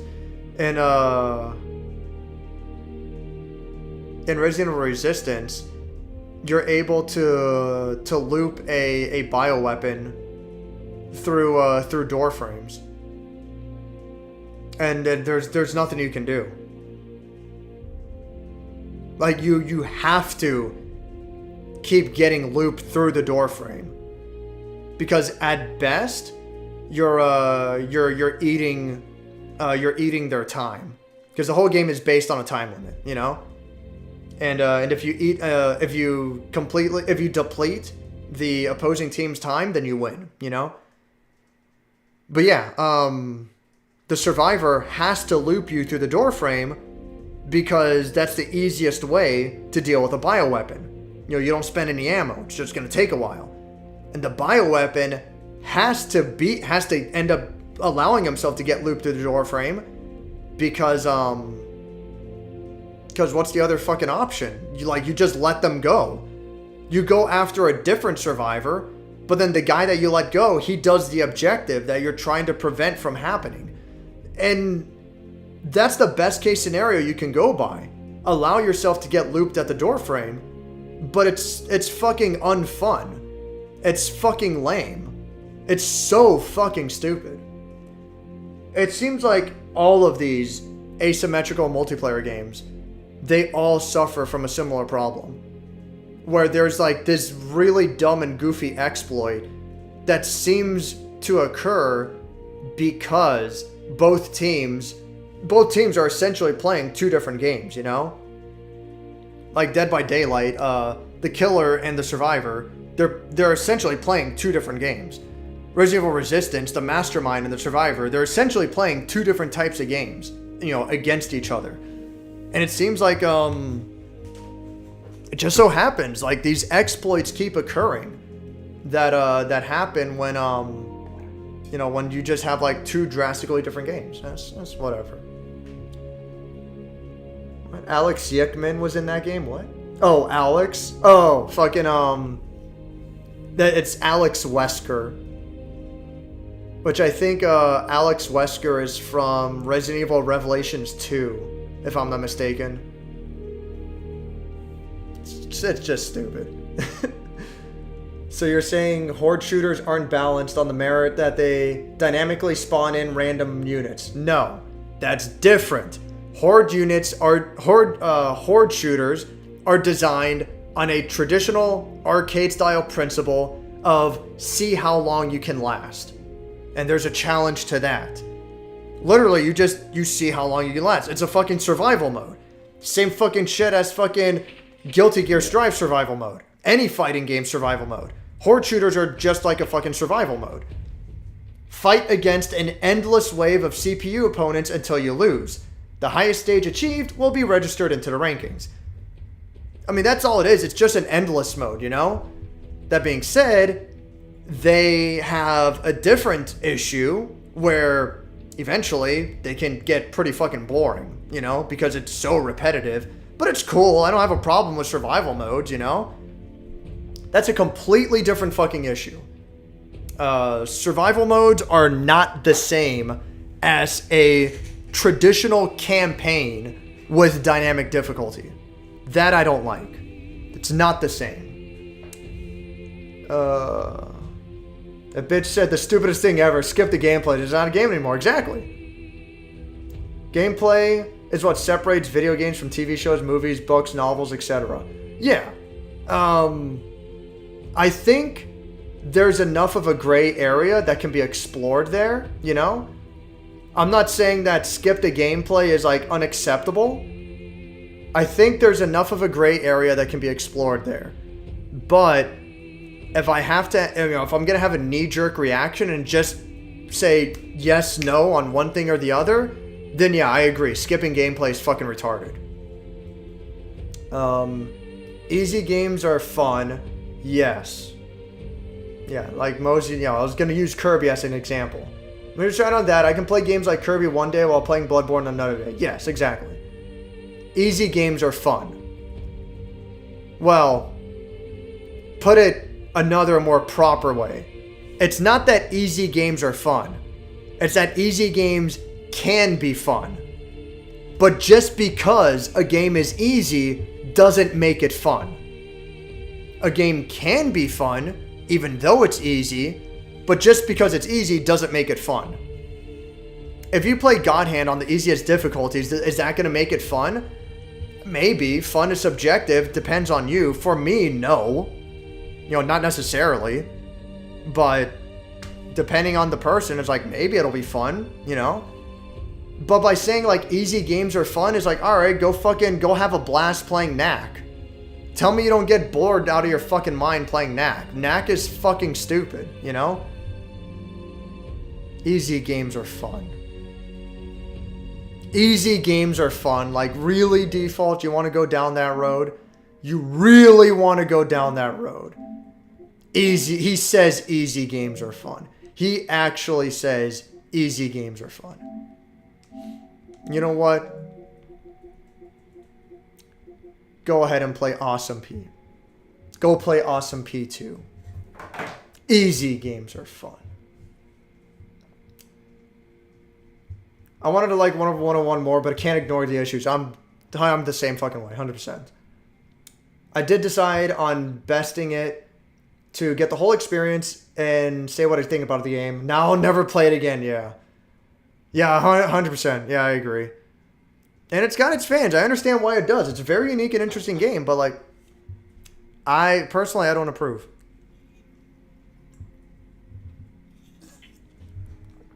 I'm not totally happy with Wonderful 101, which is unfortunate.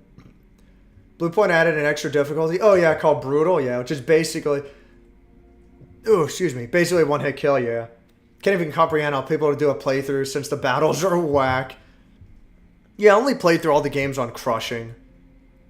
I can't imagine on Brutal, but whatever. I get it. Your problem with the system is that it also adds a damage multiplier on top of the enemy AI becoming more aggressive. My problem with it is that it's outside of your control. My problem with it is that there's nothing you can do. If you want to have that difficulty on its own, as its own selectable thing, like, fine, you know? I don't hate Devil May Cry for having fucking Legendary Dark Knight difficulty, Dante Must Die difficulty, Heaven or Hell difficulty, Hell and Hell difficulty. I'm never gonna play fucking Dante Must Die, Heaven or Hell, or Hell and Hell. I'm never gonna play those difficulties, but I'm not gonna hate it for that. But I would if the game arbitrarily forced me to play on those difficulties. You know, like that's fucking dumb. Why? That's not a difficulty that I'm ready for. It feels like the game is punishing me for doing well. Which, again, I don't want to say it's a direct analogy, but it's a similar reason why I dislike rubber banding in racing games. Because it's actually punishing you for doing well. Similar reason why I'm really fucking annoyed at Mario Kart. Because as long as you're in first place, you always have the threat of the blue shell. At least in later Mario Kart games, you have barely, like, it's a chance, but you have barely a chance to dodge the blue shell. But it's like almost fucking impossible. It's ridiculous. And you basically have to have a blue mushroom. Meaning, when you're in first place, as soon as you get the blue mushroom, you better fucking hold on to it, which is fucking stupid. Oof. But yeah, fucking, yeah, like, Mario Kart's fucking dumb for that. Like, it punishes you for being in first place. It's like, it's just fucking dumb. Yeah, okay, just, Sticky, I need you to fucking die. God damn it. No. In terms of Platinum games that I've played and beaten, 101 is at the bottom of the list, along with Anarchy Reigns. Anarchy Reigns is another one that I want to try out at some point. But yeah, like, I don't know, man. Not the biggest fan of 101. That's whatever, though. Most third-person shooters let you shoot through corners since they go off the reticle, not the player's position, which is really bad. Just not... That's not great. I'd consider that a flaw, regardless of whether or not that's standard. Like, I don't know, man. It shouldn't be. Like, that's fucking dumb. But whatever. Might have to try that. Playing Uncharted 4 again. That's the only one I'm missing. That's the only one of the series I didn't get 100%. Even though I'm only missing the online stuff and a few collectibles. Enjoy yourself. Cries in arcade mode final boss. Oh, well, you know. I mean, damn. Guilty Gear Strive's arcade mode is pretty fucking rough. So you can confirm that challenge isn't... No, absolutely not. No, absolutely not. Don't get me wrong. I understand that that's how I came about. I can understand how I came across for sure. Challenge alone does not define a game. Absolutely not. By that token, I mean, Astro's Playroom, like, this game's fucking cool, and it's not the hardest game in the world. Like, this game's fine, but it does have challenge in its own sense. Fuck, I don't know, man.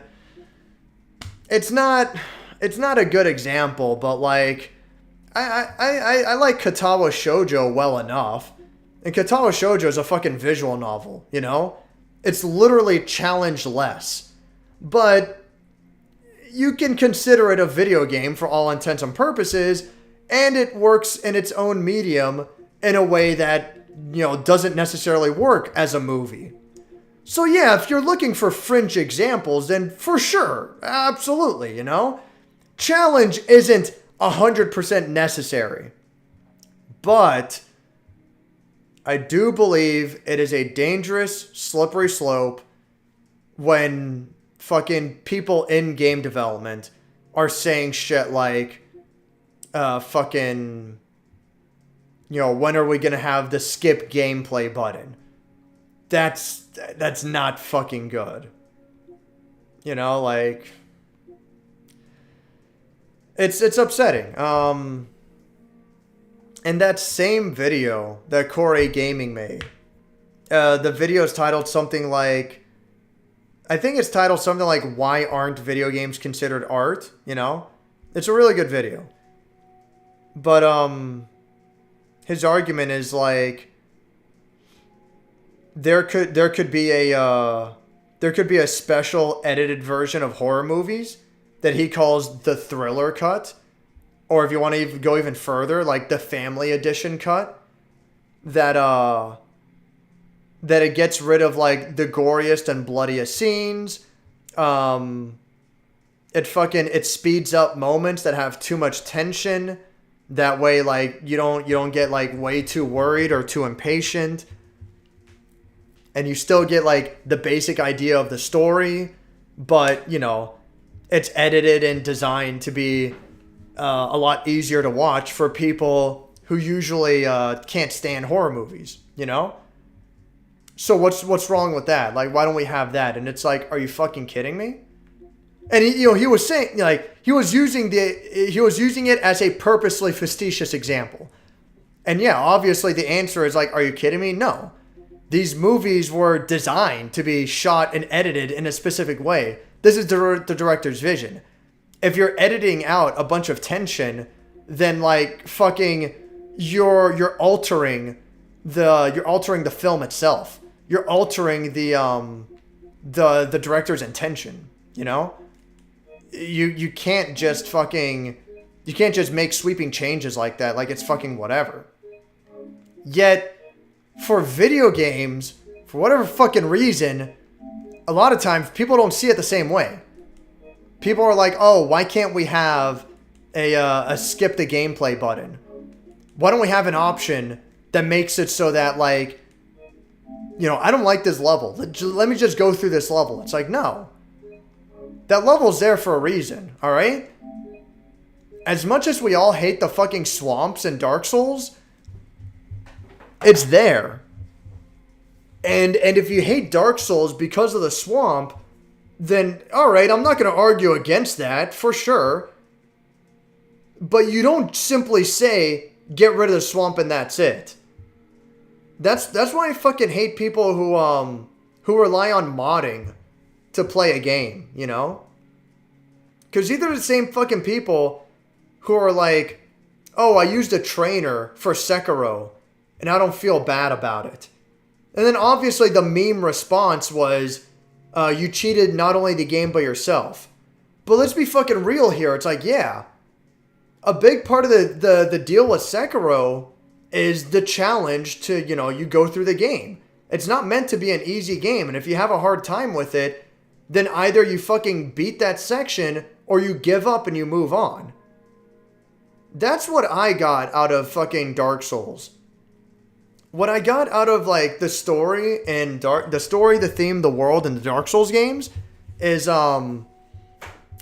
whenever a lot of NPCs, a lot of these characters, whenever they go hollow, they explain it happens because they lacked motivation.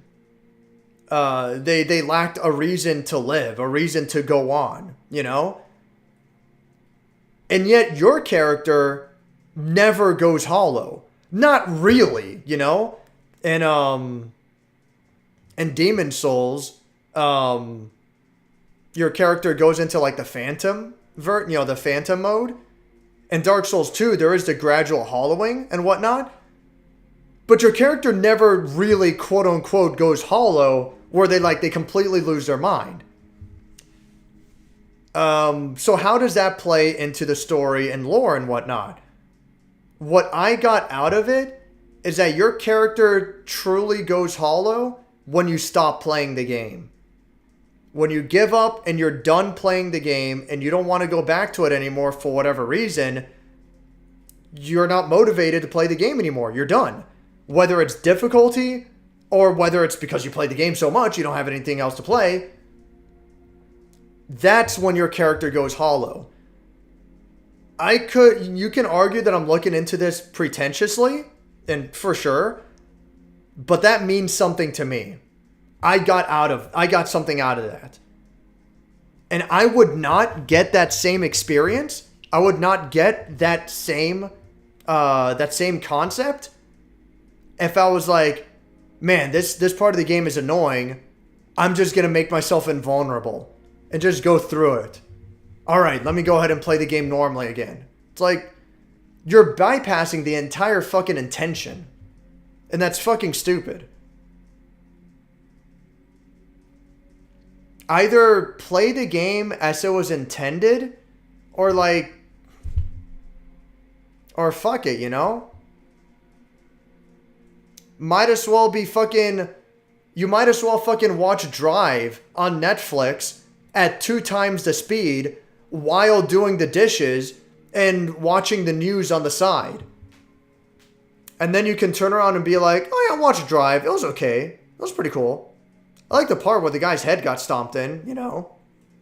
It's like, what did you think about the character development? What did you think about the cinematography? Huh? What are you talking about? I don't know. He drove a car sometimes. That was pretty cool, you know. What did you think about the dialogue? No, I didn't really pay too close attention. But I watched a movie, though. It's like, this is the thing, you know? It's not the same. And, like, you're you know, for sure, like, I understand that, like, some of you are going to be like, well, that's a ridiculous example. But, I mean, how ridiculous is it? How different is it to watch Blade Runner at 2 times speed while doing the dishes and glancing on at the news on the side? How much of a difference is that versus, man, this part's giving me a hard time in the game, I'm just going to skip it. I'm just going to make myself invulnerable and go through it. How much of a difference is that? So, whatever. I think it's important to have a standard that everyone can refer to. When they watch a movie, when they play a game, it's important to have a standard that everyone can refer to. Otherwise, we're not discussing the same game.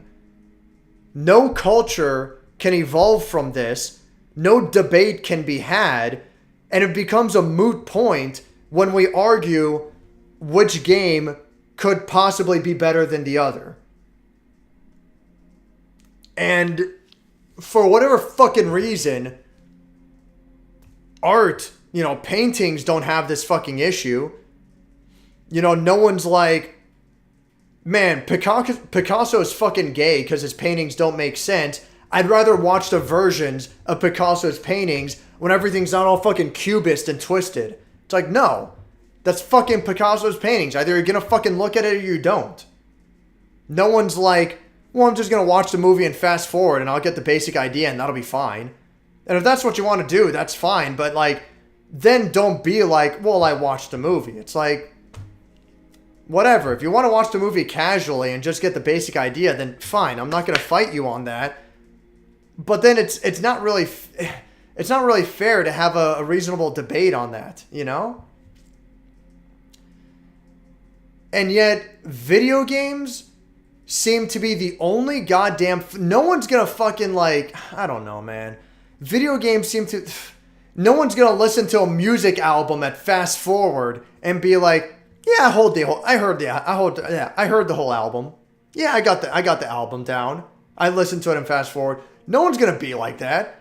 And yet with video games, it seems acceptable to be like, Skyrim is broken, but if you mod it, then it's fine. It's like, then we're not playing the same game. Where's the standard? Where's the discussion? Where's the debate? Because if you don't respect a game enough to want to play it as the developer intended, good or bad, if you don't respect a game enough for that, then you don't respect games as art. And you don't respect games at all. You respect them as a time waster. And if that's how you want to look at it, then that's fine. I'm not going to fight you on that. But I want to believe that there's something more to it. And if you think I'm a fucking idiot for thinking that, then okay. You know, I'm not going to fuck... Again, I said it like 5 times already. I'm not going to fight you on that. But I don't think I'm crazy for wanting more. And we're not going to get better games unless the games today are held to a higher standard. I mean, like, I glanced over and Ryan's like, can we just forget about standards and stuff and just have fun? Cool. Yeah, exactly. Like Jonathan said, that is the worst future. That's the darkest timeline. If we don't have standards, games get worse. Having no standards is what gave us Fallout 3, Fallout 4, Oblivion, Skyrim. Having no standards is what has allowed Bethesda to release literally broken games. Keep in mind, when I reviewed Skyrim, I reviewed the VR version of the game. I reviewed a later port of an already old fucking game. And it still didn't function properly. It still doesn't function properly. That's what no standards give you. That's what no fucking standards give you. You don't want to care about standards anymore? Like, I don't know, man. I don't know. No standards is what gave us Awesome P. That's literally what it is. No standards is what made it so that someone thought it was acceptable to sell Awesome P for $5. Like, I don't fucking know what to tell you. No standards is what gave us Cruz Brothers. Alright?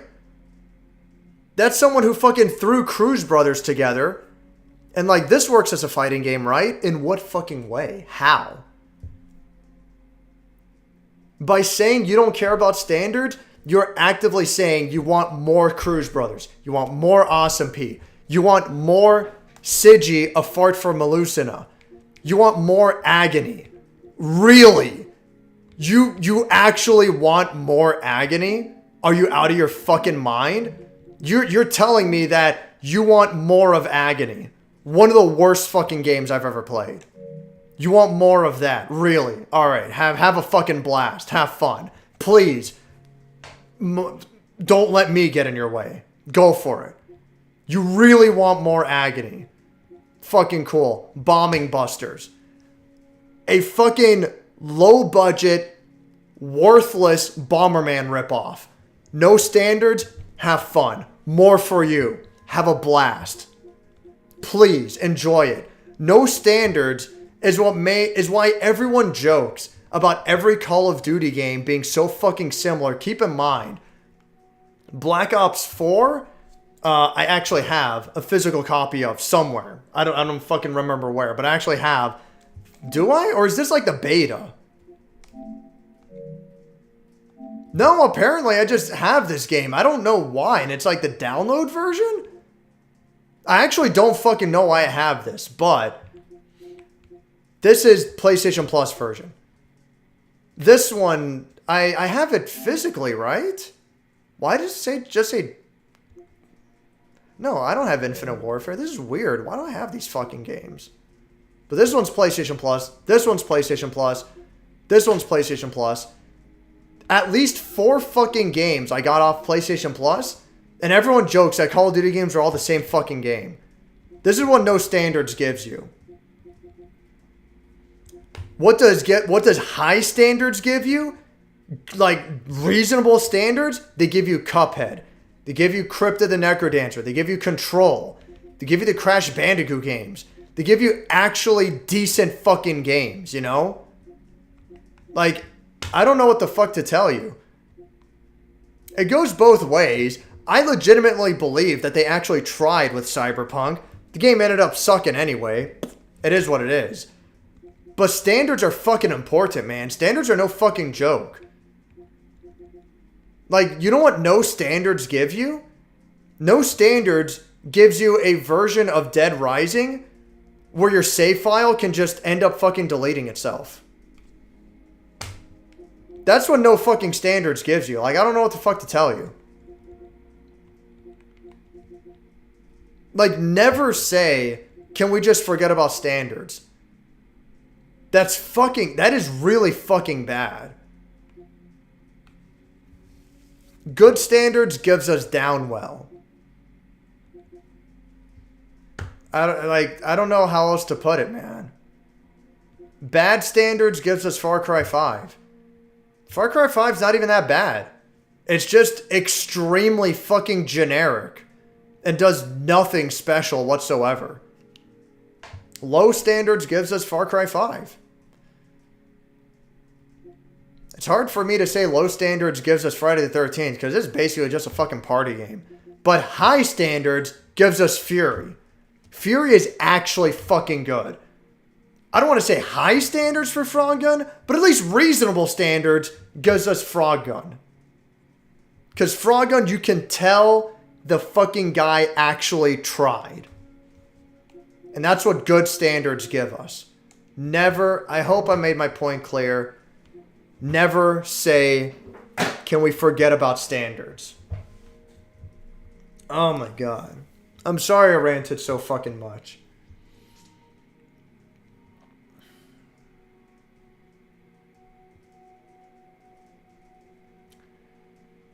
That good games and games that challenge you are two different things. Yeah, no, they are. Because I don't think challenge is what differentiates movies from games. It's the gameplay. No, you're absolutely right. But challenge is a big part of that. And if you get like... It's an extreme example, but imagine a version of Super Mario Brothers. Just the original NES Super Mario Brothers. All right? Imagine a version of that game... And when you die, you just immediately respawn right where you died. Basically, fucking Contra style. You know, Contra rules. You have unlimited lives, and you respawn right where you die. And you just keep going. And you can argue that the challenge is, well, try to beat the game with as few deaths as possible. And sure, there's a challenge there, but this is now a completely different game. This is not the same game at all. And it's a significantly easier game. It is a far less frustrating game. And the original Super Mario Brothers actually gets fairly difficult, at least from the halfway point onwards. From like World 6, World 7, forget about World 8. World 8 is actually kind of fucked up in certain areas. And when you lose all your lives in that game, you go all the way back to the first level of that world.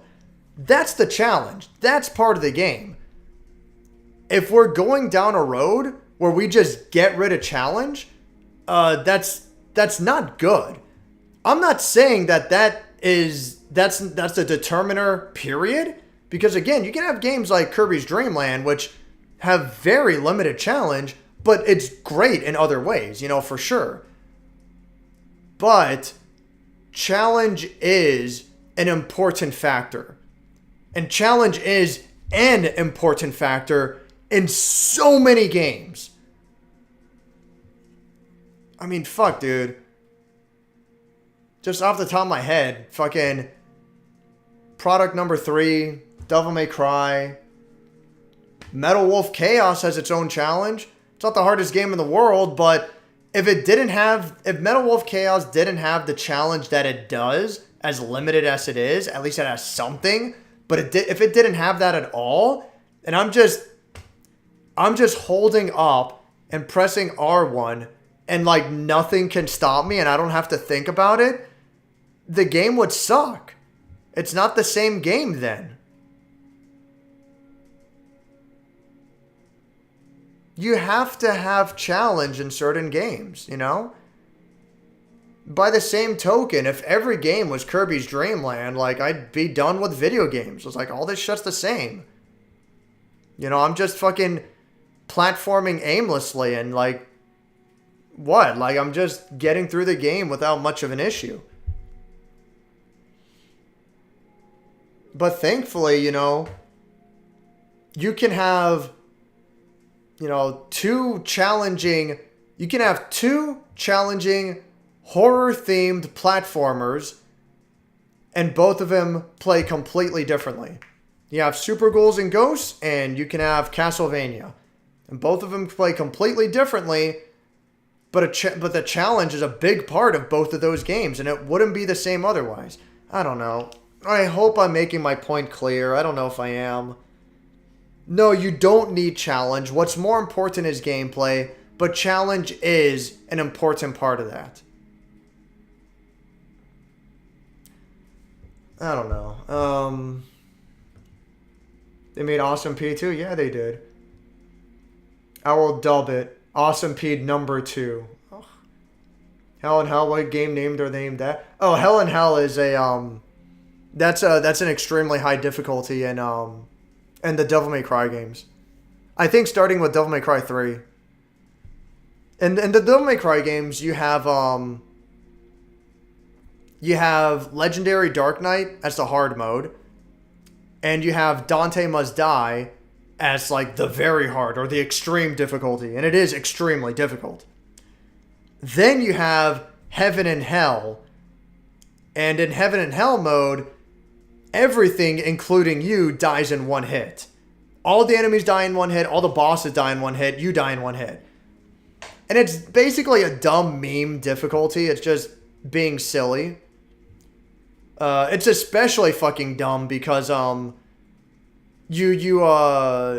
Dante has dual pistols as his like main ranged weapon that he starts with, and they fire as quickly as you can fire. They're basically fucking machine guns. So fucking like it's silly. Like you go through Heaven and Hell, you just like shoot everything with the pistols.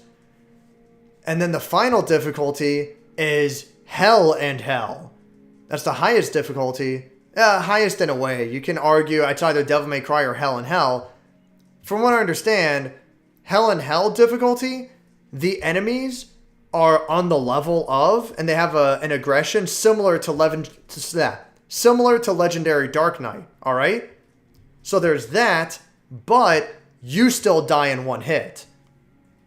So it's essentially like you're playing on hard mode or very hard mode, but you die in one hit. And it's like extremely difficult. But you can argue that like if you're really good at Legendary Dark Knight mode, then you can beat the game without getting hit once. Like it's possible. Doing that on Dante Must Die is like fuck my life, but you know. So yeah. Hell and Hell, like that's like the difficulty explanation in the Devil May Cry games. I think from like Devil May Cry 3 onwards, that's what they've been doing with every game. Red mushroom. What, did I say blue mushroom? I probably said blue mushroom. Yeah, I meant red mushroom. Anarchy Reigns isn't bad, just flawed as hell. I'd like to play it at some point, but it's unfortunate to hear. See how I saw behind so much earlier? My internet just took a 5-minute shit. Oh, yeah. Yeah, that'll happen, sure. Was the skip gameplay person just sour? People skip their boring-ass cutscenes? Probably. I don't know. She was the writer for Dragon Age 2. It was a big deal. It was like a big deal at the time. The nickname they gave her was Hamburger Helper. Because her name was similar. Dragon Age 2...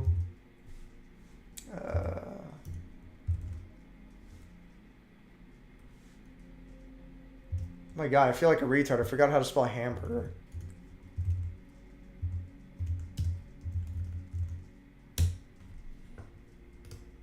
Let's see. Should be able to find out. Jennifer Hepler. Yeah, Jennifer Hepler. One of the writers for Dragon Age 2. She made the argument of there should be a skip gameplay button. As long as we're gonna have skipped cutscenes, we should have skip gameplay, which is fucking like a moot point. And my argument is that removing the challenge from a game that at least has challenge inherently, that's essentially the same as skip gameplay.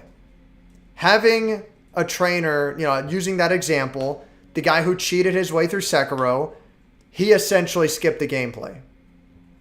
That's my argument. That's the way I look at it. I chose the puzzle skip option in Ratchet & Clank because the gunplay is more fun than the puzzles. I guess, I didn't know there was an option for that. Which games have those options? I mean, if you want to do that, fine. I'm not going to fight you on that, but it's like, I don't know. Like, why are those puzzles in there in the first place, Instead of like forcing yourself through the puzzle, trying to figure out the solution, and then deciding, oh, that was an interesting solution, and I'm glad I spent my time in this puzzle, I feel good about it in the end, or this part was bullshit and I felt like I wasted my fucking time.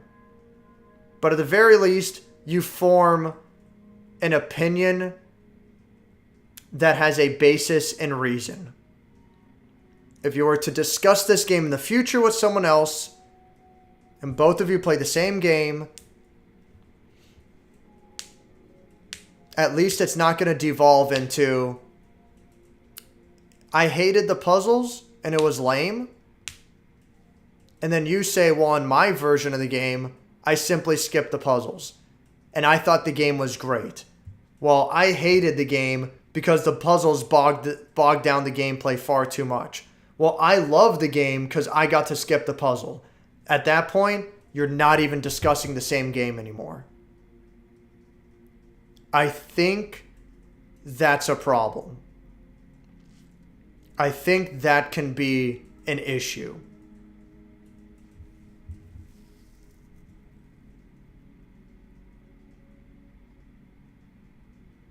I mean, it's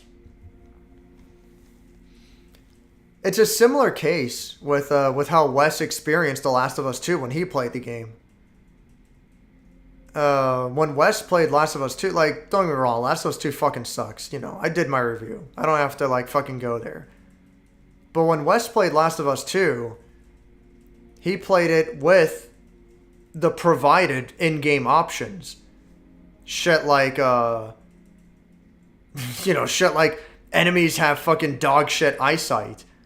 You can run right past them and they don't see you. You literally skip the whole fucking game. And Wes comes away with it, hey, this game fucking sucks. And you know what? I agree. The game fucking sucks. But I thought the gameplay in Last of Us 2 is actually pretty fucking good. I think when you have a good map and good enemy placement and good controls, which Last of Us 2 had all of that, the gameplay was shockingly really fucking solid, which I did not expect. It was fucking miles better than Last of Us 1. Fuck, man. I'm willing to argue that Last of Us 2, when the gameplay is actually good, it can be equivalent to what Metal Gear Solid is typically known for. Like, it's actually good. It's actually a good stealth action game. The problem is the story is constantly getting in the way. There is so much fucking dialogue. So much fucking cutscenes. And what do I do? Do I skip the cutscenes? What if they're unskippable? Do I just walk away and make myself a sandwich? I'll just take a break from the game and just ignore the cutscenes. It's like, dude, the developer obviously wanted you to watch the cutscenes. They're there for a reason. And if one person is skipping the cutscenes, like, man, the game is fucking great. Oh, I skipped all the cutscenes. It's like, well, the game's fucking dog shit and I watched all the cutscenes. Who's in the wrong? How does that work? At what point do we have a standard to go off of? At what point do we have a standard to go off of? At what point can we say that we're playing the same game or not? Fucking someone left a comment for me on my podcast with myself, Doomed, and Wiggle, that we were talking about Doom Eternal. Someone left a comment saying that we're idiots and we have stupid arguments for saying that Doom Eternal was bogged down by the cutscenes and that Doom Eternal had too many tutorials, because he said you can turn off the tutorials and you can skip the cutscenes. And his argument isn't necessarily wrong at surface value. But at what point do we argue that we're playing the same game at all? If you're going to have tutorials in the game, and by default, if you're going to have those tutorials enabled, If you're going to have cutscenes in the game, is it not expected to see those cutscenes? I don't know how many times I have to say it. At what point are we playing the same game? And if we're not playing the same game, what culture can there be had? What debates can we have in discussing a game? And by the end of the day, what standards can we uphold these games? And what standards can we uphold ourselves to? At the very least, I think we can play a game the way the developer originally designed a game. Because, like, for fuck's sake, do we not always have the same arguments of a journalist rushing through the game on the easiest difficulty and then saying, yeah, game's great, cool game. Even though they really, like, did they even actually play the game? I don't know how many times I have to tell the story of a reviewer in IGN who breezed through fucking Pixel Junk side scroller and then gave it a poor review because he didn't enjoy it, and it was later proven that he played it on the easiest difficulty, and he argued that from his point of view, playing it on a higher difficulty would not change his opinion. And in what way? Does the challenge of a game not fundamentally alter your perspective of that game? Does it not, by its very nature, give you a completely different experience? You know, the difficulty? I'm not saying we all have to play on the highest difficulty in order to enjoy the game, but at the very fucking least, put in an effort. And I'm not trying to call out Wes or talk shit to him, alright? Wes is, he's a dear friend, he's a cool guy, and I don't have a fucking problem with it. But if you're gonna play through Last of Us, first of all, like, Last of Us 2 should not have had those fucking quote-unquote accessibility options. At what point do we call it accessibility? At what point is it just straight up fucking cheat codes? But if you're gonna play through Last of Us 2 with maxed out accessibility options, where you're basically invulnerable, you have infinite ammo, and, you know, the enemy never even fucking sees you, at what point are we even playing the game? You know, at what, like, could you review The Last of Us 2 like that? Like, I don't know.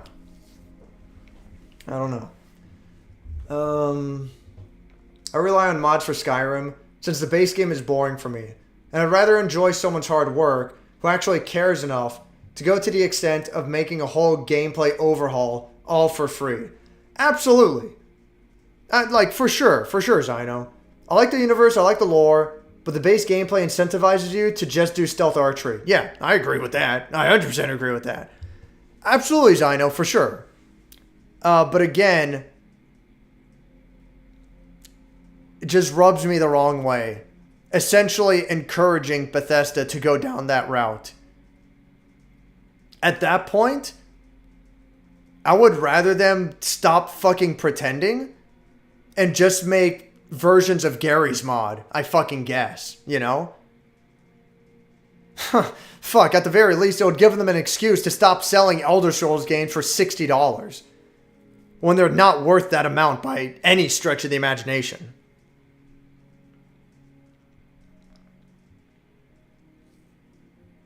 I know the newest ones on PS4 and PS5 do. Forget where into the PS3 gen that started, if it did.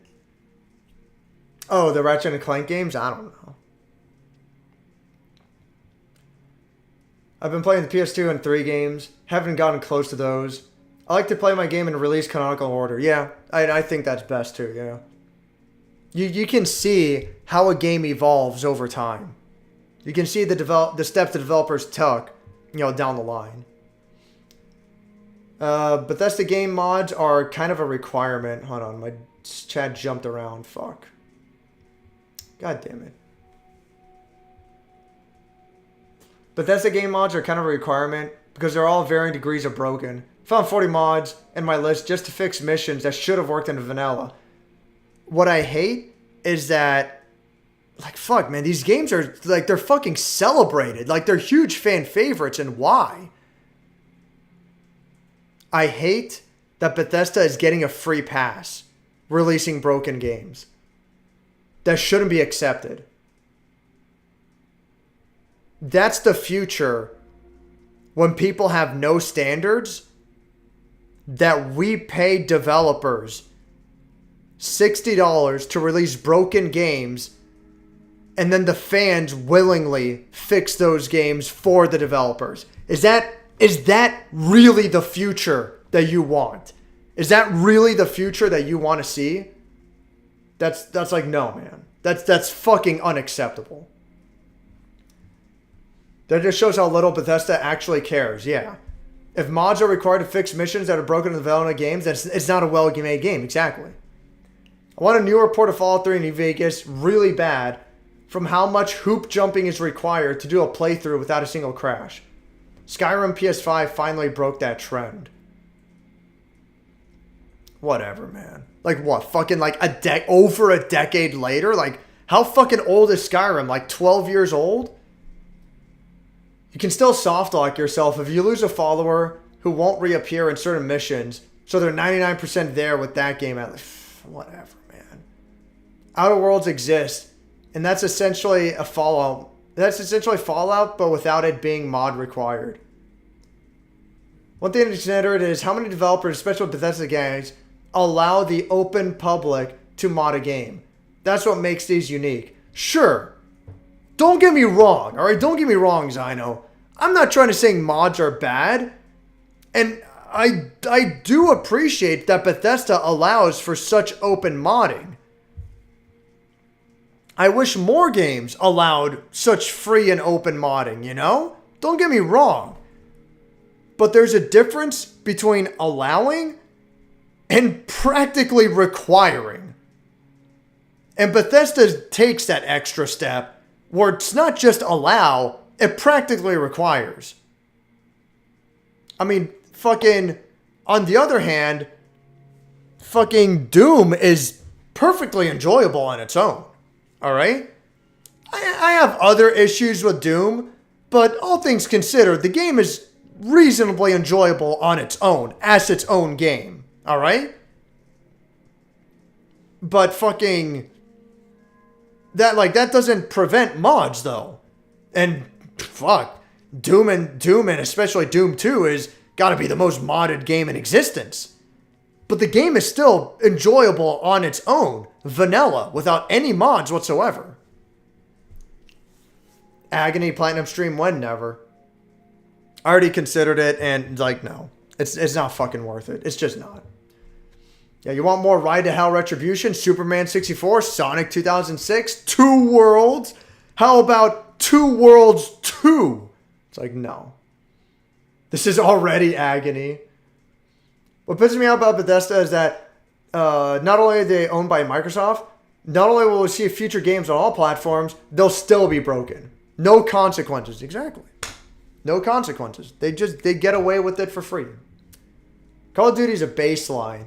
It is the standard by which others can be judged. It isn't a higher standard, but they all function and can feel good. Yeah, I agree. I agree well enough with that. Well enough.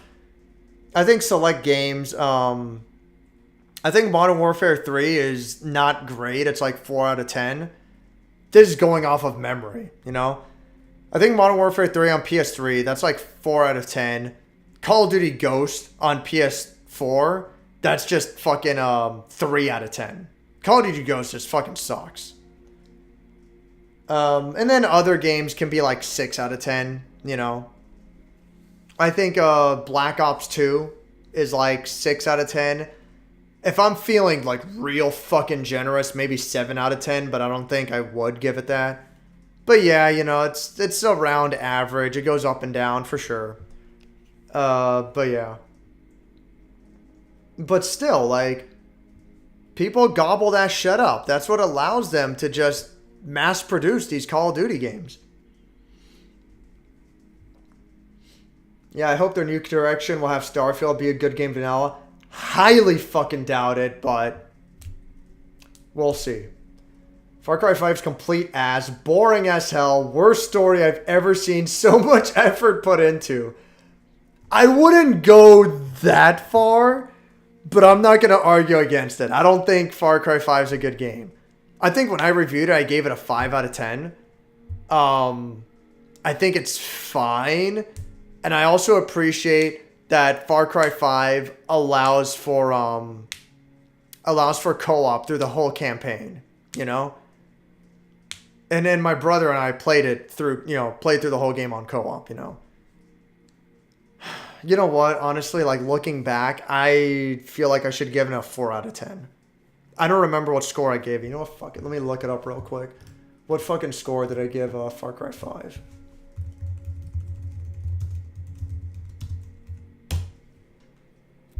Yeah, I gave it a 5. 5 out of 10. Yeah. Looking back at my memory, I wish I gave it a 4 out of 10. Certain games I feel like I rated too highly. I don't know. Like I wonder if these days if I would have reviewed Stranger Things Season 1, if I would have given it a 9 out of 10. I don't like that to a certain degree I kind of hold Stranger Things Season 1. I hold it to a similar standard as The Babadook, similar standard as Drive. You know, it's like, I don't know. Maybe I would have given it like an 8 out of 10 these days, but no, it's whatever. Yeah, it's not. Stranger Things Season 1 is still really fucking cool, though. I like it. High standards give us epics like Bug Snacks. I don't know. Their answer was good, though. Well, I mean, if you enjoy it, it's like, alright.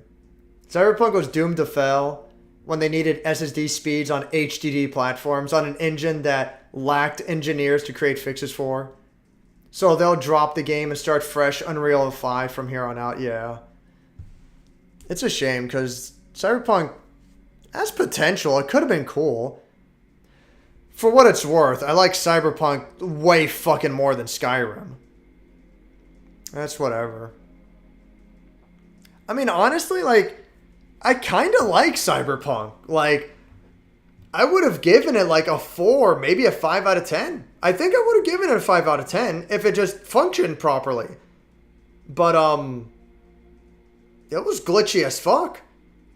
And I played it on PS4 Pro, and a lot of the issues that I saw online with like just fucking atrocious load times and like non-existent textures and shit like that, I didn't necessarily get that, but I played it on PS4 Pro.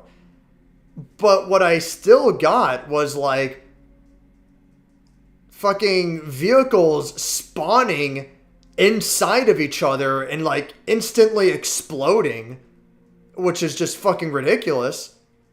You know, boss fights clearly acting improperly. I have it in my review. One of the bosses just runs into a wall and it's like, all right, fuck. You know, shit like that. NPCs acting improperly. Fucking, you get a wanted level and the police literally just teleport on top of you. It's like, okay.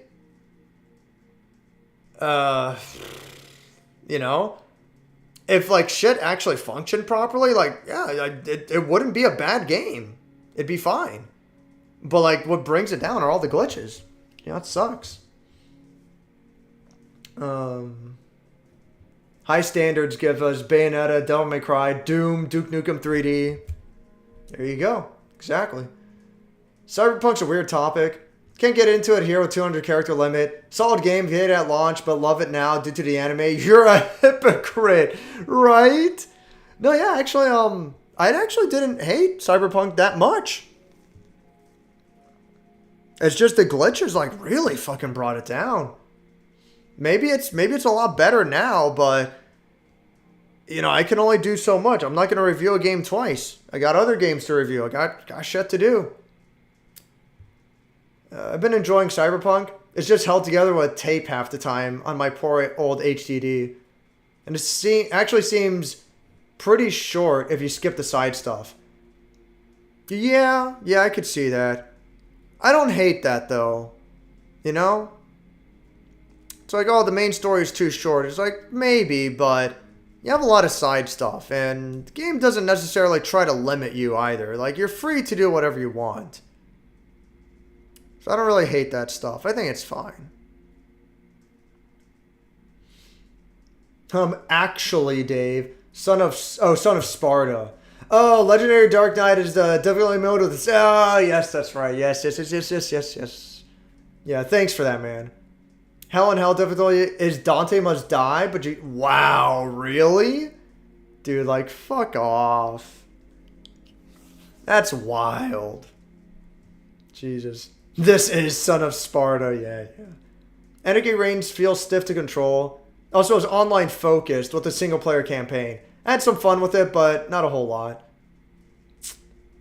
I'll give it a shot. At least it has a single-player campaign, but yeah, I do know that, like, it was designed to be a multiplayer-focused game. Skip puzzles makes sense if you're replaying a game and you want to get past it since it becomes busy work after doing it once. I can agree with that. I can agree that if you've played a game once before, then you're going through it a second time. For the most part, like, yeah, activate your cheats, skip your puzzles, skip gameplay if you want, you know? If you're watching a movie for a second time, I'm not going to get on your case if you want to just go into chapter select and then go watch your favorite scene. That's fine, you know? What I'm mainly arguing is your first time experience. I think your first time experience is extremely important. But on a second playthrough, like, yeah, do whatever the fuck you want. What I want to emphasize is, as long as we're going to see video games as art, and if we're going to hold shit up to a higher standard, we all need to have a baseline to discuss video games, you know? We can't just rush through a game with all the cheats activated and claim that we're all playing the same game. Because then, like, what argument are we even going to have now? Like, how does that make sense? So, I don't know.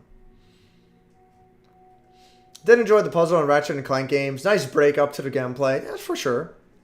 And we can have this discussion, you know? You can be like, oh, I thought the puzzles were cool. It was a nice break from the gameplay. And I can be like, man, I hated the puzzles. They fuck everything up. The gameplay was cool, but the puzzles were lame. We can have that discussion, you know? But we can't if one of us just skips the puzzles. This is my point of view. I'm not trying to act like, you know, my word is law. I'm not trying to say, like, this is the word of God and this is how things have to be, period. But what I am trying to say is, this is the argument I'm trying to make, and I think my point of view makes sense. And if my point of view doesn't make sense, don't get me wrong, I understand I am being extremely antagonistic right now. I understand that I'm being a fucking hard ass, you know? But if my point of view doesn't make sense, I am willing to at least try to hear another point of view. And again, don't get me wrong, I know how I'm coming off. Yeah, as soon as I hear another point of view, I'm like attacking you again. Like, I get it, you know, I get it. But if it's going to have to come down to agree to disagree, like, I'm fine leaving it at that. I just don't want to be told, well, I played God Hand wrong. It's like, all right, so what I'm saying, like, holds no fucking water.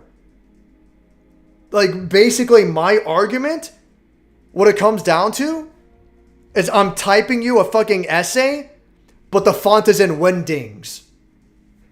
That's what you're getting off of it.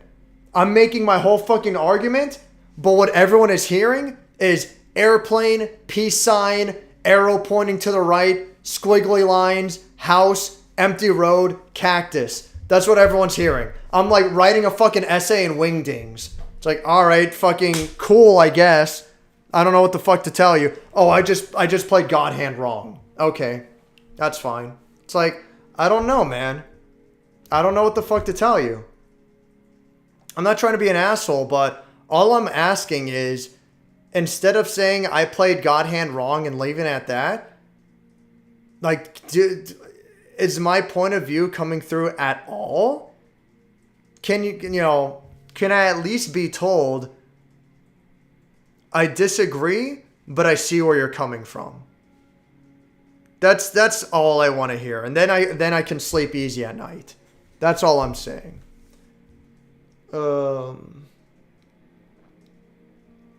Remember on one of the Ratchet & Clank games that had to do with time travel, some of the puzzles were extraordinarily long as hell. I would 100% skip it the second time. Yeah, like on a repeat playthrough, yeah. Like, do whatever you want, of course, For sure. Yeah, I'd say it's fine to that aspect. Yeah, exactly. That's fine. Because we've already played through it once before, by a set standard. I did do the puzzles, but skipped it the next time around. Oh, yeah, that's fine then. That's fine, yeah. The best puzzles were in Crack in Time. The puzzles were a bit bleh, most of the others, because Insomniac seems to rush those parts. I mean, they have to. They never had more than a year to put out a single game of the series. They've been operating in PS1 developer cycles until they were bought out to expand more. Oh, man. Fuck, where'd I leave off on the chat? There it is. The shortest cycle they had was 4 to 6 months for Quest for Booty. That was, Quest for Booty was download only, if I'm not mistaken. It didn't even... Well, maybe it did get a physical release, like in some regions. I don't think I got one in North America, but maybe in Europe. But I could be wrong. But I remember Quest for Booty was a PS3 entry. I think it was download only, but I could be wrong. They couldn't get a multiplayer mode and future tools of destruction in time for launch. The PSN game was an apology to Sony for not giving them a good multiplayer game. I consider that slip-up a blessing, considering what happened to Evolution after Forced Online and Drive Club. Yeah. Drive Club could have been kind of cool. Yeah, they kind of dropped it. That sucks. It's honestly a miracle they put out 80 to 90 Metacritic games for 20 years while grinding sub 12-month dev cycles. While Bethesda got 7 years for Fallout 4, yet that was still shit. Exactly. Look, I don't want crunch time to be standard, but it's up to each individual company to figure out how to make a game work for their own budget and for their own shit, all right? Like whatever the case is. I don't want shitty development cycles and crunch time to be standard, all right? And I don't want to praise a developer for making a game work under such tight time constraints. Ideally, they should be able to make a game comfortably and it comes out well, all right? Ideally. That being said, we should be celebrating and praising. Like, these should be stories of heroes against all odds. These are the stories of the fucking, the 3D cinematics director, the guy who made the cinematic cutscenes for Silent Hill 1. He basically fucking lived in the office. Like, he just didn't leave. He lived in that office. I don't think I'm exaggerating, for like 6 or 9 months straight. He just never left. And he worked on the cutscenes for Silent Hill 1 on PS1. We should be celebrating those stories as fucking heroes. And I don't want to say that should be standard. It shouldn't. It's an awful fucking story. But we should be celebrating those stories. And we should be fucking... We should be embarrassed. Us, as part of this fandom, should be embarrassed that Bethesda got away with Fallout 4 after 7 years. And that's what we got. That should be looked at as a fucking embarrassment. But no, of course not. I'm giving Oblivion a free pass for putting up with Bethesda's shit. They're really the only ones that built a game that encouraged a huge degree of gameplay style, role-playing. Yeah, I don't disagree, alright? Fucking, Daggerfall, I'll give a pass for how early and how expansive of a game that was. Morrowind, I'll give a pass for doing more of the same, but with, I would assume, more freedom. I never played Morrowind or Daggerfall, but I'm going to assume more freedom. And it was all done in 3D, which is a bigger deal at the time, all right? Daggerfall and Morrowind, I'll straight up give a pass, however bad they might be, for as early as those games were and as innovative as what they were going for, I will give a pass, all right? Even if I don't like them, I can understand their place in history. Oblivion and Fallout 3, that's when I'm going to start being like, listen, fuckers, like, this isn't exactly acceptable, all right? If I'm feeling generous on a good day and I had my favorite ice cream flavor, maybe I can give Oblivion a pass, all right? It's a big maybe, though, okay? But they're on thin ice at that point. Not to mention that even then, from what I understand, Oblivion just simplified several concepts even more than Morrowind did.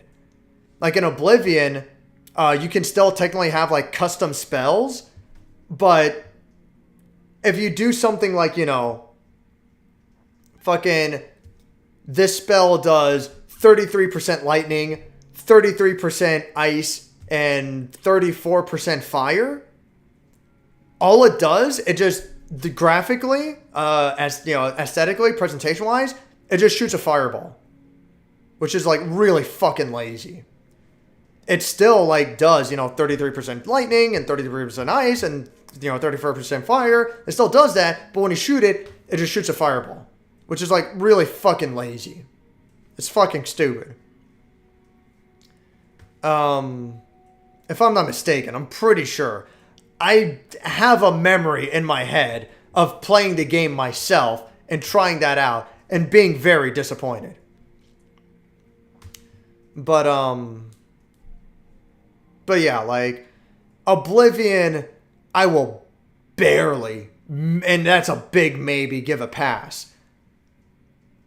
And Fallout 3, like, fucking maybe, I guess. I don't like it. I really don't like giving a pass to Fallout 3. But, like, again, hard fucking maybe.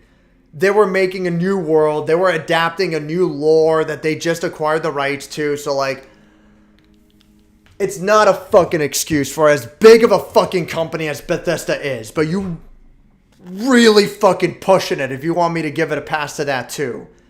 But afterwards, Skyrim, Fallout 4, no. Big fuck you. No fucking excuses. That's the hardest fucking limit I can go up to. Absolutely not. The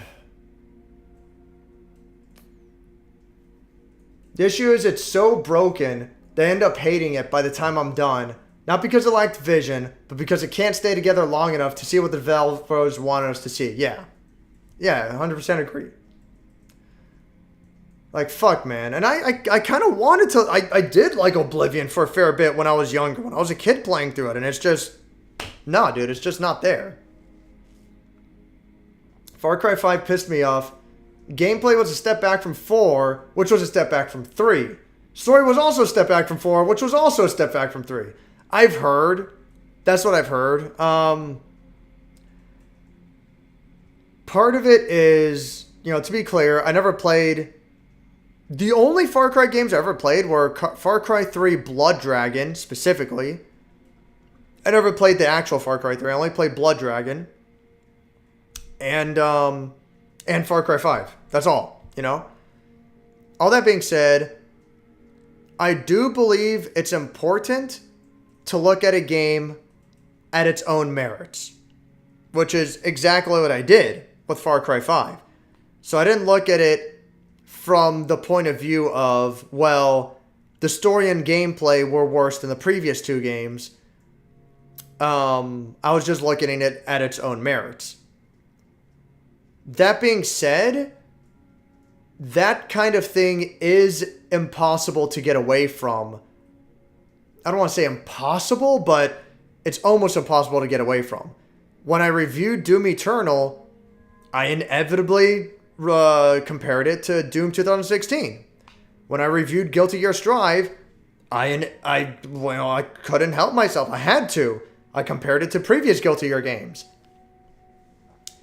In the case of Doom Eternal, that was more of a straight up comparison. In the case of Guilty Gear Strive, that was more of a complaint due to the lack of single player content. And then comparing what single player content was in the previous games. But regardless, yeah, it's definitely hard not to compare a game to its previous entries, for sure. It would have been nice if I played Far Cry 2 and 3, or Far Cry 3 and 4 before playing 5, you know? But at the end of the day, I think it also helps to have the perspective of someone who's brand new jumping into a game, who doesn't have previous influences. And more importantly, I can only do so much. I can't play everything out there. Not that I'm making excuses, and not that I'm saying, like, you know, I'm not trying to tell you, like, hey, back off, man. I don't want to come off like that either. But, you know, I can only do so much. I can only play so many games. You know, ideally, I would have played Doom 1, 2, 64. I would have played the PS1 version of Doom, which, from what I understand, has unique content. I would have played Quake 1, 2, 3, 4, Quake 64.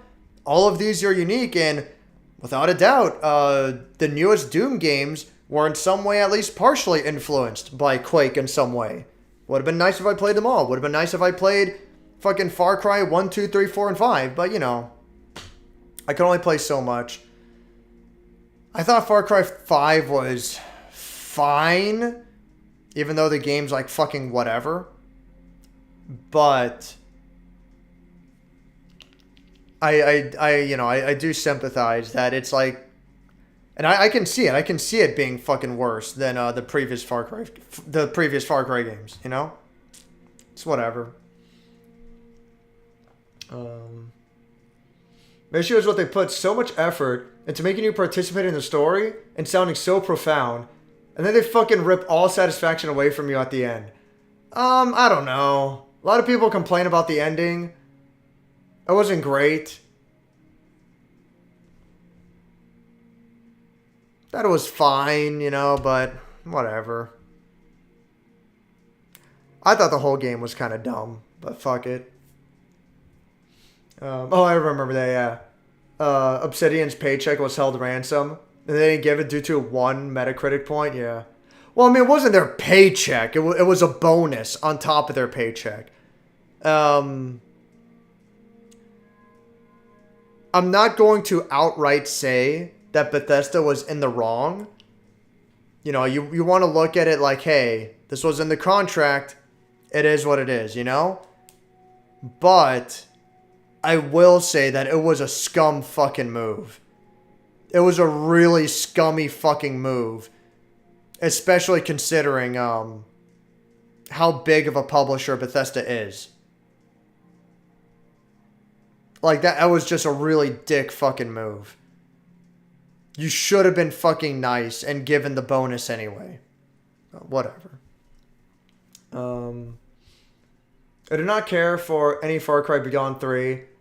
I actually really like Far Cry 3. I don't know. And what about Far Cry Primal? Anyone remember that fucking shit? What was that all about? I don't want to say, well, play it now, but the PS5 version runs so much better. Everything but the gameplay is so great. I love the lore and world that Mike Pondsmith has created for it. Yeah, it's kind of cool. I'm not going to say I love the world and lore, but I do like it. I think it's pretty cool. And, even the gameplay, I thought it was okay. Thought it was alright. If I played it for the first time today, I might give it a much higher score because I would be playing the PS5 version, you know? But, it is what it is, you know? Fuck it. can only do so much. I think it's okay to like the anime but still dislike the game. Different adaptations have different opinions. Yeah. Yeah, like fucking Wingdings. Yeah. Mailbox. Yeah. Mailbox is a big one. If someone told me I played the game wrong, I'd ignore them or deride them. What's to be gained by arguing with them? Well, we're, I don't know, man. I think we had this discussion where it's like, oh, the original Mother release on NES, it's fine as long as you play with a mod that gives you double the experience points, so you don't have to worry about the grinding. It's like, all right, maybe you're right. Maybe it makes the game a lot better, but the game was originally designed around like a shitload of grinding. Like, keep in mind that it's well known that during the development of Mother 1, they just didn't bother to playtest the final dungeon of the game, which is required to beat the game. They just didn't bother to playtest it. They're like, yeah, fuck it, it's good enough. Like they did no playtesting whatsoever. In that final dungeon, Mount Itoi, it's a fucking nightmare. It's so funny because like for the first half or some shit, you have this android party member that like one-shots everything, and it's like, okay. And then you lose that part, the android like halfway through the dungeon or some shit, and the rest is like, it's a fucking mess. Now you're halfway through this dungeon and you're under-leveled because you don't have this android anymore. It's like, what the fuck is going on? This game is fucking ridiculous. I mean, who knows? Maybe the developer originally designed it that way. Maybe he wanted you to struggle through that game, Maybe he wanted you to feel helpless in that dungeon. And he wanted you to feel scared and frustrated. Maybe it's like, hey, at this point in the game, you really need to decide which enemies are worth killing. And you're going to have to run away a lot, Maybe that was his original intention. We don't fucking know. But by having a mod that's like, well, I'm just going to be double I'm just going to double my level throughout the game. I'm going to double my experience and be like way higher level.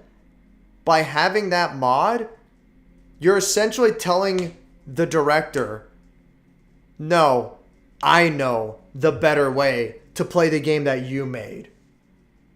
I know the better way to play your game. And you know what? Maybe you're right. But again, this comes down to what standard do we have to discuss a game at all? Got one guy saying, hey, I fucking hate this game. There's way too much grinding. Other guy saying, hey, I fucking love this game and I skipped all the grinding. You can argue, it's like, all right, the grinding's a problem, but is it possible that, we lose something else by just skipping the grinding altogether? Is it possible that there could be more to the game? I don't know. Is it possible that being a certain level for certain bosses end up being a struggle, and you have to figure out more clever and interesting ways to beat a boss because you're not over-leveled? Or when you are over-leveled, you just fucking, just hold down the attack button and then you just win and that's it? Like, we end up having two completely different experiences. I don't know. I hope I'm on this, I hope I'm getting my point across. I don't know. It's whatever. I see where you're coming from, that God Hand is poorly balanced. But where West was coming from is that having the difficulty lowered because he died isn't a bad thing because it's still fun for him. And that's fine. I'm not trying to tell West that he's playing wrong by any means, alright? That's fine. What I'm getting at is, it feels like shit to go through a stage in God Hand, alright? And then the difficulty increases out of nowhere, and then you get sucker punched immediately after, and you die because of that. and now you go back to a previous checkpoint.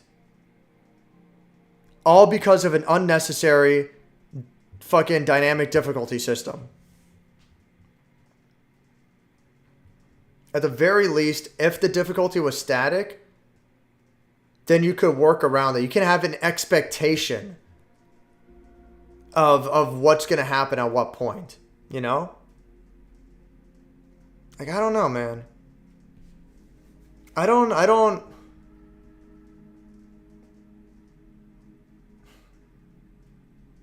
Like, at least on Dark Souls, whenever you die and you come back, the difficulty remains completely static. With the exception of leveling up. You know? That's, you know, that's a different argument. That's the RPG thing. With God Hand, the difficulty jumps around all over the place.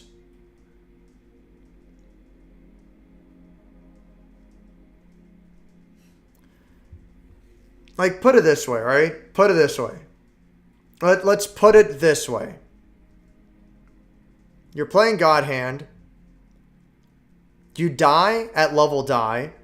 You go back to the beginning of the stage. Okay? From then on, because you died at level die, it cannot increase back to level die for the rest of that stage. Then you die at level 3. You go back to the start of the stage. From then on, it won't go back up to level 3. Because you basically prove to the game you can't handle at level 3. You know, whatever. At least at that point, I won't get unfairly sucker punched. Alright? I could see some kind of argument. I can see a path for the game working at that point. Okay? But there were situations where I would get to a room at level die, and then I die, I lose, and the game sends me back to the beginning of the stage. And then by the time I get to that room again, I'm at level die again. And I lose again. And I have two options. In order to circumvent that, I have two options. One is I play poorly on purpose. I take hits at the lower difficulty on purpose to prevent myself from getting to level die. That's option one. Option two is when I'm at level die, I sacrifice one of my super move meters in order to lower the difficulty. Which is just fucking stupid. Like, what kind of a fucking idea is that?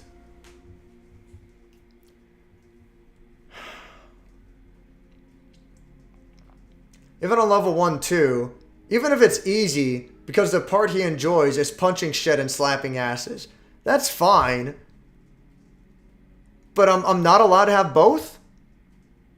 I'm not allowed to have a reasonable challenge? Along with... I'm not allowed to have a reasonable challenge? Along with good gameplay? That's my main argument here, alright? I just want static difficulties. And I think the game is weaker for having dynamic difficulty. That's my main argument.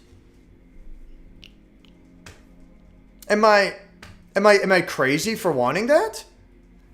I think the game is significantly weaker for having dynamic difficulty. That's what I'm getting at.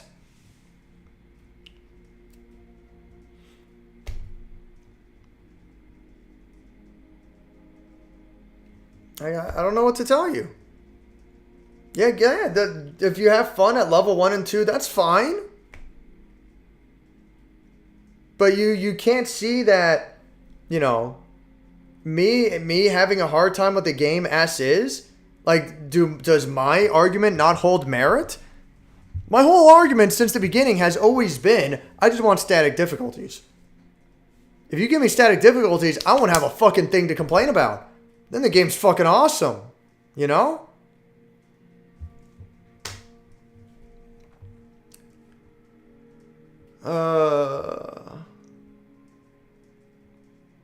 Fuck, where did I leave off with the channel? Oh, there I am. Quest for Booty did get a physical... Yeah, I thought so. Got a physical release in Europe, but North America didn't. Yeah, I thought so. Yeah, I thought that felt familiar. Just having trouble visualizing these God Hand issues because I never played the game. It's weird. You have to play it for yourself. And I recommend it. I think it's a cool fucking game. It's a very strange game. A good example video would be perfect to show these severe imbalances, but it does seem to want to be cheesed. I mean, the best I could say is to watch my review on it, you know? Better than that would be to play it yourself. That's whatever. See Fallout 4 as an embarrassment. 6 out of 10. Fallout 3 is a 7. New Vegas is the benchmark. Ooh, excuse me. Oof. Which is why I'm really pining for modders to pull through and port it to Fallout 4's engine. Well, at least in Oblivion, when I swing my sword and it goes through an enemy, it hits. Yeah, you know what? That's fair. Morrowind had like a really stupid fucking system. You know what, dude? All those fucking Bethesda games are all fucking retarded. Fallout 3 Blood Dragon was definitely fun. Good story. Didn't overstay its welcome. You stomp people like they're turdies. Yeah, Blood Dragon was cool. I enjoyed it. Messed up and meant Obsidian with New Vegas. Yeah, is it Obsidian? What is it? Oh, I get it. Yeah. No, I get what you meant, yeah.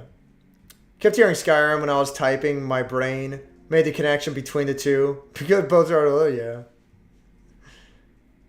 I used to mock the think tank brains for being so moronic.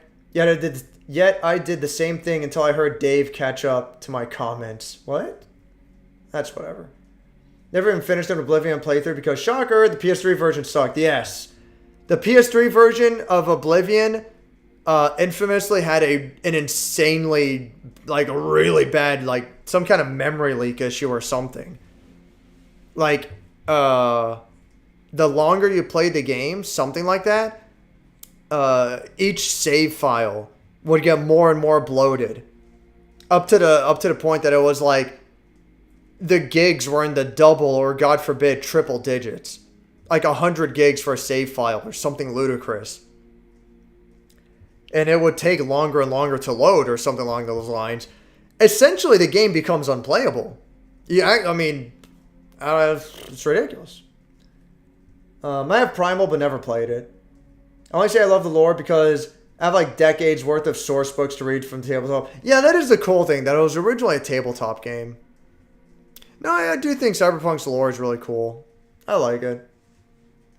For Metacritic bonus, it's not even an original part of the contract, but rather something which Bethesda put in to motivate them of their own free will. Yeah, that's scummy. It's pretty scummy.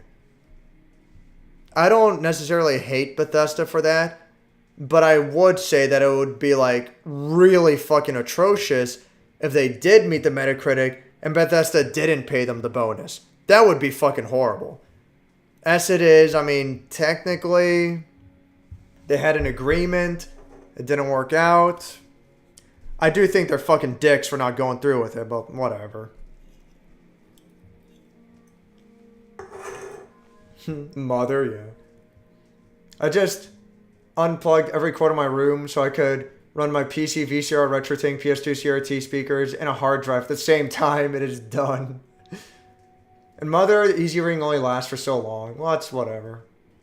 It's required? You mean where every fight is optional and both bosses, including the final boss, are gimmick fights? Yeah.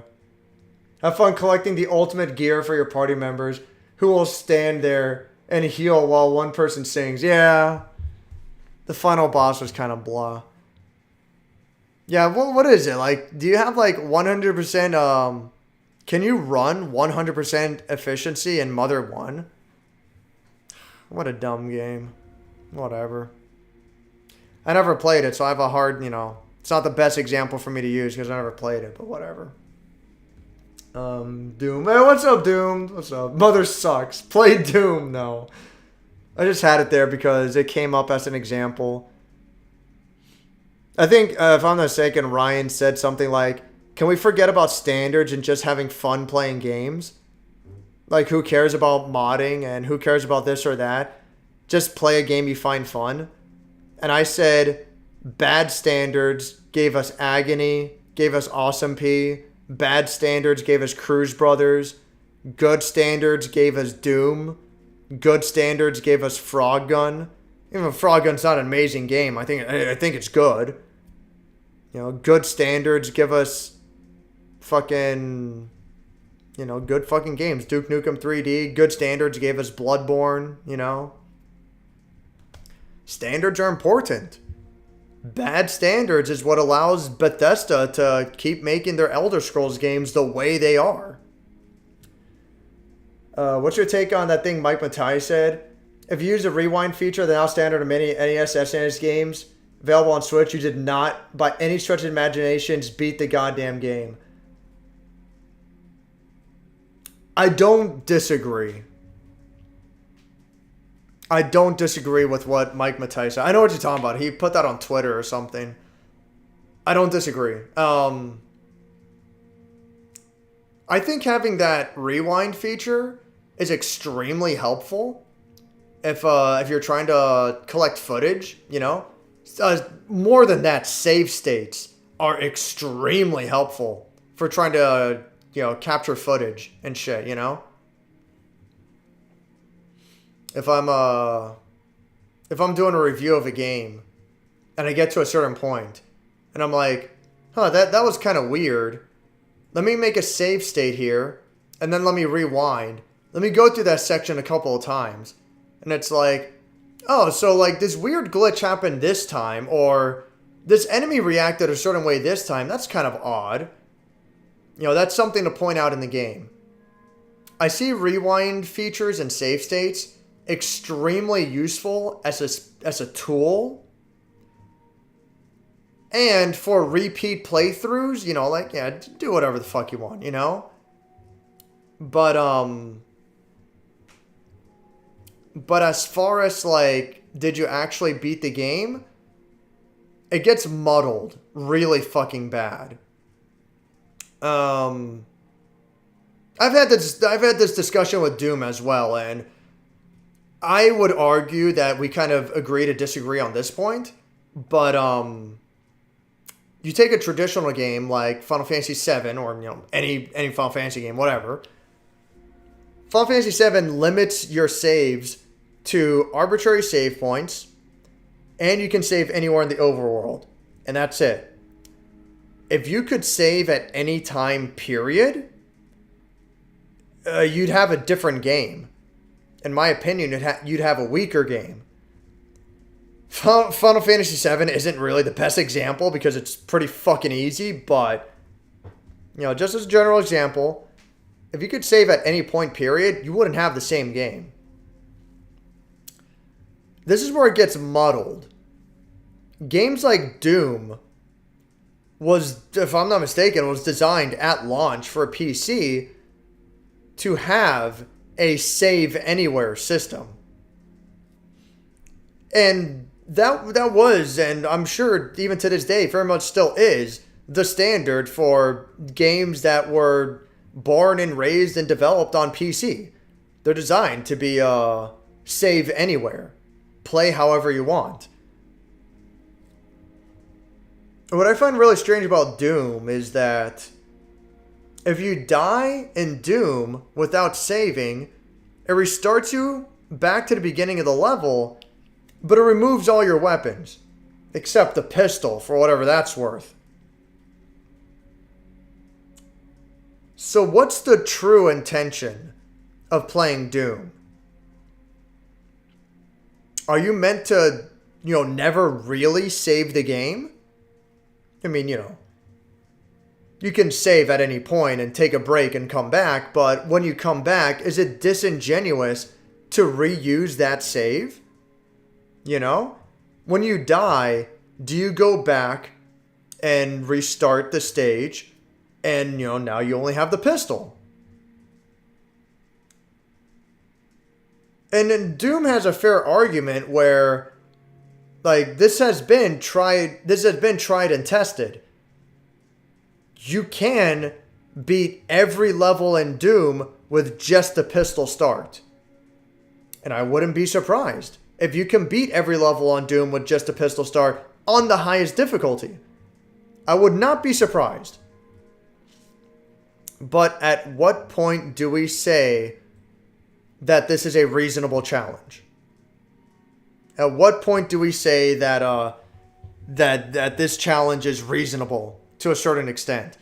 I'm not even sure what would be a reasonable way to play Doom. The way I want to look at it is you save your game at the start of every level, and if you die, you reload that save. So you have to beat the whole level. You have to beat the whole level in one run, but at least you keep your fucking weapons if you die. I don't think that's ridiculous. But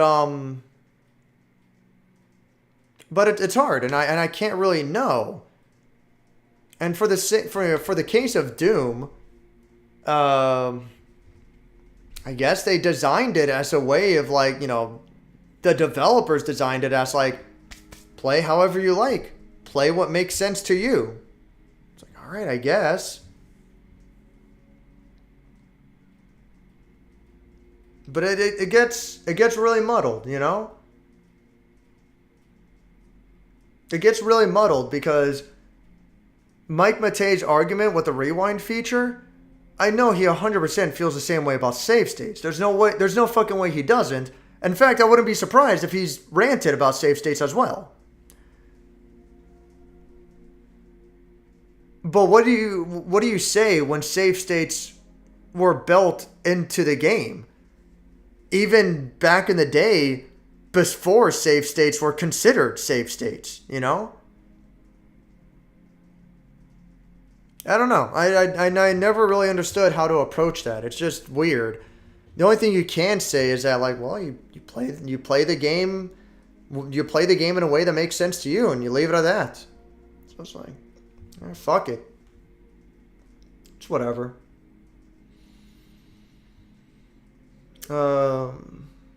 Would you rather there be a difficulty cap in God mode? That way it never goes to die mode? I would prefer, yeah. I would prefer that. I think it's really silly that easy difficulty is levels 1 and 2. Hard is 1, 2, 3 and die. Oh, I'm sorry. Easy is 1 and 2. Normal is 1, 2, 3 and die. And hard is just die and that's it. That's all we get, really?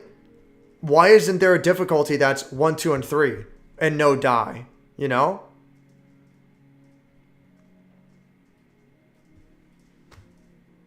don't know. I could see it like fucking easy difficulty 1, 2, normal difficulty 1, 2, 3.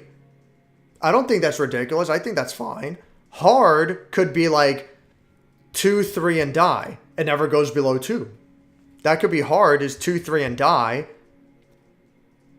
Very hard is 3 and die. And then God difficulty is permanently on die. Like, why not?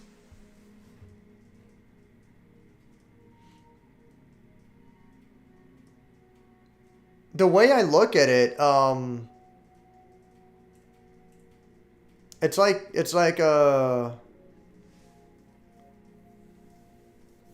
fuck, I forgot. Who fucking made God Hand again? Shinji Mikami, I think?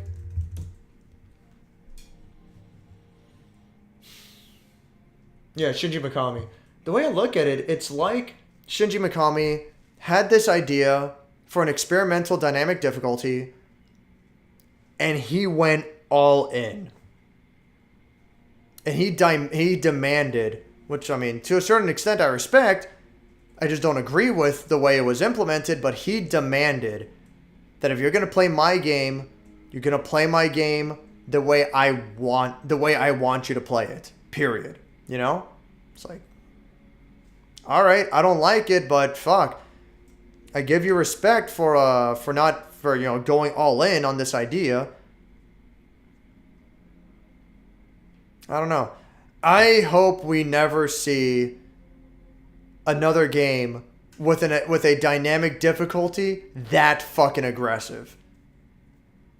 I don't want to see dynamic difficulty ever again, but you know, if we're gonna see it, at least do it on the level of like Max Payne and Resident Evil 4, you know? Nothing fucking severely overt. It's whatever.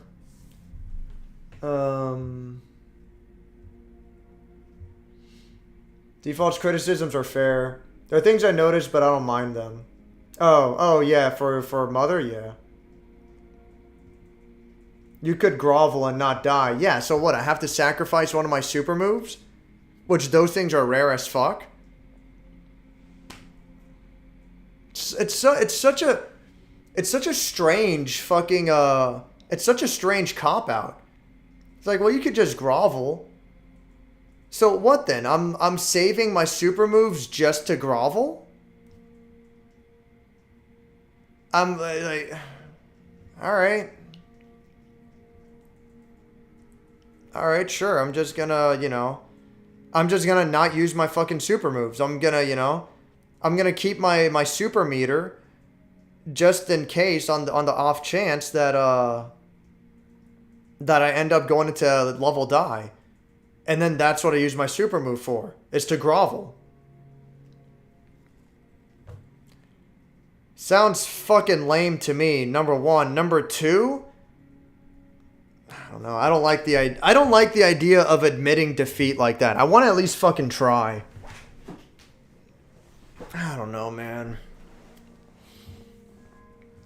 I agree that static difficulty is better. Usually implies someone went through to verify it can be done and was play tested rather than have it be decided by RNG. Exactly, yes. God Hand, in my opinion, should have a set difficulty mode and an option for variable one the base game has. Yeah. And I love God Hand, and that's fine. Yeah, like Doomed. If it had both of those options, I'd be fine with it. I wouldn't hate it, you know? That's whatever. Breath of Fire Dragon Quarter also has a fascinating similar mechanic. There's a 0% meter. You probably explained this to me before. There's a 0% meter in the corner of the screen. Abusing the game mechanics that make the game easier, make it go up. And if you hit 100%, you instantly game over. That sounds interesting. That sounds interesting because, like, it allows you to have an easier time. You know, if you're... It allows you to give yourself an easier time if you're having a really rough time at certain points, you know? But if you use it up too much, then the game stops you. And it's like, no, you're not allowed to do it anymore.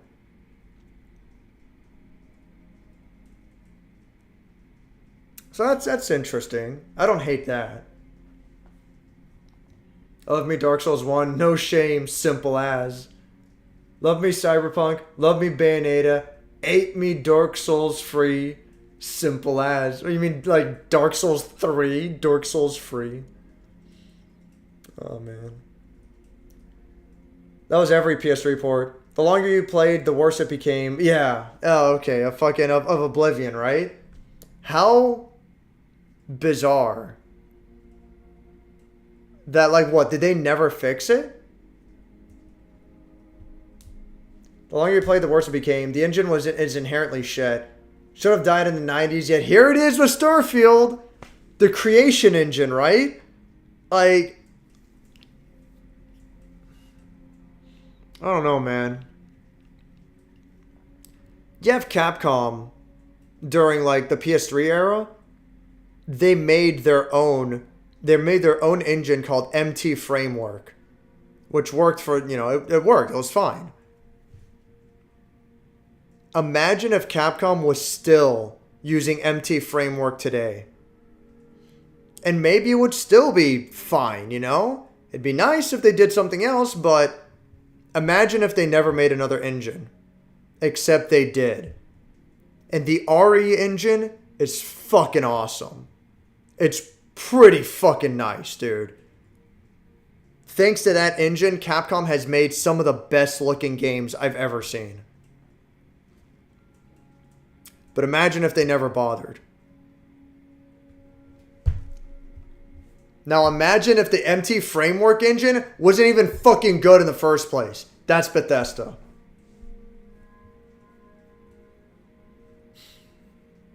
What do you mean by 100% efficiencies? I don't remember what I talked about anymore. Fuck, I'm sorry. I don't remember what you mean by 100% efficiency. Cannot speak on the matter, but since I played 2-3 in Bloodborne, I believe that's enough to say 3 sucks a fart. Kind of surprised that you liked... Well, it's fine. I don't know. I don't like 2. It's whatever. Newer devs caused a year-long schism because they couldn't get the space... They couldn't get the space-to-planet mechanic, like No Man's Sky, to work, so they just made 2 different games in one. One in space, one on the planet. What, for Starfield? Saying, is that what they're gonna do? Like, whatever, dude. Bethesda doesn't deserve the position they're in. You want dynamic difficulty? I have to dial the brightness and contrast for each VHS tape I capture using a histogram. That's the real God hand. Well, I mean, you know. That's something else. Speaking of high standards, when are we gonna play Skullgirls? We'll play it tomorrow if you want. I'm up for playing it tomorrow. I put in the Discord the other day. Anytime you guys are available, like, I'll play it. It's up to you guys, you know? I'm ready anytime. Forgot to say, my dude. PS3 copy of Orc. Oh my god. Boosting troops, forget it. I ain't gonna fucking bother with that. That's a fucking nightmare. I'll stream playing through the whole game in 4-player co-op if that's what you want to do, but that's as far as I'm gonna fucking go. Valve's games were good when they made them. Steam wouldn't exist today if they were peddling Bethesda's filth. Oh, man. Oh, god damn it. There we go. My chat jumped around again. Also, their engines have mostly worked on the user end. It's the developer side that has skimped on modders, gradually made their own SDK over the years.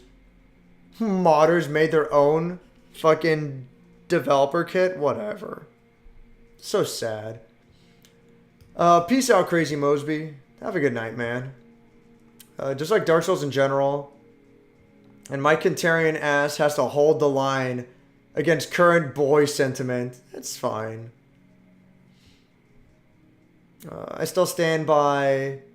What? Scholar of the First Sin? Oh, it's the worst. Right? That's how you're going by. Scholar of the First Sin is the worst. Then Demon Souls. Then 1 and 3. Then Onion Ring? What's Onion Ring? Like what? Elden Ring? Or are you saying that's reversed? I assume you're saying that's reversed. I think you have your arrows in the wrong order.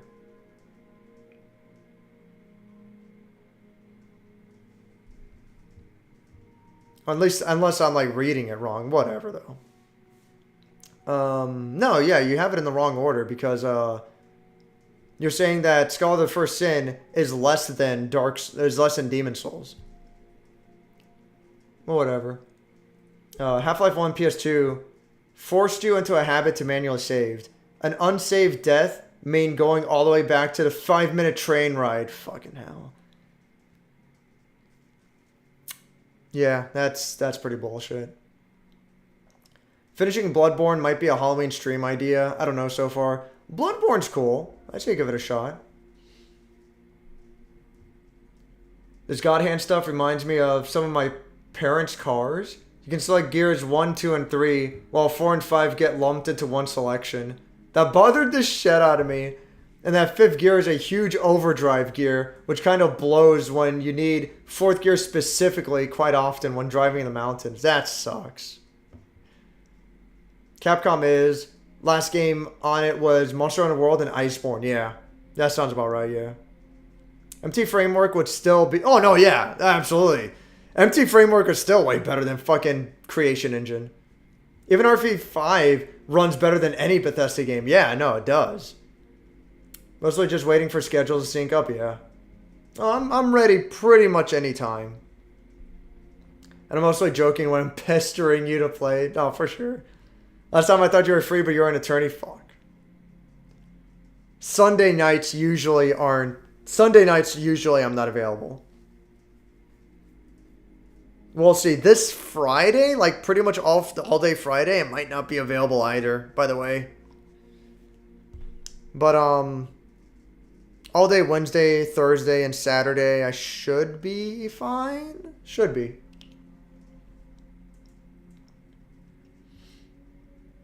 Yeah, the other directions, yeah, I thought so. I can't math anymore, that's fine. It's good. We all know Robert's games suck. Yeah, like, fuck, dude. It's 3 o'clock. I'll play Frogun for like, I don't know, half an hour, no more than an hour. Work towards getting the platinum trophy and the PS4 version of Frogun. Give me contrast. Sure. Yeah, no. Oh, auto aim. Yeah. Never. Yeah, I don't want auto aim.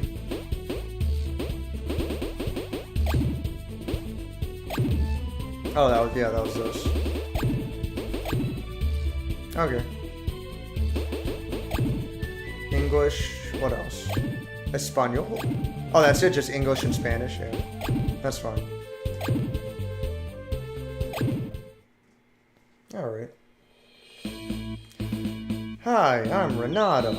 I always go on adventures with my parents. They're archaeologists and inventors. I love them. Yay! But in this expedition, they didn't want me to go with them. They said it's dangerous. They told me to wait at camp, but it's been 2 days. I'm tired of waiting. I'll rescue them and prove I'm as good as them. I'll save you, Mom and Dad. That's nice.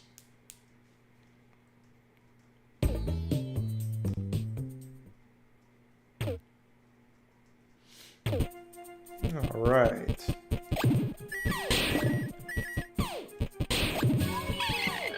God damn it.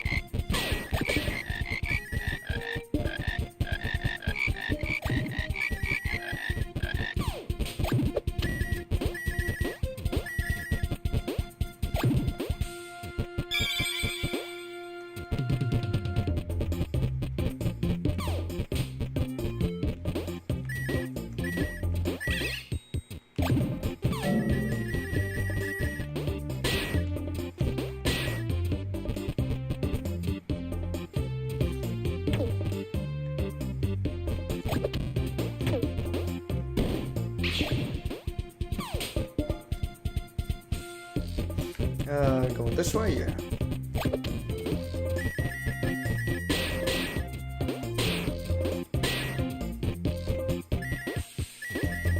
I'm gonna have to collect every single goddamn fucking coin I can find. Oh, Lord.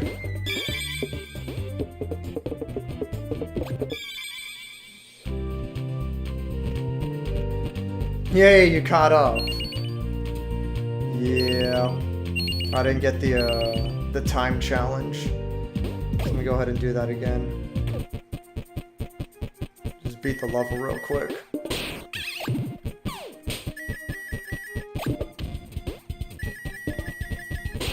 Oh, jeez.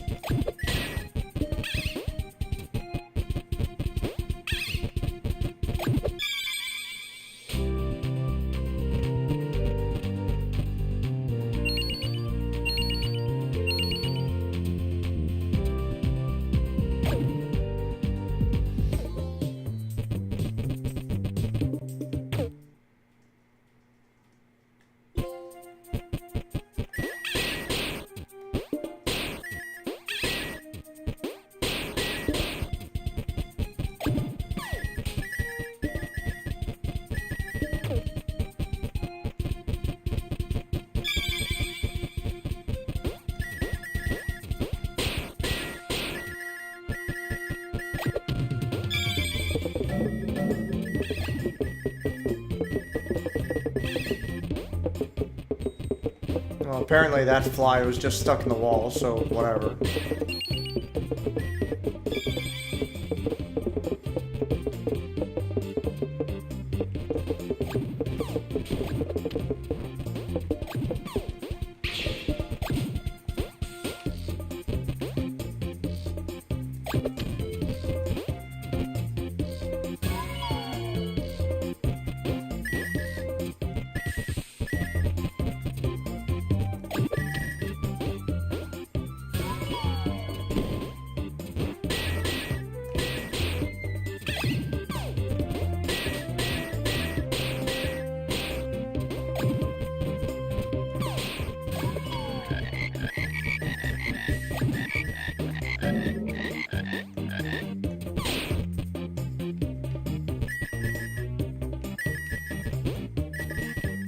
God damn it.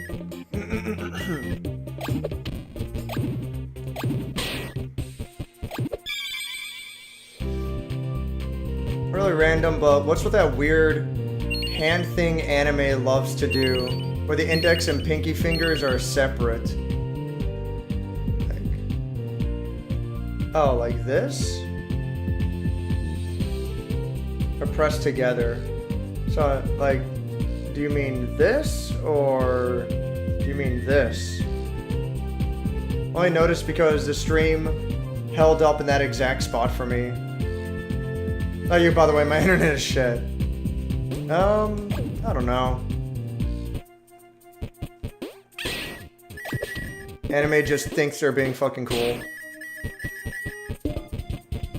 I don't know. I don't have an answer for that.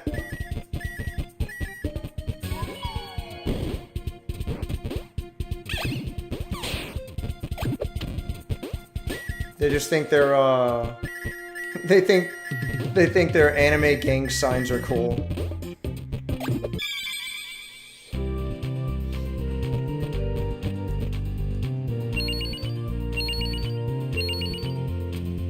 They call that devil horns in some cases. Yeah, like this is supposed to be like, you know, rock, like metal rock on. And if you keep the thumb closed, like I think like this, if you keep the thumb closed, like this is a sign language for love or love you, something like that.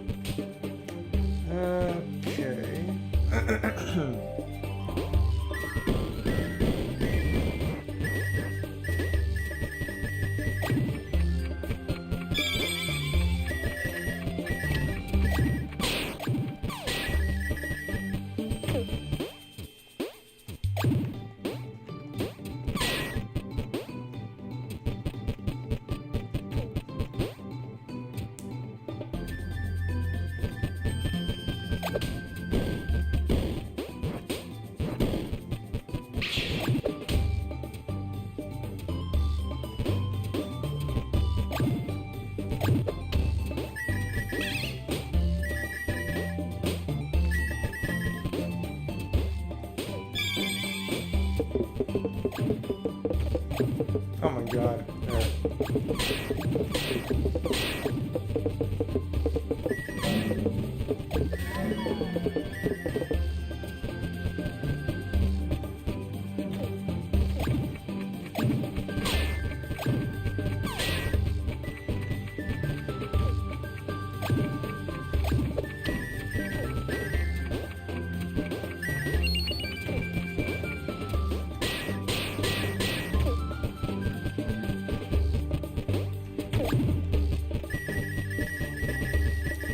I don't think I'll bother getting the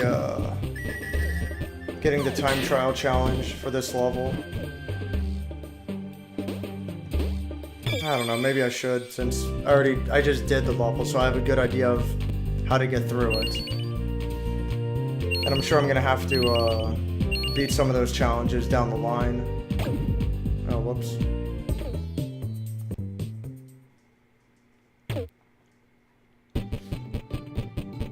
Pretty sure I don't have to do all of them, but I think I have to do most of them.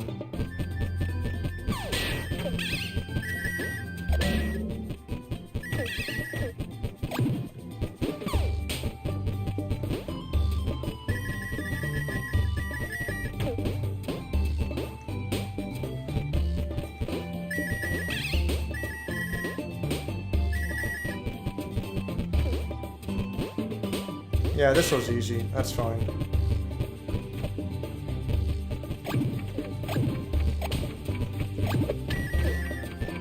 I get this coin up here since that's like 50. That should be fine. Because it looks cute and it's easy to draw fingers that are together to match the proportions. It's like the Mario 64 peace sign. Yeah. Just easy to do and looks cute. Oh, a time-saving thing. That's neat. Should hit the hay. Have a good remainder of the stream, lad. For sure, man. Thanks for stopping by, Doomed. Peace out. Have a good night.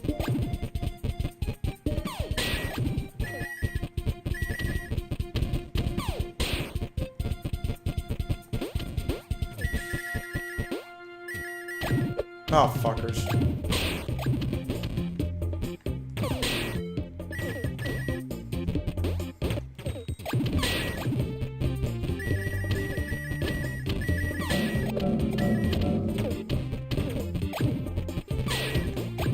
Oh my god. Okay, good.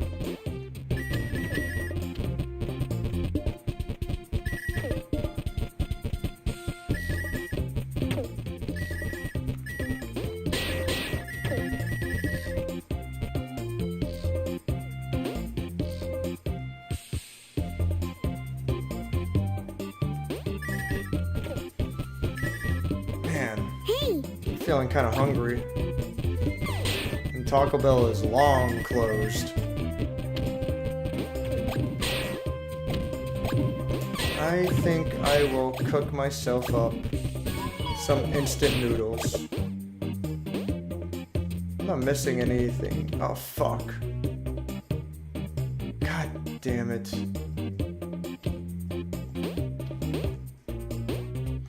Better see if there's something I can do to get this money that I left behind.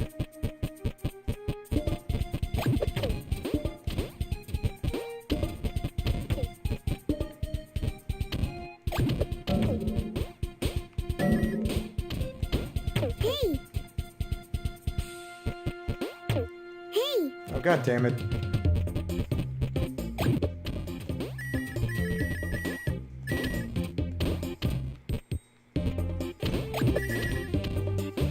Yeah, I don't know what to tell you, Default. You keep thinking Renata is saying pain. I think she's saying hey. Like, hey, fuck off.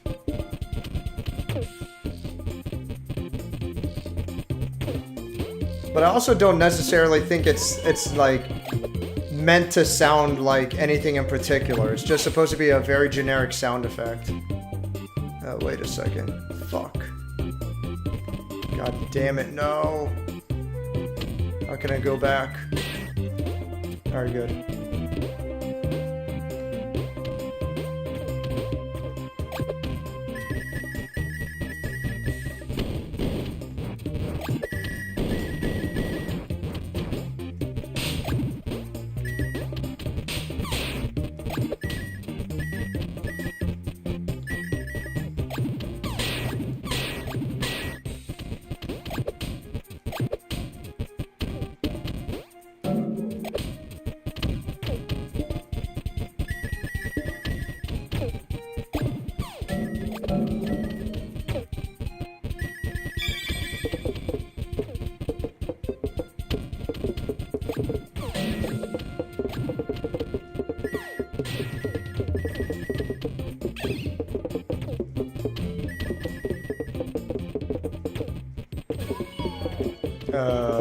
Shit. Oh, I see.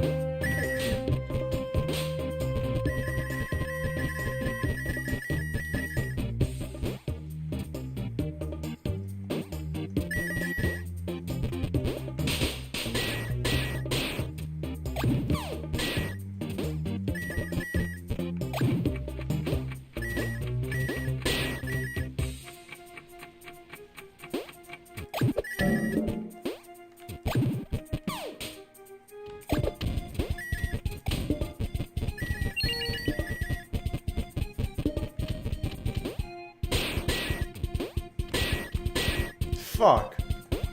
I'm missing 5 fucking coins somewhere. Oh, god damn it.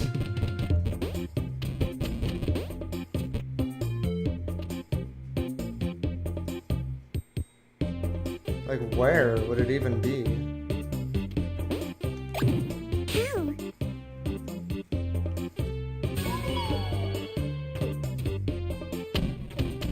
Oh, what? I have to collect all the coins again? Oh.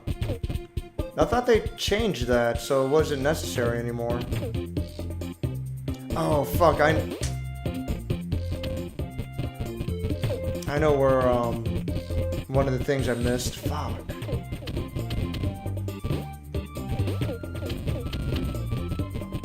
Not even sure how easy it is to get all the way back.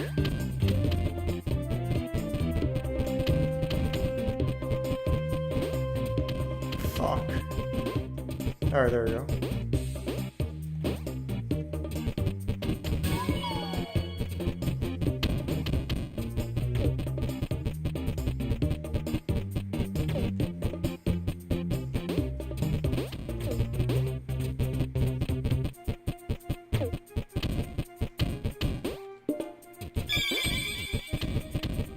I got that out of the way.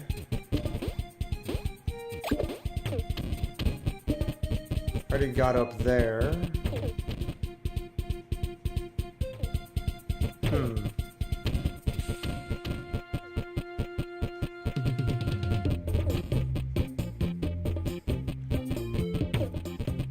So what else am I missing?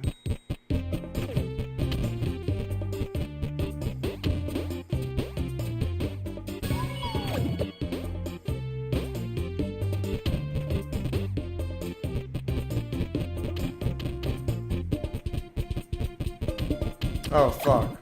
I didn't get these. God damn it. Yeah, so that was the 5 that I was missing. That's fucking annoying. But I'm also missing the obsidian skull.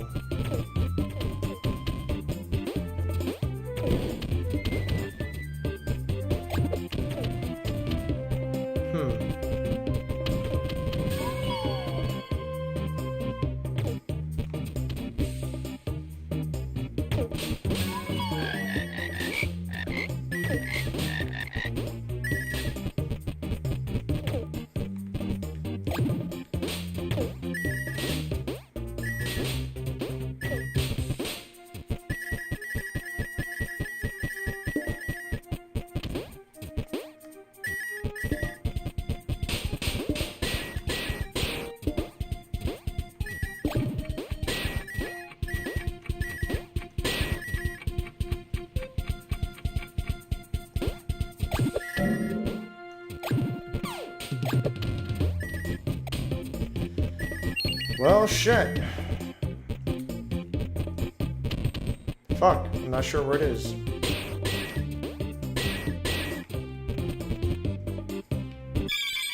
Oh well. She's saying pain, fight me.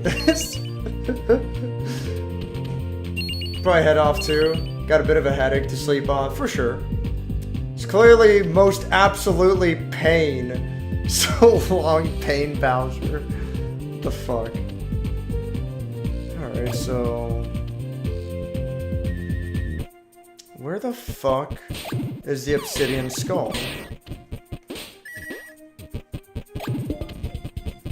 I have to look for a, hole in the ground.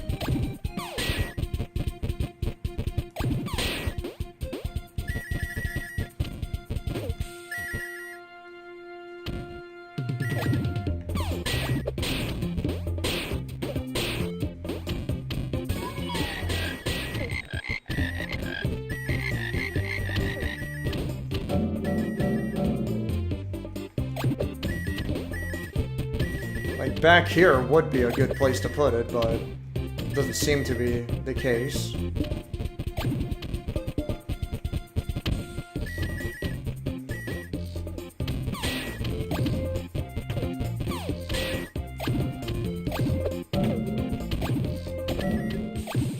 Oh my goodness.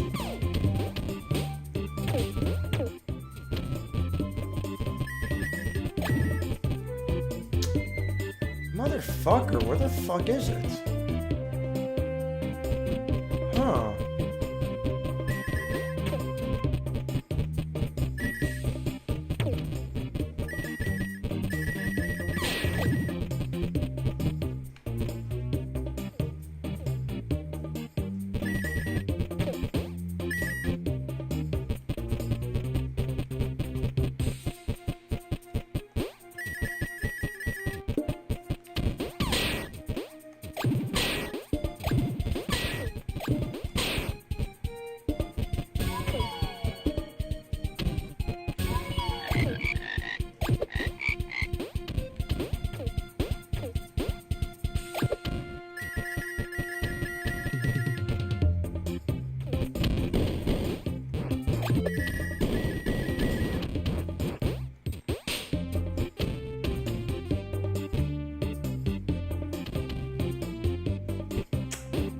Man, what the hell?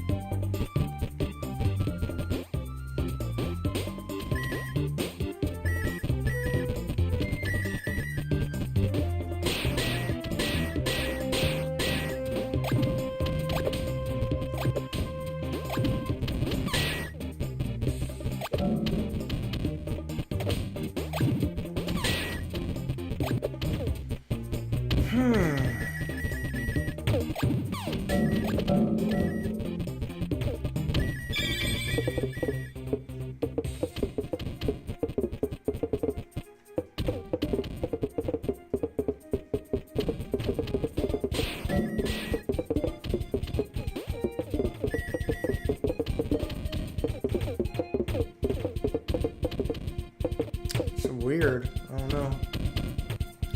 If I make a video unlisted to show off the retro tank, would you be interested? I mean, I don't know. If you got something to show me, like, yeah, let's check it out.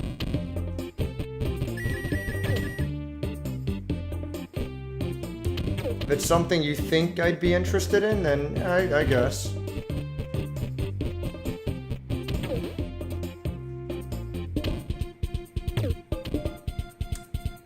Fuck, this sucks. I have no fucking clue where the hell it's supposed to be.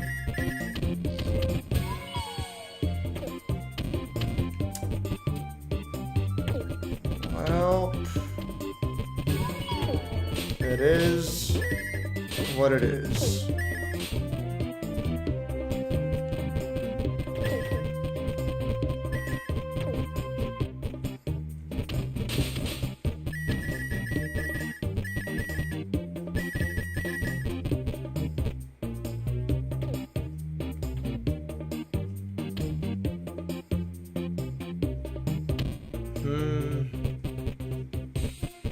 That's weird. Where the fuck is it?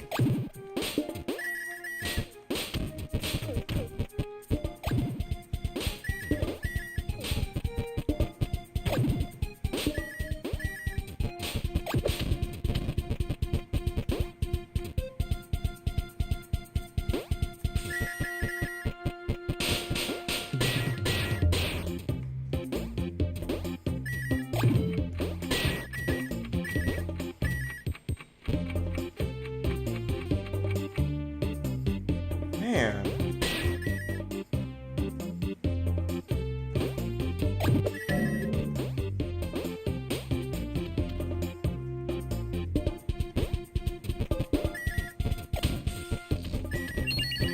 Well, fuck it, I'm stumped. I don't know where the fuck it is. I'm just gonna do the level one more time for the time challenge and leave it at that. I'll do it, but only if you might want to get one. In any case, I'll be streaming with one eventually. I won't bother getting one, simply because, I'm satisfied with, my FrameMeister, you know? It would be nice to have something, you know, smaller and easier to use. But it's not nice enough that I'm willing to spend a couple $100. You know? Like, it's not that nice.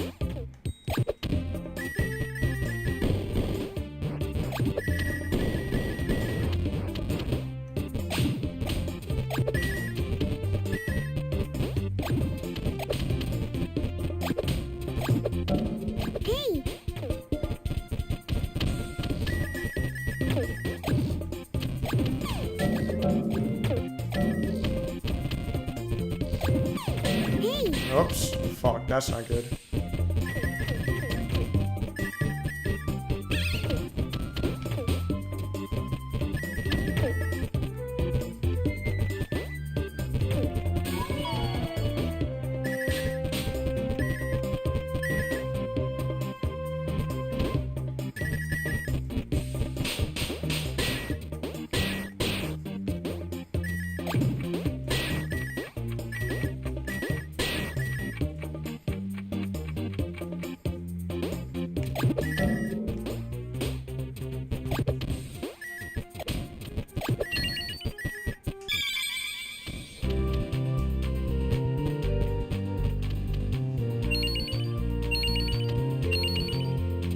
Well, shit.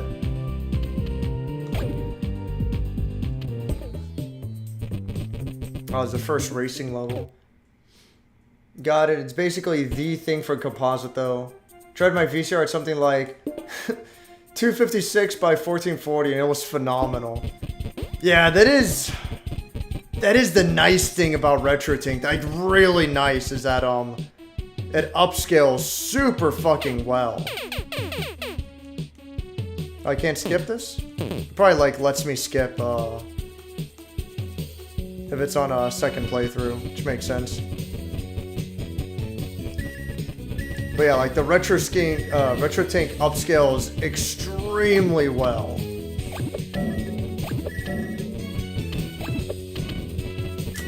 Fuck, man, I mean, I don't know.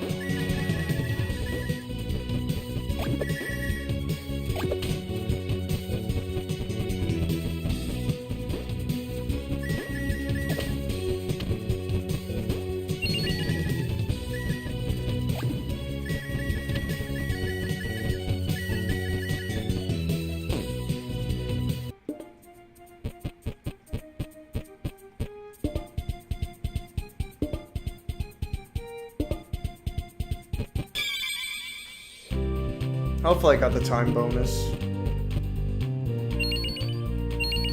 Yeah, alright.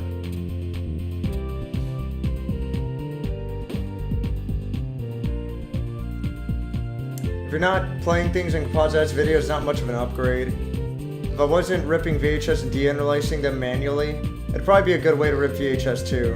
Inferior to my current setup, sadly. Yeah, even, not just visual-wise, like, not just, like, for increasing the quality, pretty much. It still doesn't let me skip this. Oh, well. But, just for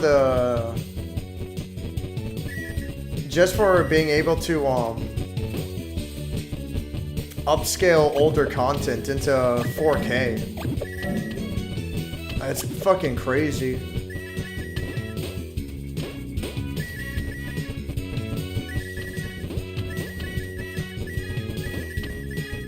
I won't worry about it. After all, fucking...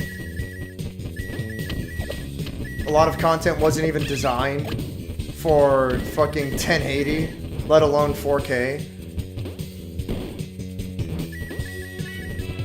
I'll upscale like older games to 720. Like I'll do that for like N64 games and shit. Oops. And PS1 games, you know, they weren't designed for 720 for sure, but I'll upscale it to at least 720.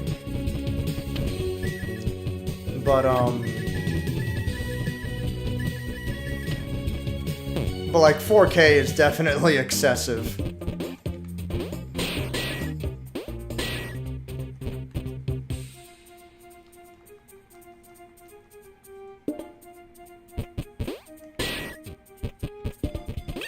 But that being said, it still would be pretty fucking cool. Let's see.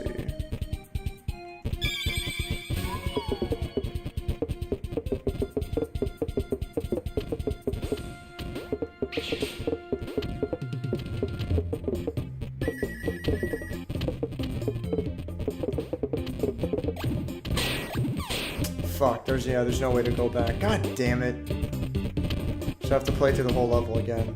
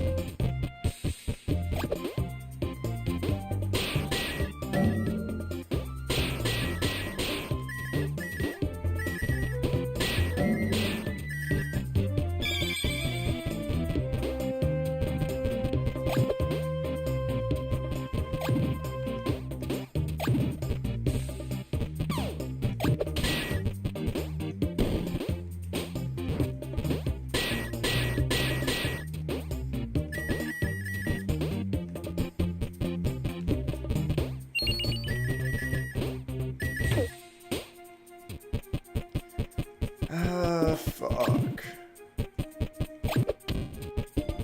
Still missing a lot of fucking coins.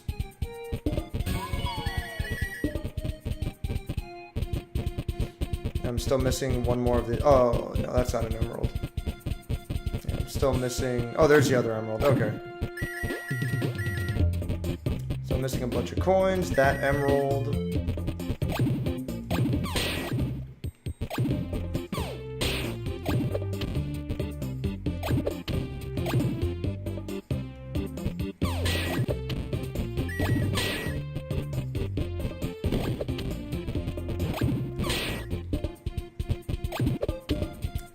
Okay.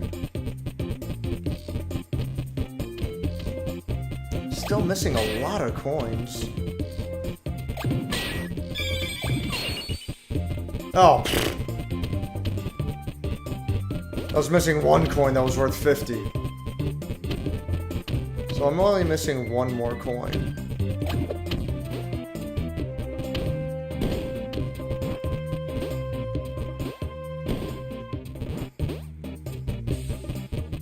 Where's the last fucking coin?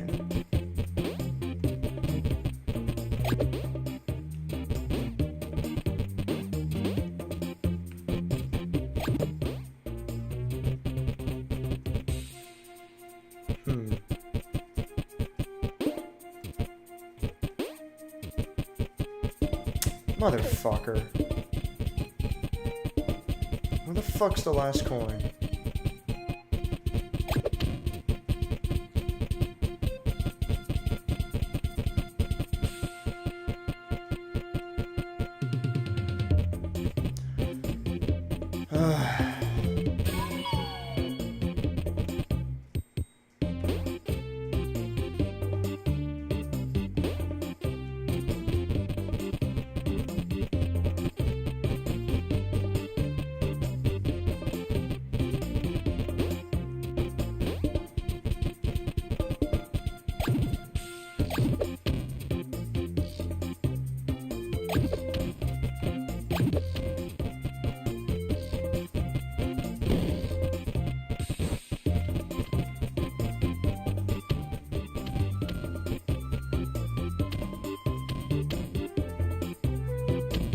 Where the fuck is the last coin?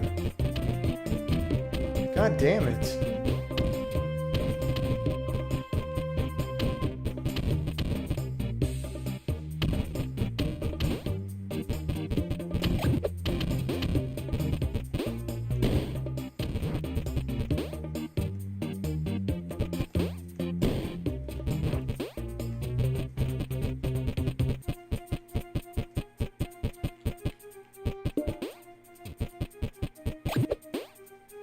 Dude, come the fuck on. You fucking serious?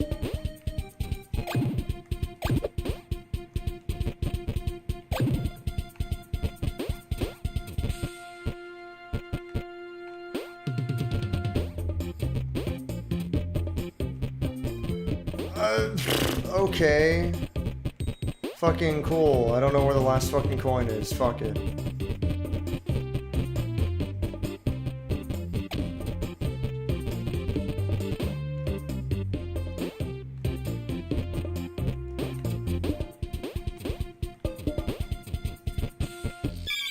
That sucks.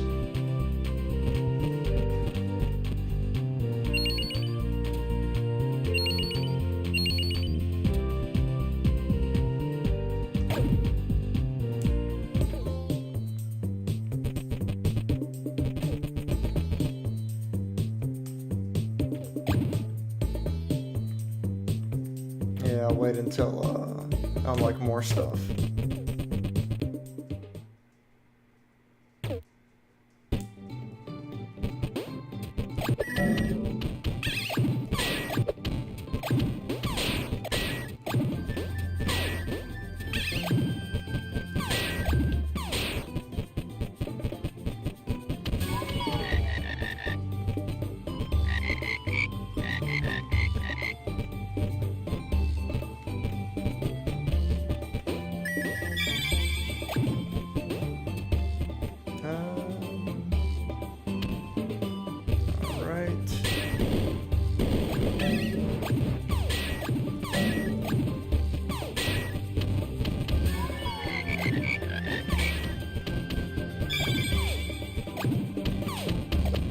God damn it.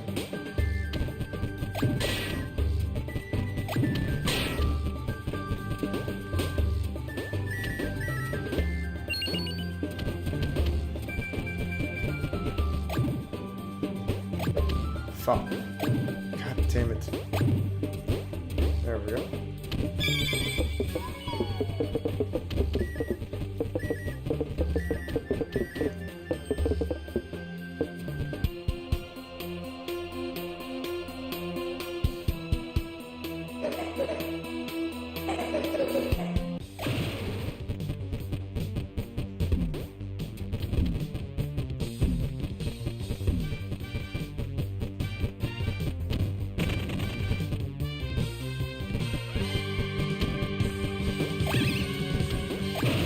God damn it. No, I can't fucking attack him yet.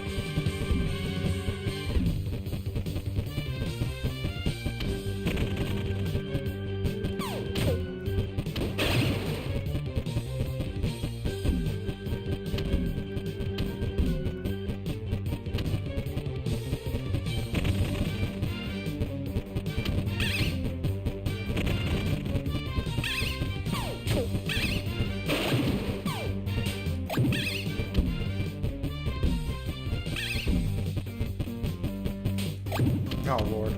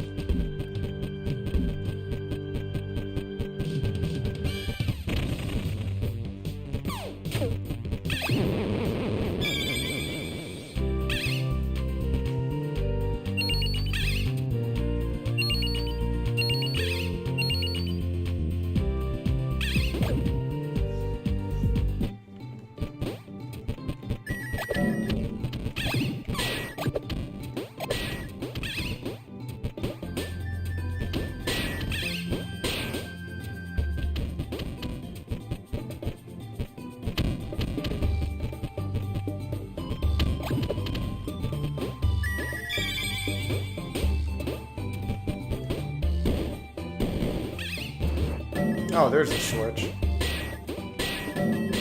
Hey!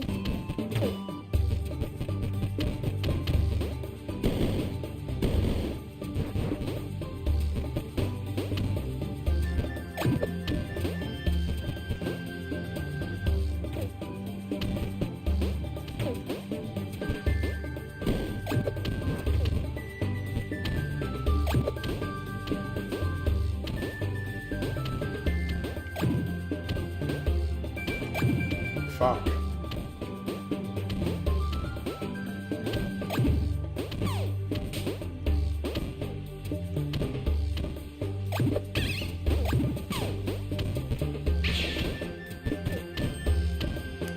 Okay.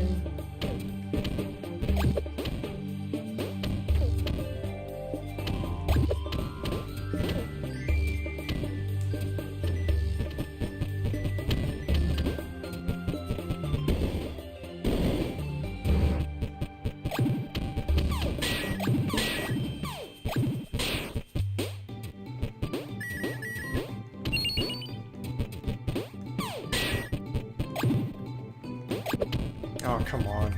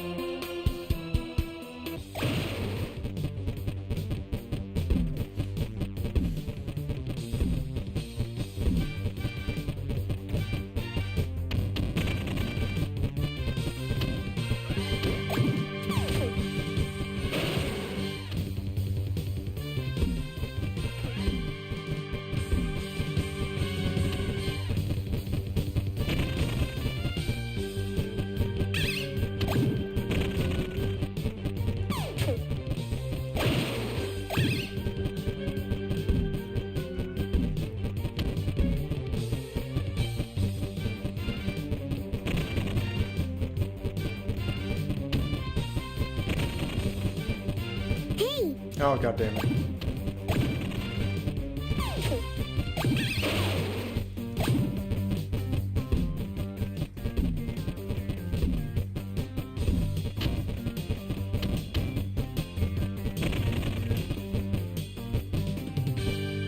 Oh shit. There you go.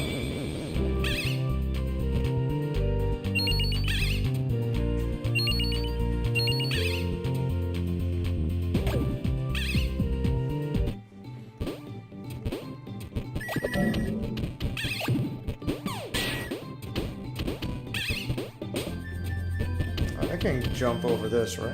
Nope, No. never mind.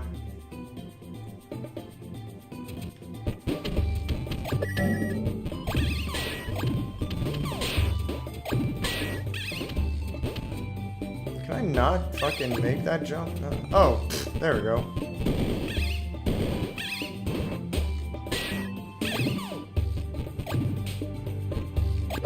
Oh, Lord.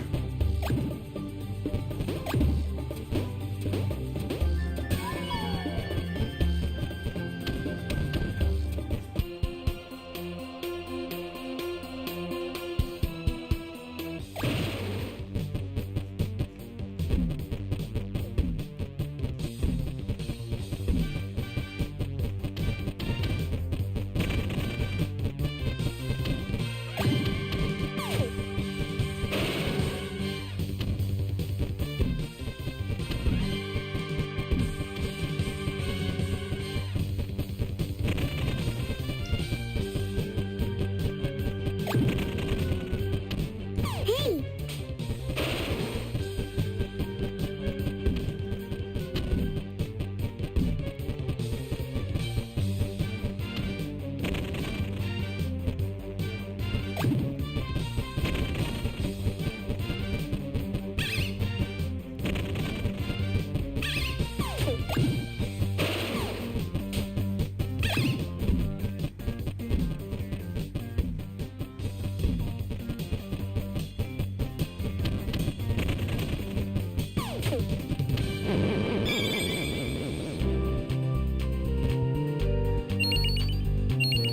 There we go.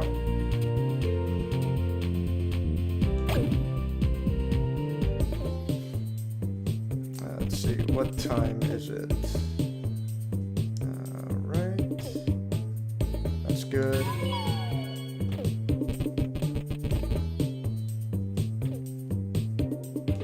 $347. Alright, I can play just a little bit more. Like 1 or 2 more levels. And then I'm done.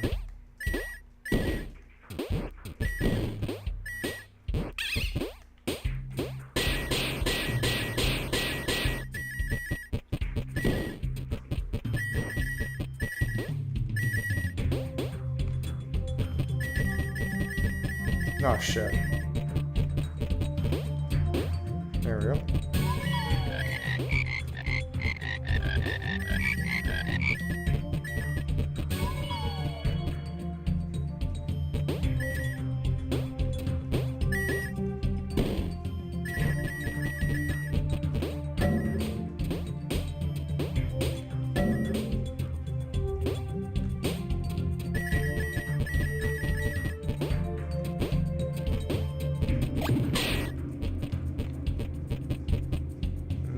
Okay.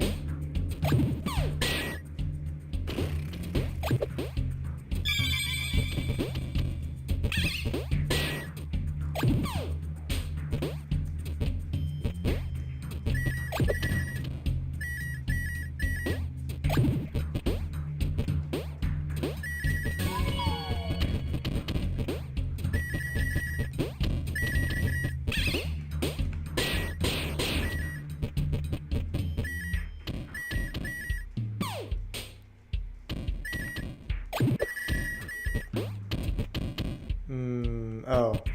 God damn it.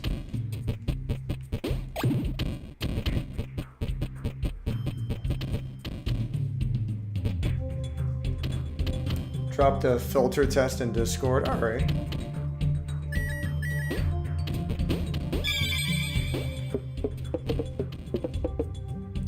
First half is a retro tank with composite.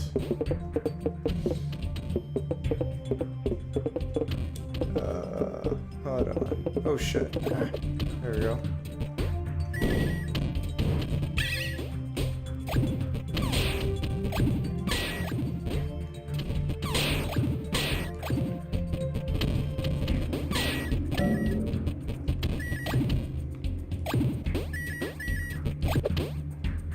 So here's the secret area. Alright, for sure. First half is a retro thing with composite. Second is me ripping a real VHS tape by plugging my PS2 into the VSR? Really? Hey! Oh shit. What's up, Hey. Fuck. Oh my god. Oh god damn it. It just stopped right there. And now I gotta be more careful. There we go. What's up, Giga Alien? What's going on, dude? I don't think I'll stream for too much longer tonight. Shit. There we go.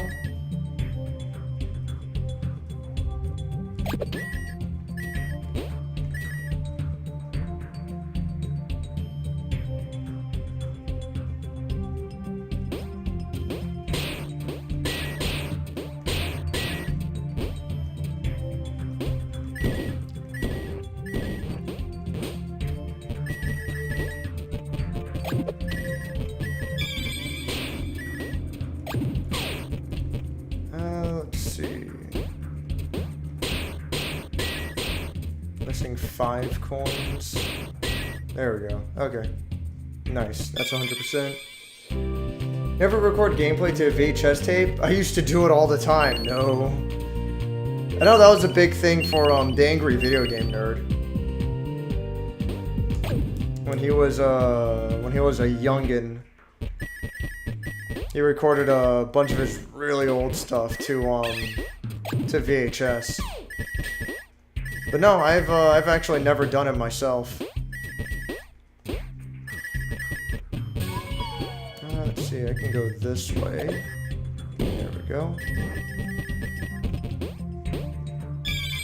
Yeah, this is fairly quick. God damn it. Just trying to get the time trial challenge.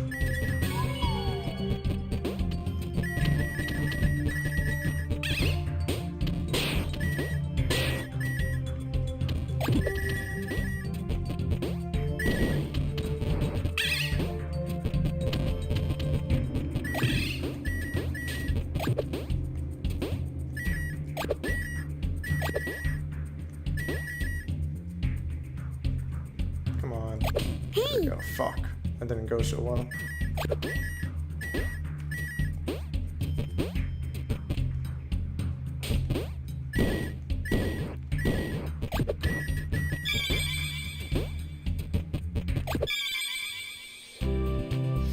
I've been streaming for 7 hours? Damn, yeah, that sounds about right. That's whatever.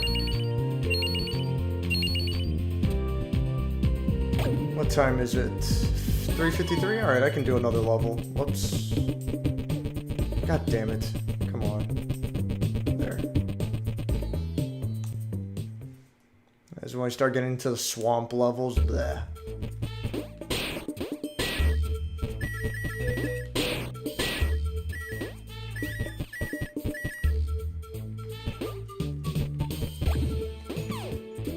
Yeah, I'd say this level, and then that's it for tonight.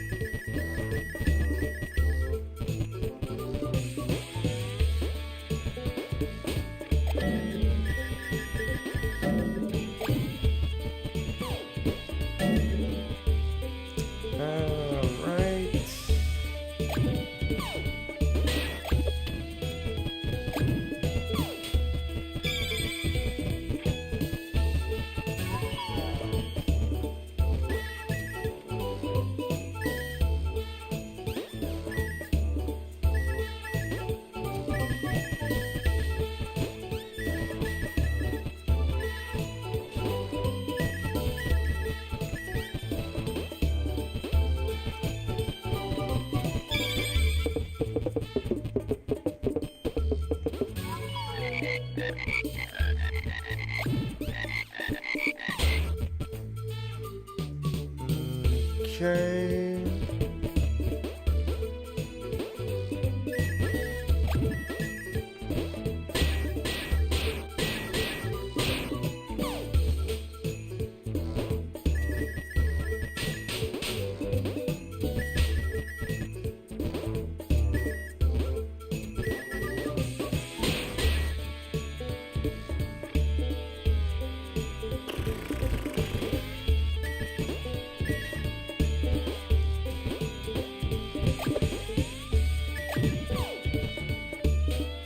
Oh shit, okay.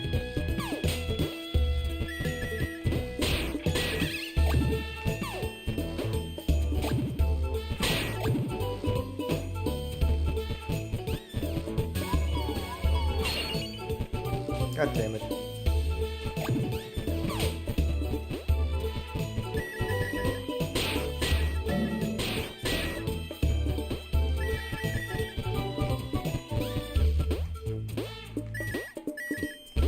Oh, okay, that's fine.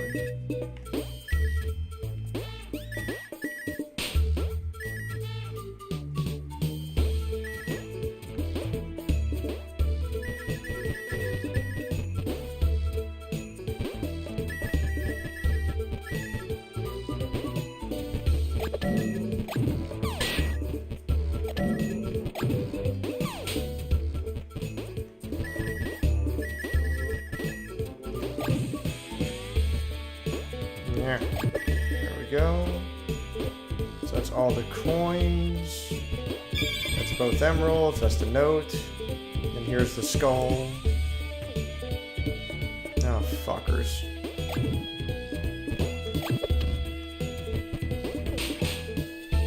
Hey! Fuck. Hey! Fuck. There we go. Alright. This way.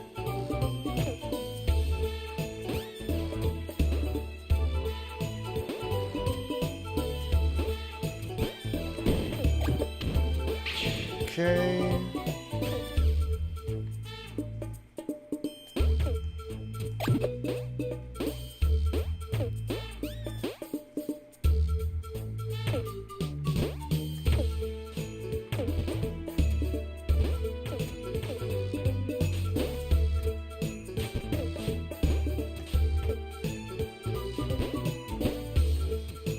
And that should be everything. Cool, cool. Cool beans. Will you play Ironcraft? Road to Hell? Looks like another masterpiece in the making. What the hell? Ironcraft. Road to Hell. What is this?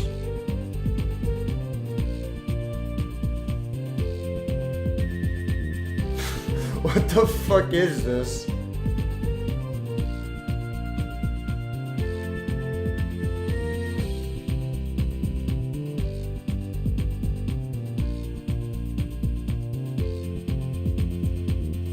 I don't even know what to make of it.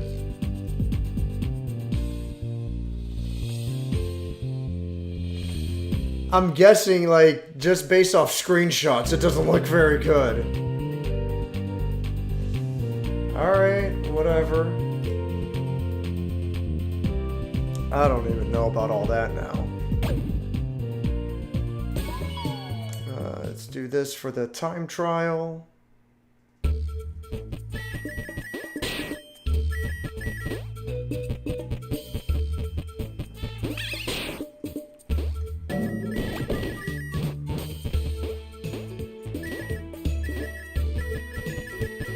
Let's go this way.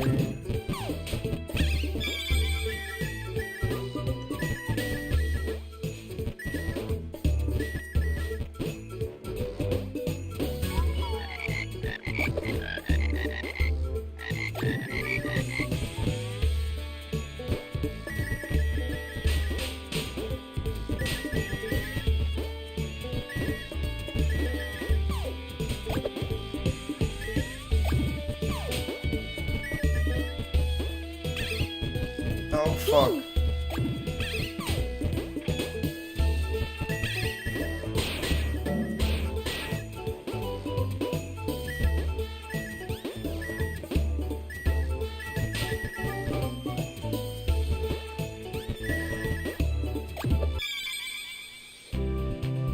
No clue. I see a Road to Hell title. That means it's a bad game in the making. Yeah. That seems about right. I don't know, maybe one more level.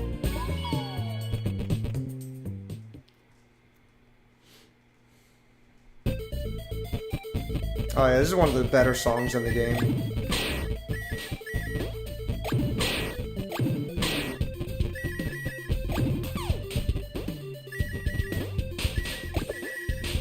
God damn.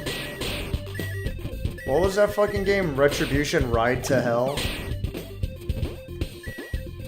Fucking hell. What an atrociously bad game. That's really something else. I don't know if I'll ever be able to stomach playing that game again in order to review it. Like, holy shit.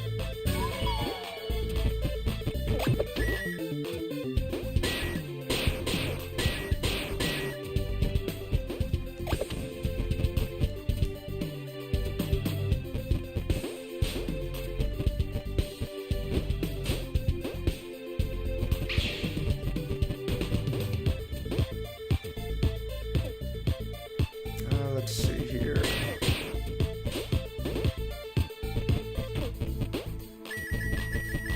Hey!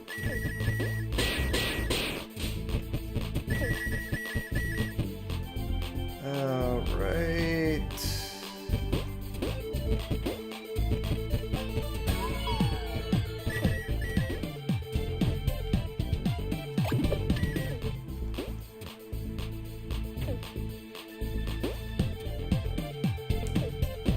Oh fuck. There we go.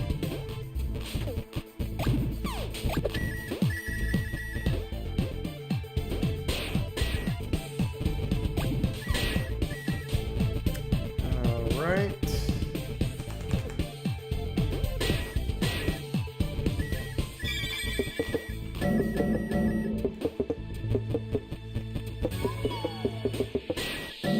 Hey!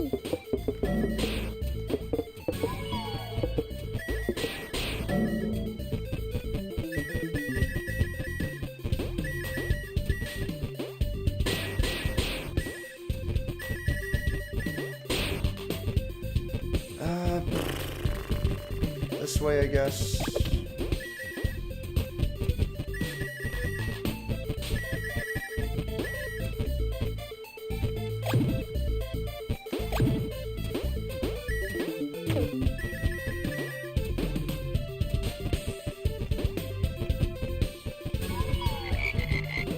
Oh, what the fuck? That was pointless.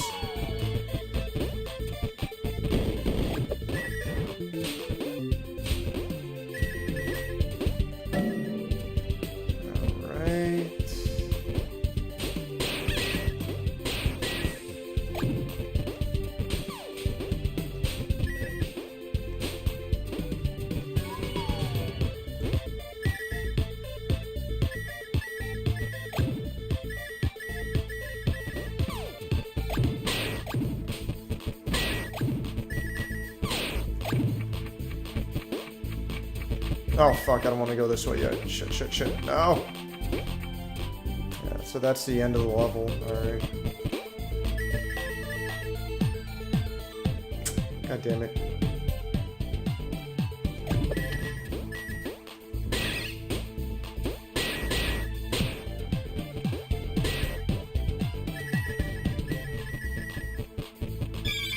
Okay.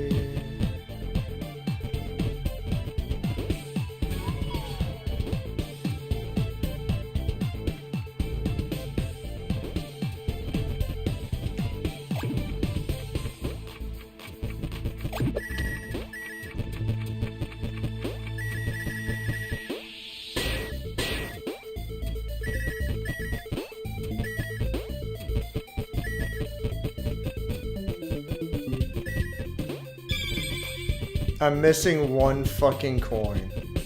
Fuck off. Dude, whatever. That's so fucking lame.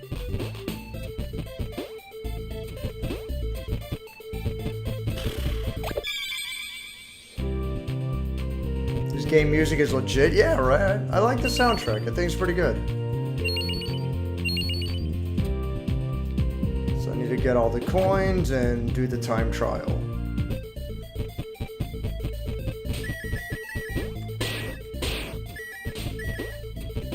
Fuck it, I should do the time trial now.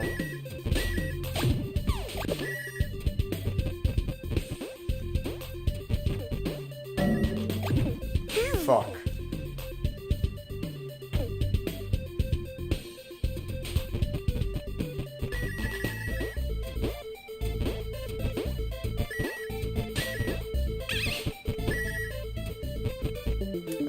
Can I just cut across? There we go. That'll help me skip a fair bit.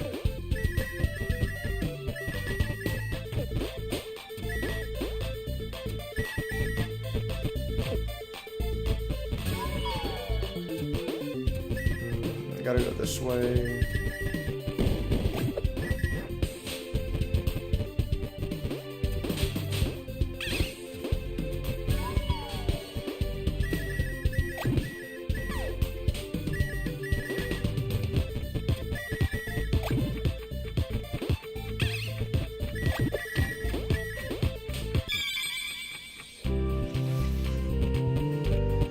The fucking coins.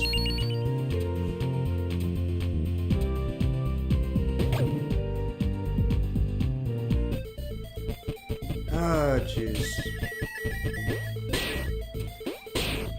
It's always the worst when there's just one fucking coin missing.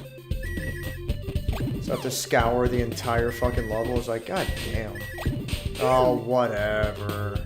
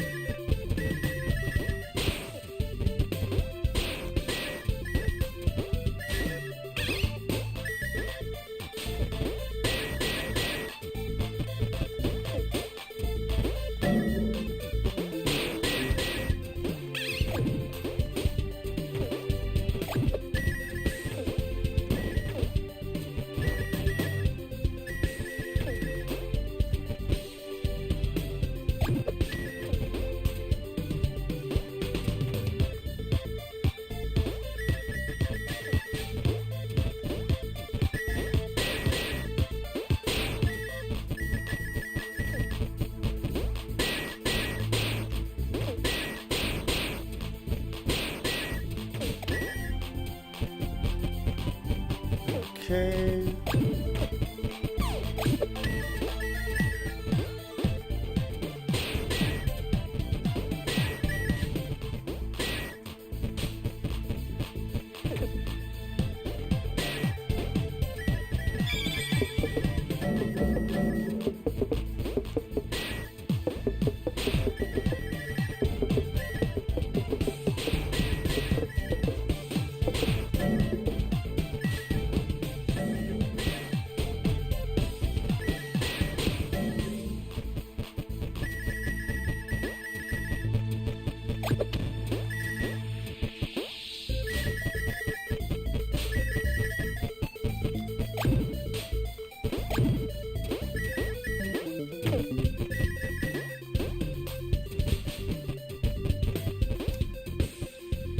I already know there's nothing over there.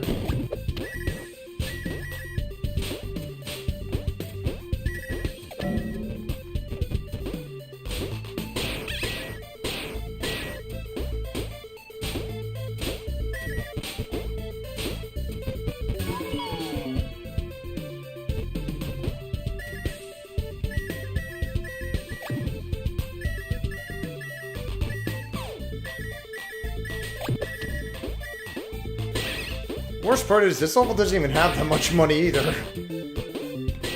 So I'm not even getting much out of it by fucking grinding it.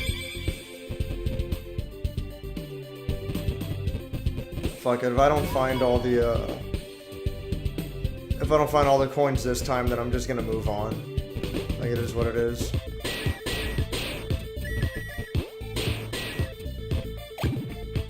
And then this is a point of no return. So if you didn't find all the coins, you know, by then it's like, well, that's fucking it then. Fuck you.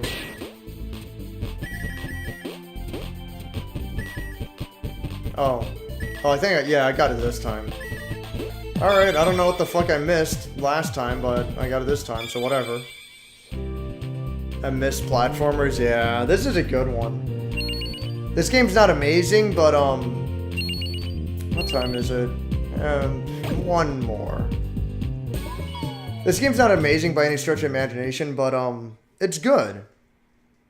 You can tell the developer, like, put a lot of thought and care into it.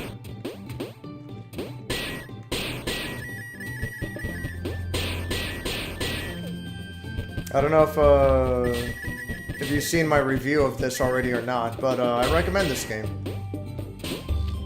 It's might be a little too simple, might be a little too easy for its own good. And when it launched, this game was like way too glitchy.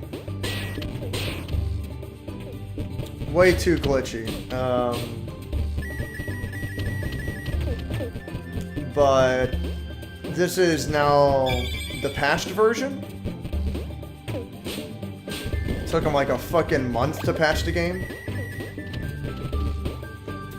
Now it's I think it's fine. I mean, I'm playing through the whole thing again, but as far as I can tell, it's definitely good.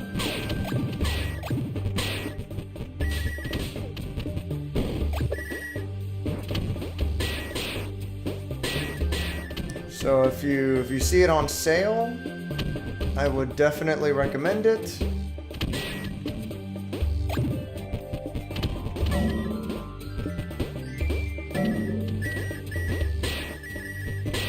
Or, you know, you get it for like whatever price seems fair to you, whatever you're interested in getting it at.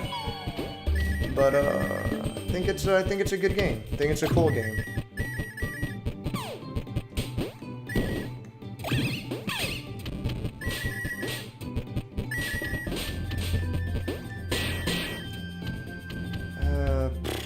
Fuck.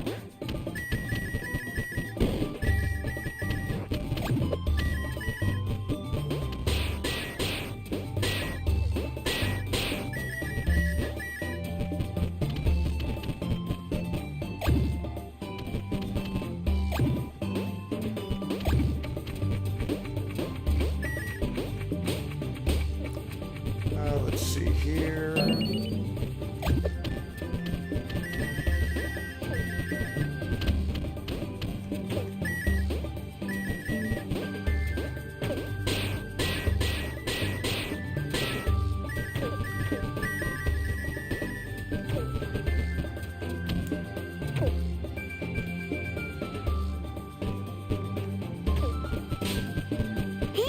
God damn it.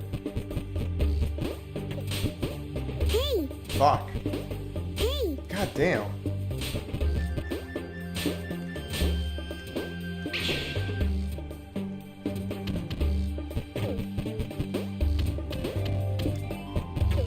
Shit. This could be a bit of a problem.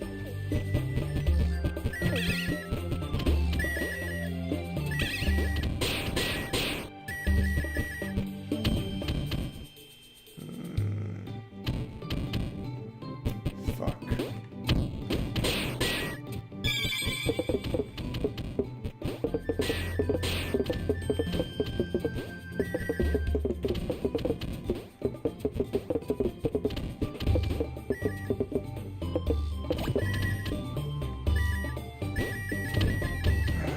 Okay.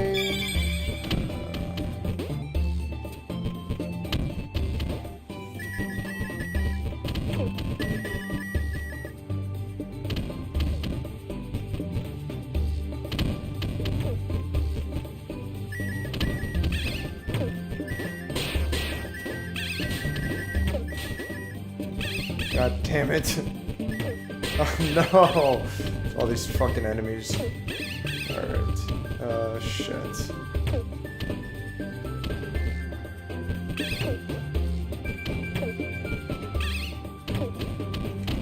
Oh, God. Fuck. Oh, my God. I'm so far away to the next checkpoint. I really fucked up.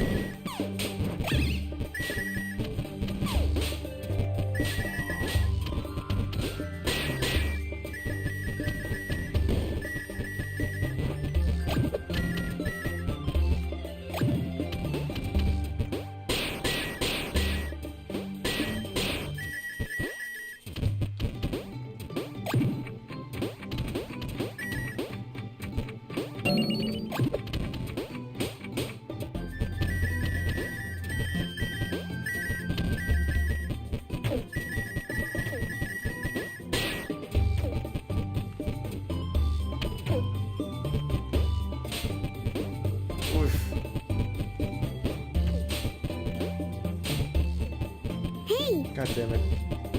Hey! Fuck.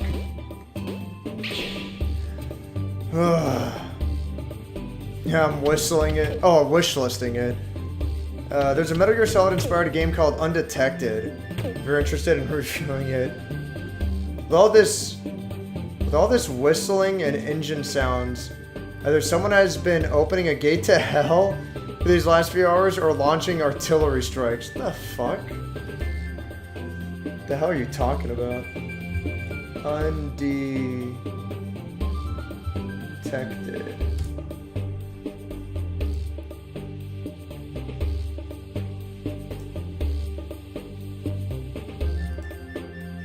Oh, neat. This game looks like it might not be so bad, for once. Oh, that's cool. Okay.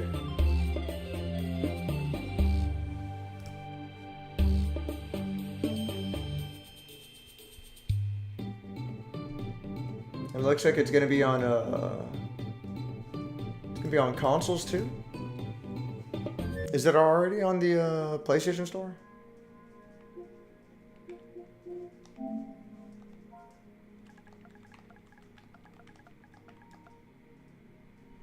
I guess not.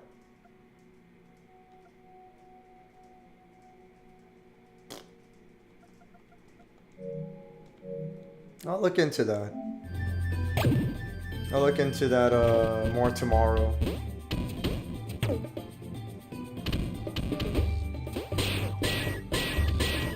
I'll definitely want to keep it in mind if it's on consoles. Fuck. Oh, nice! I got the kill.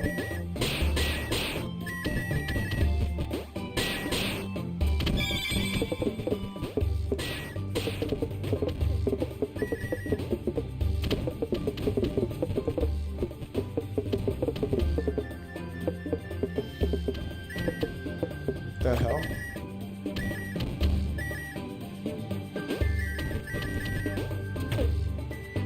I got a bot for a game I haven't played in years. Since a massive grindy piece of shit that I have nostalgia for. And in the information section, he just posted the entire Unabomber manifesto. I thought that was pretty cool. Well, alright.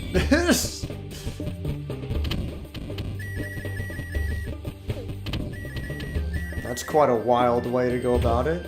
Let's see.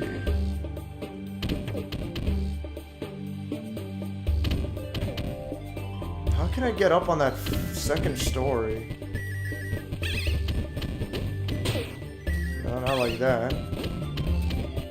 Oh, Lord. Oh, boy. Oh, okay, that's one way to do it. At least I'm up here now.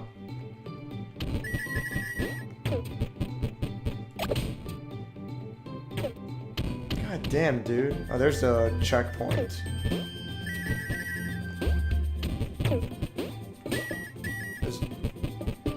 Can I go this way? Probably not. Oh, good. Oof. There we go.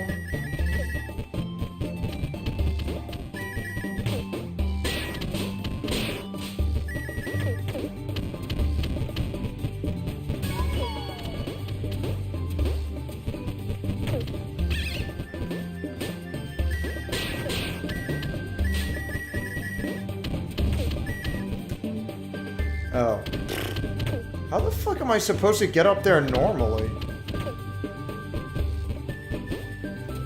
Am I really supposed to go this way? That's such an annoying jump to make.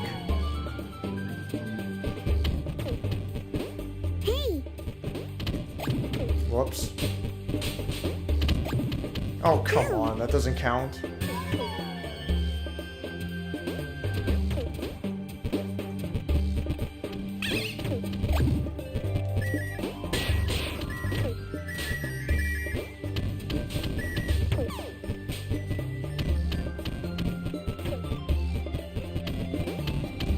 Oh my god. This jump is so obnoxious.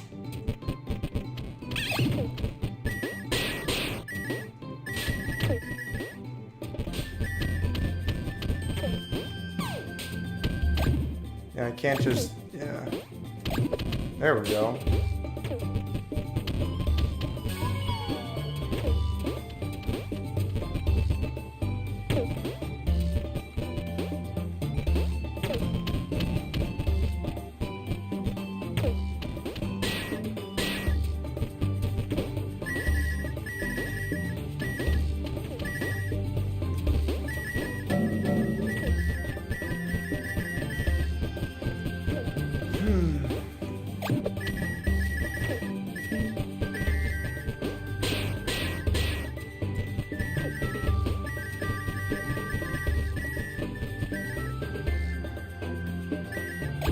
Oh, fuckers. Oh my god.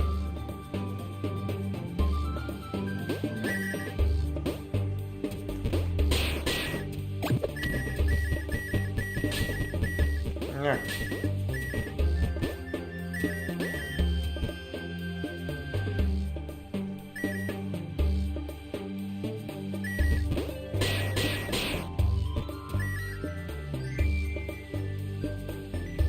What the fuck? I am the president of the United States. What? Fucking... Is that supposed to be a Metal Wolf Chaos reference?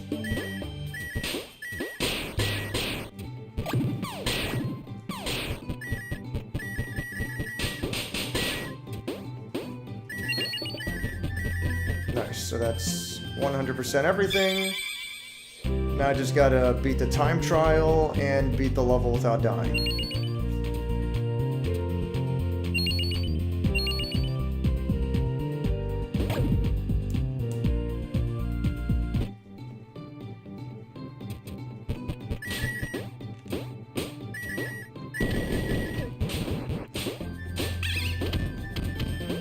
Which one am I supposed to go? I guess I could go this way, right?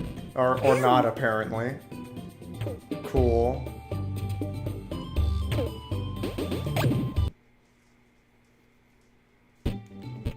Let's try this again.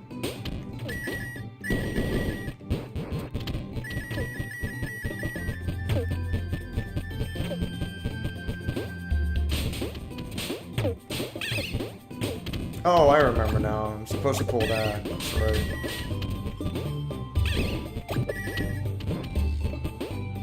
Alright, let's see. Go this way.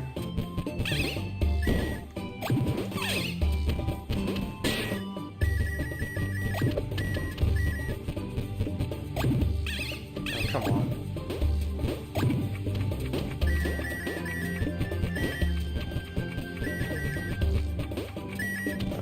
What the fuck?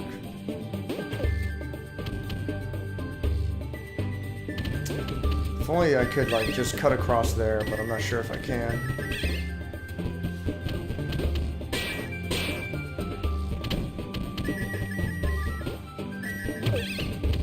Alright, get me up there. Nice. That should save a ton of time. Oh, whoops.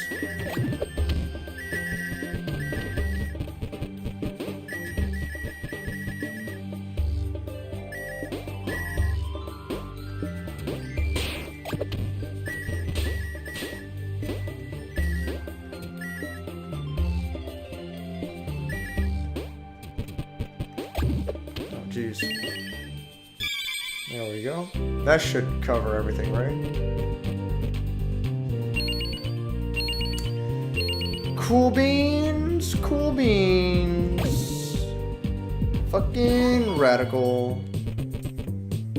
Oh, fuck. What time is it? Nah, fuck it, it's late. Enough is enough. Ugh.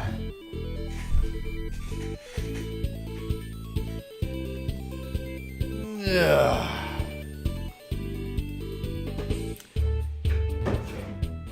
I'll get back on this like in 2 weeks from now. Because I won't stream the next coming Tuesday. I'll be gone. I'll stream the following Tuesday.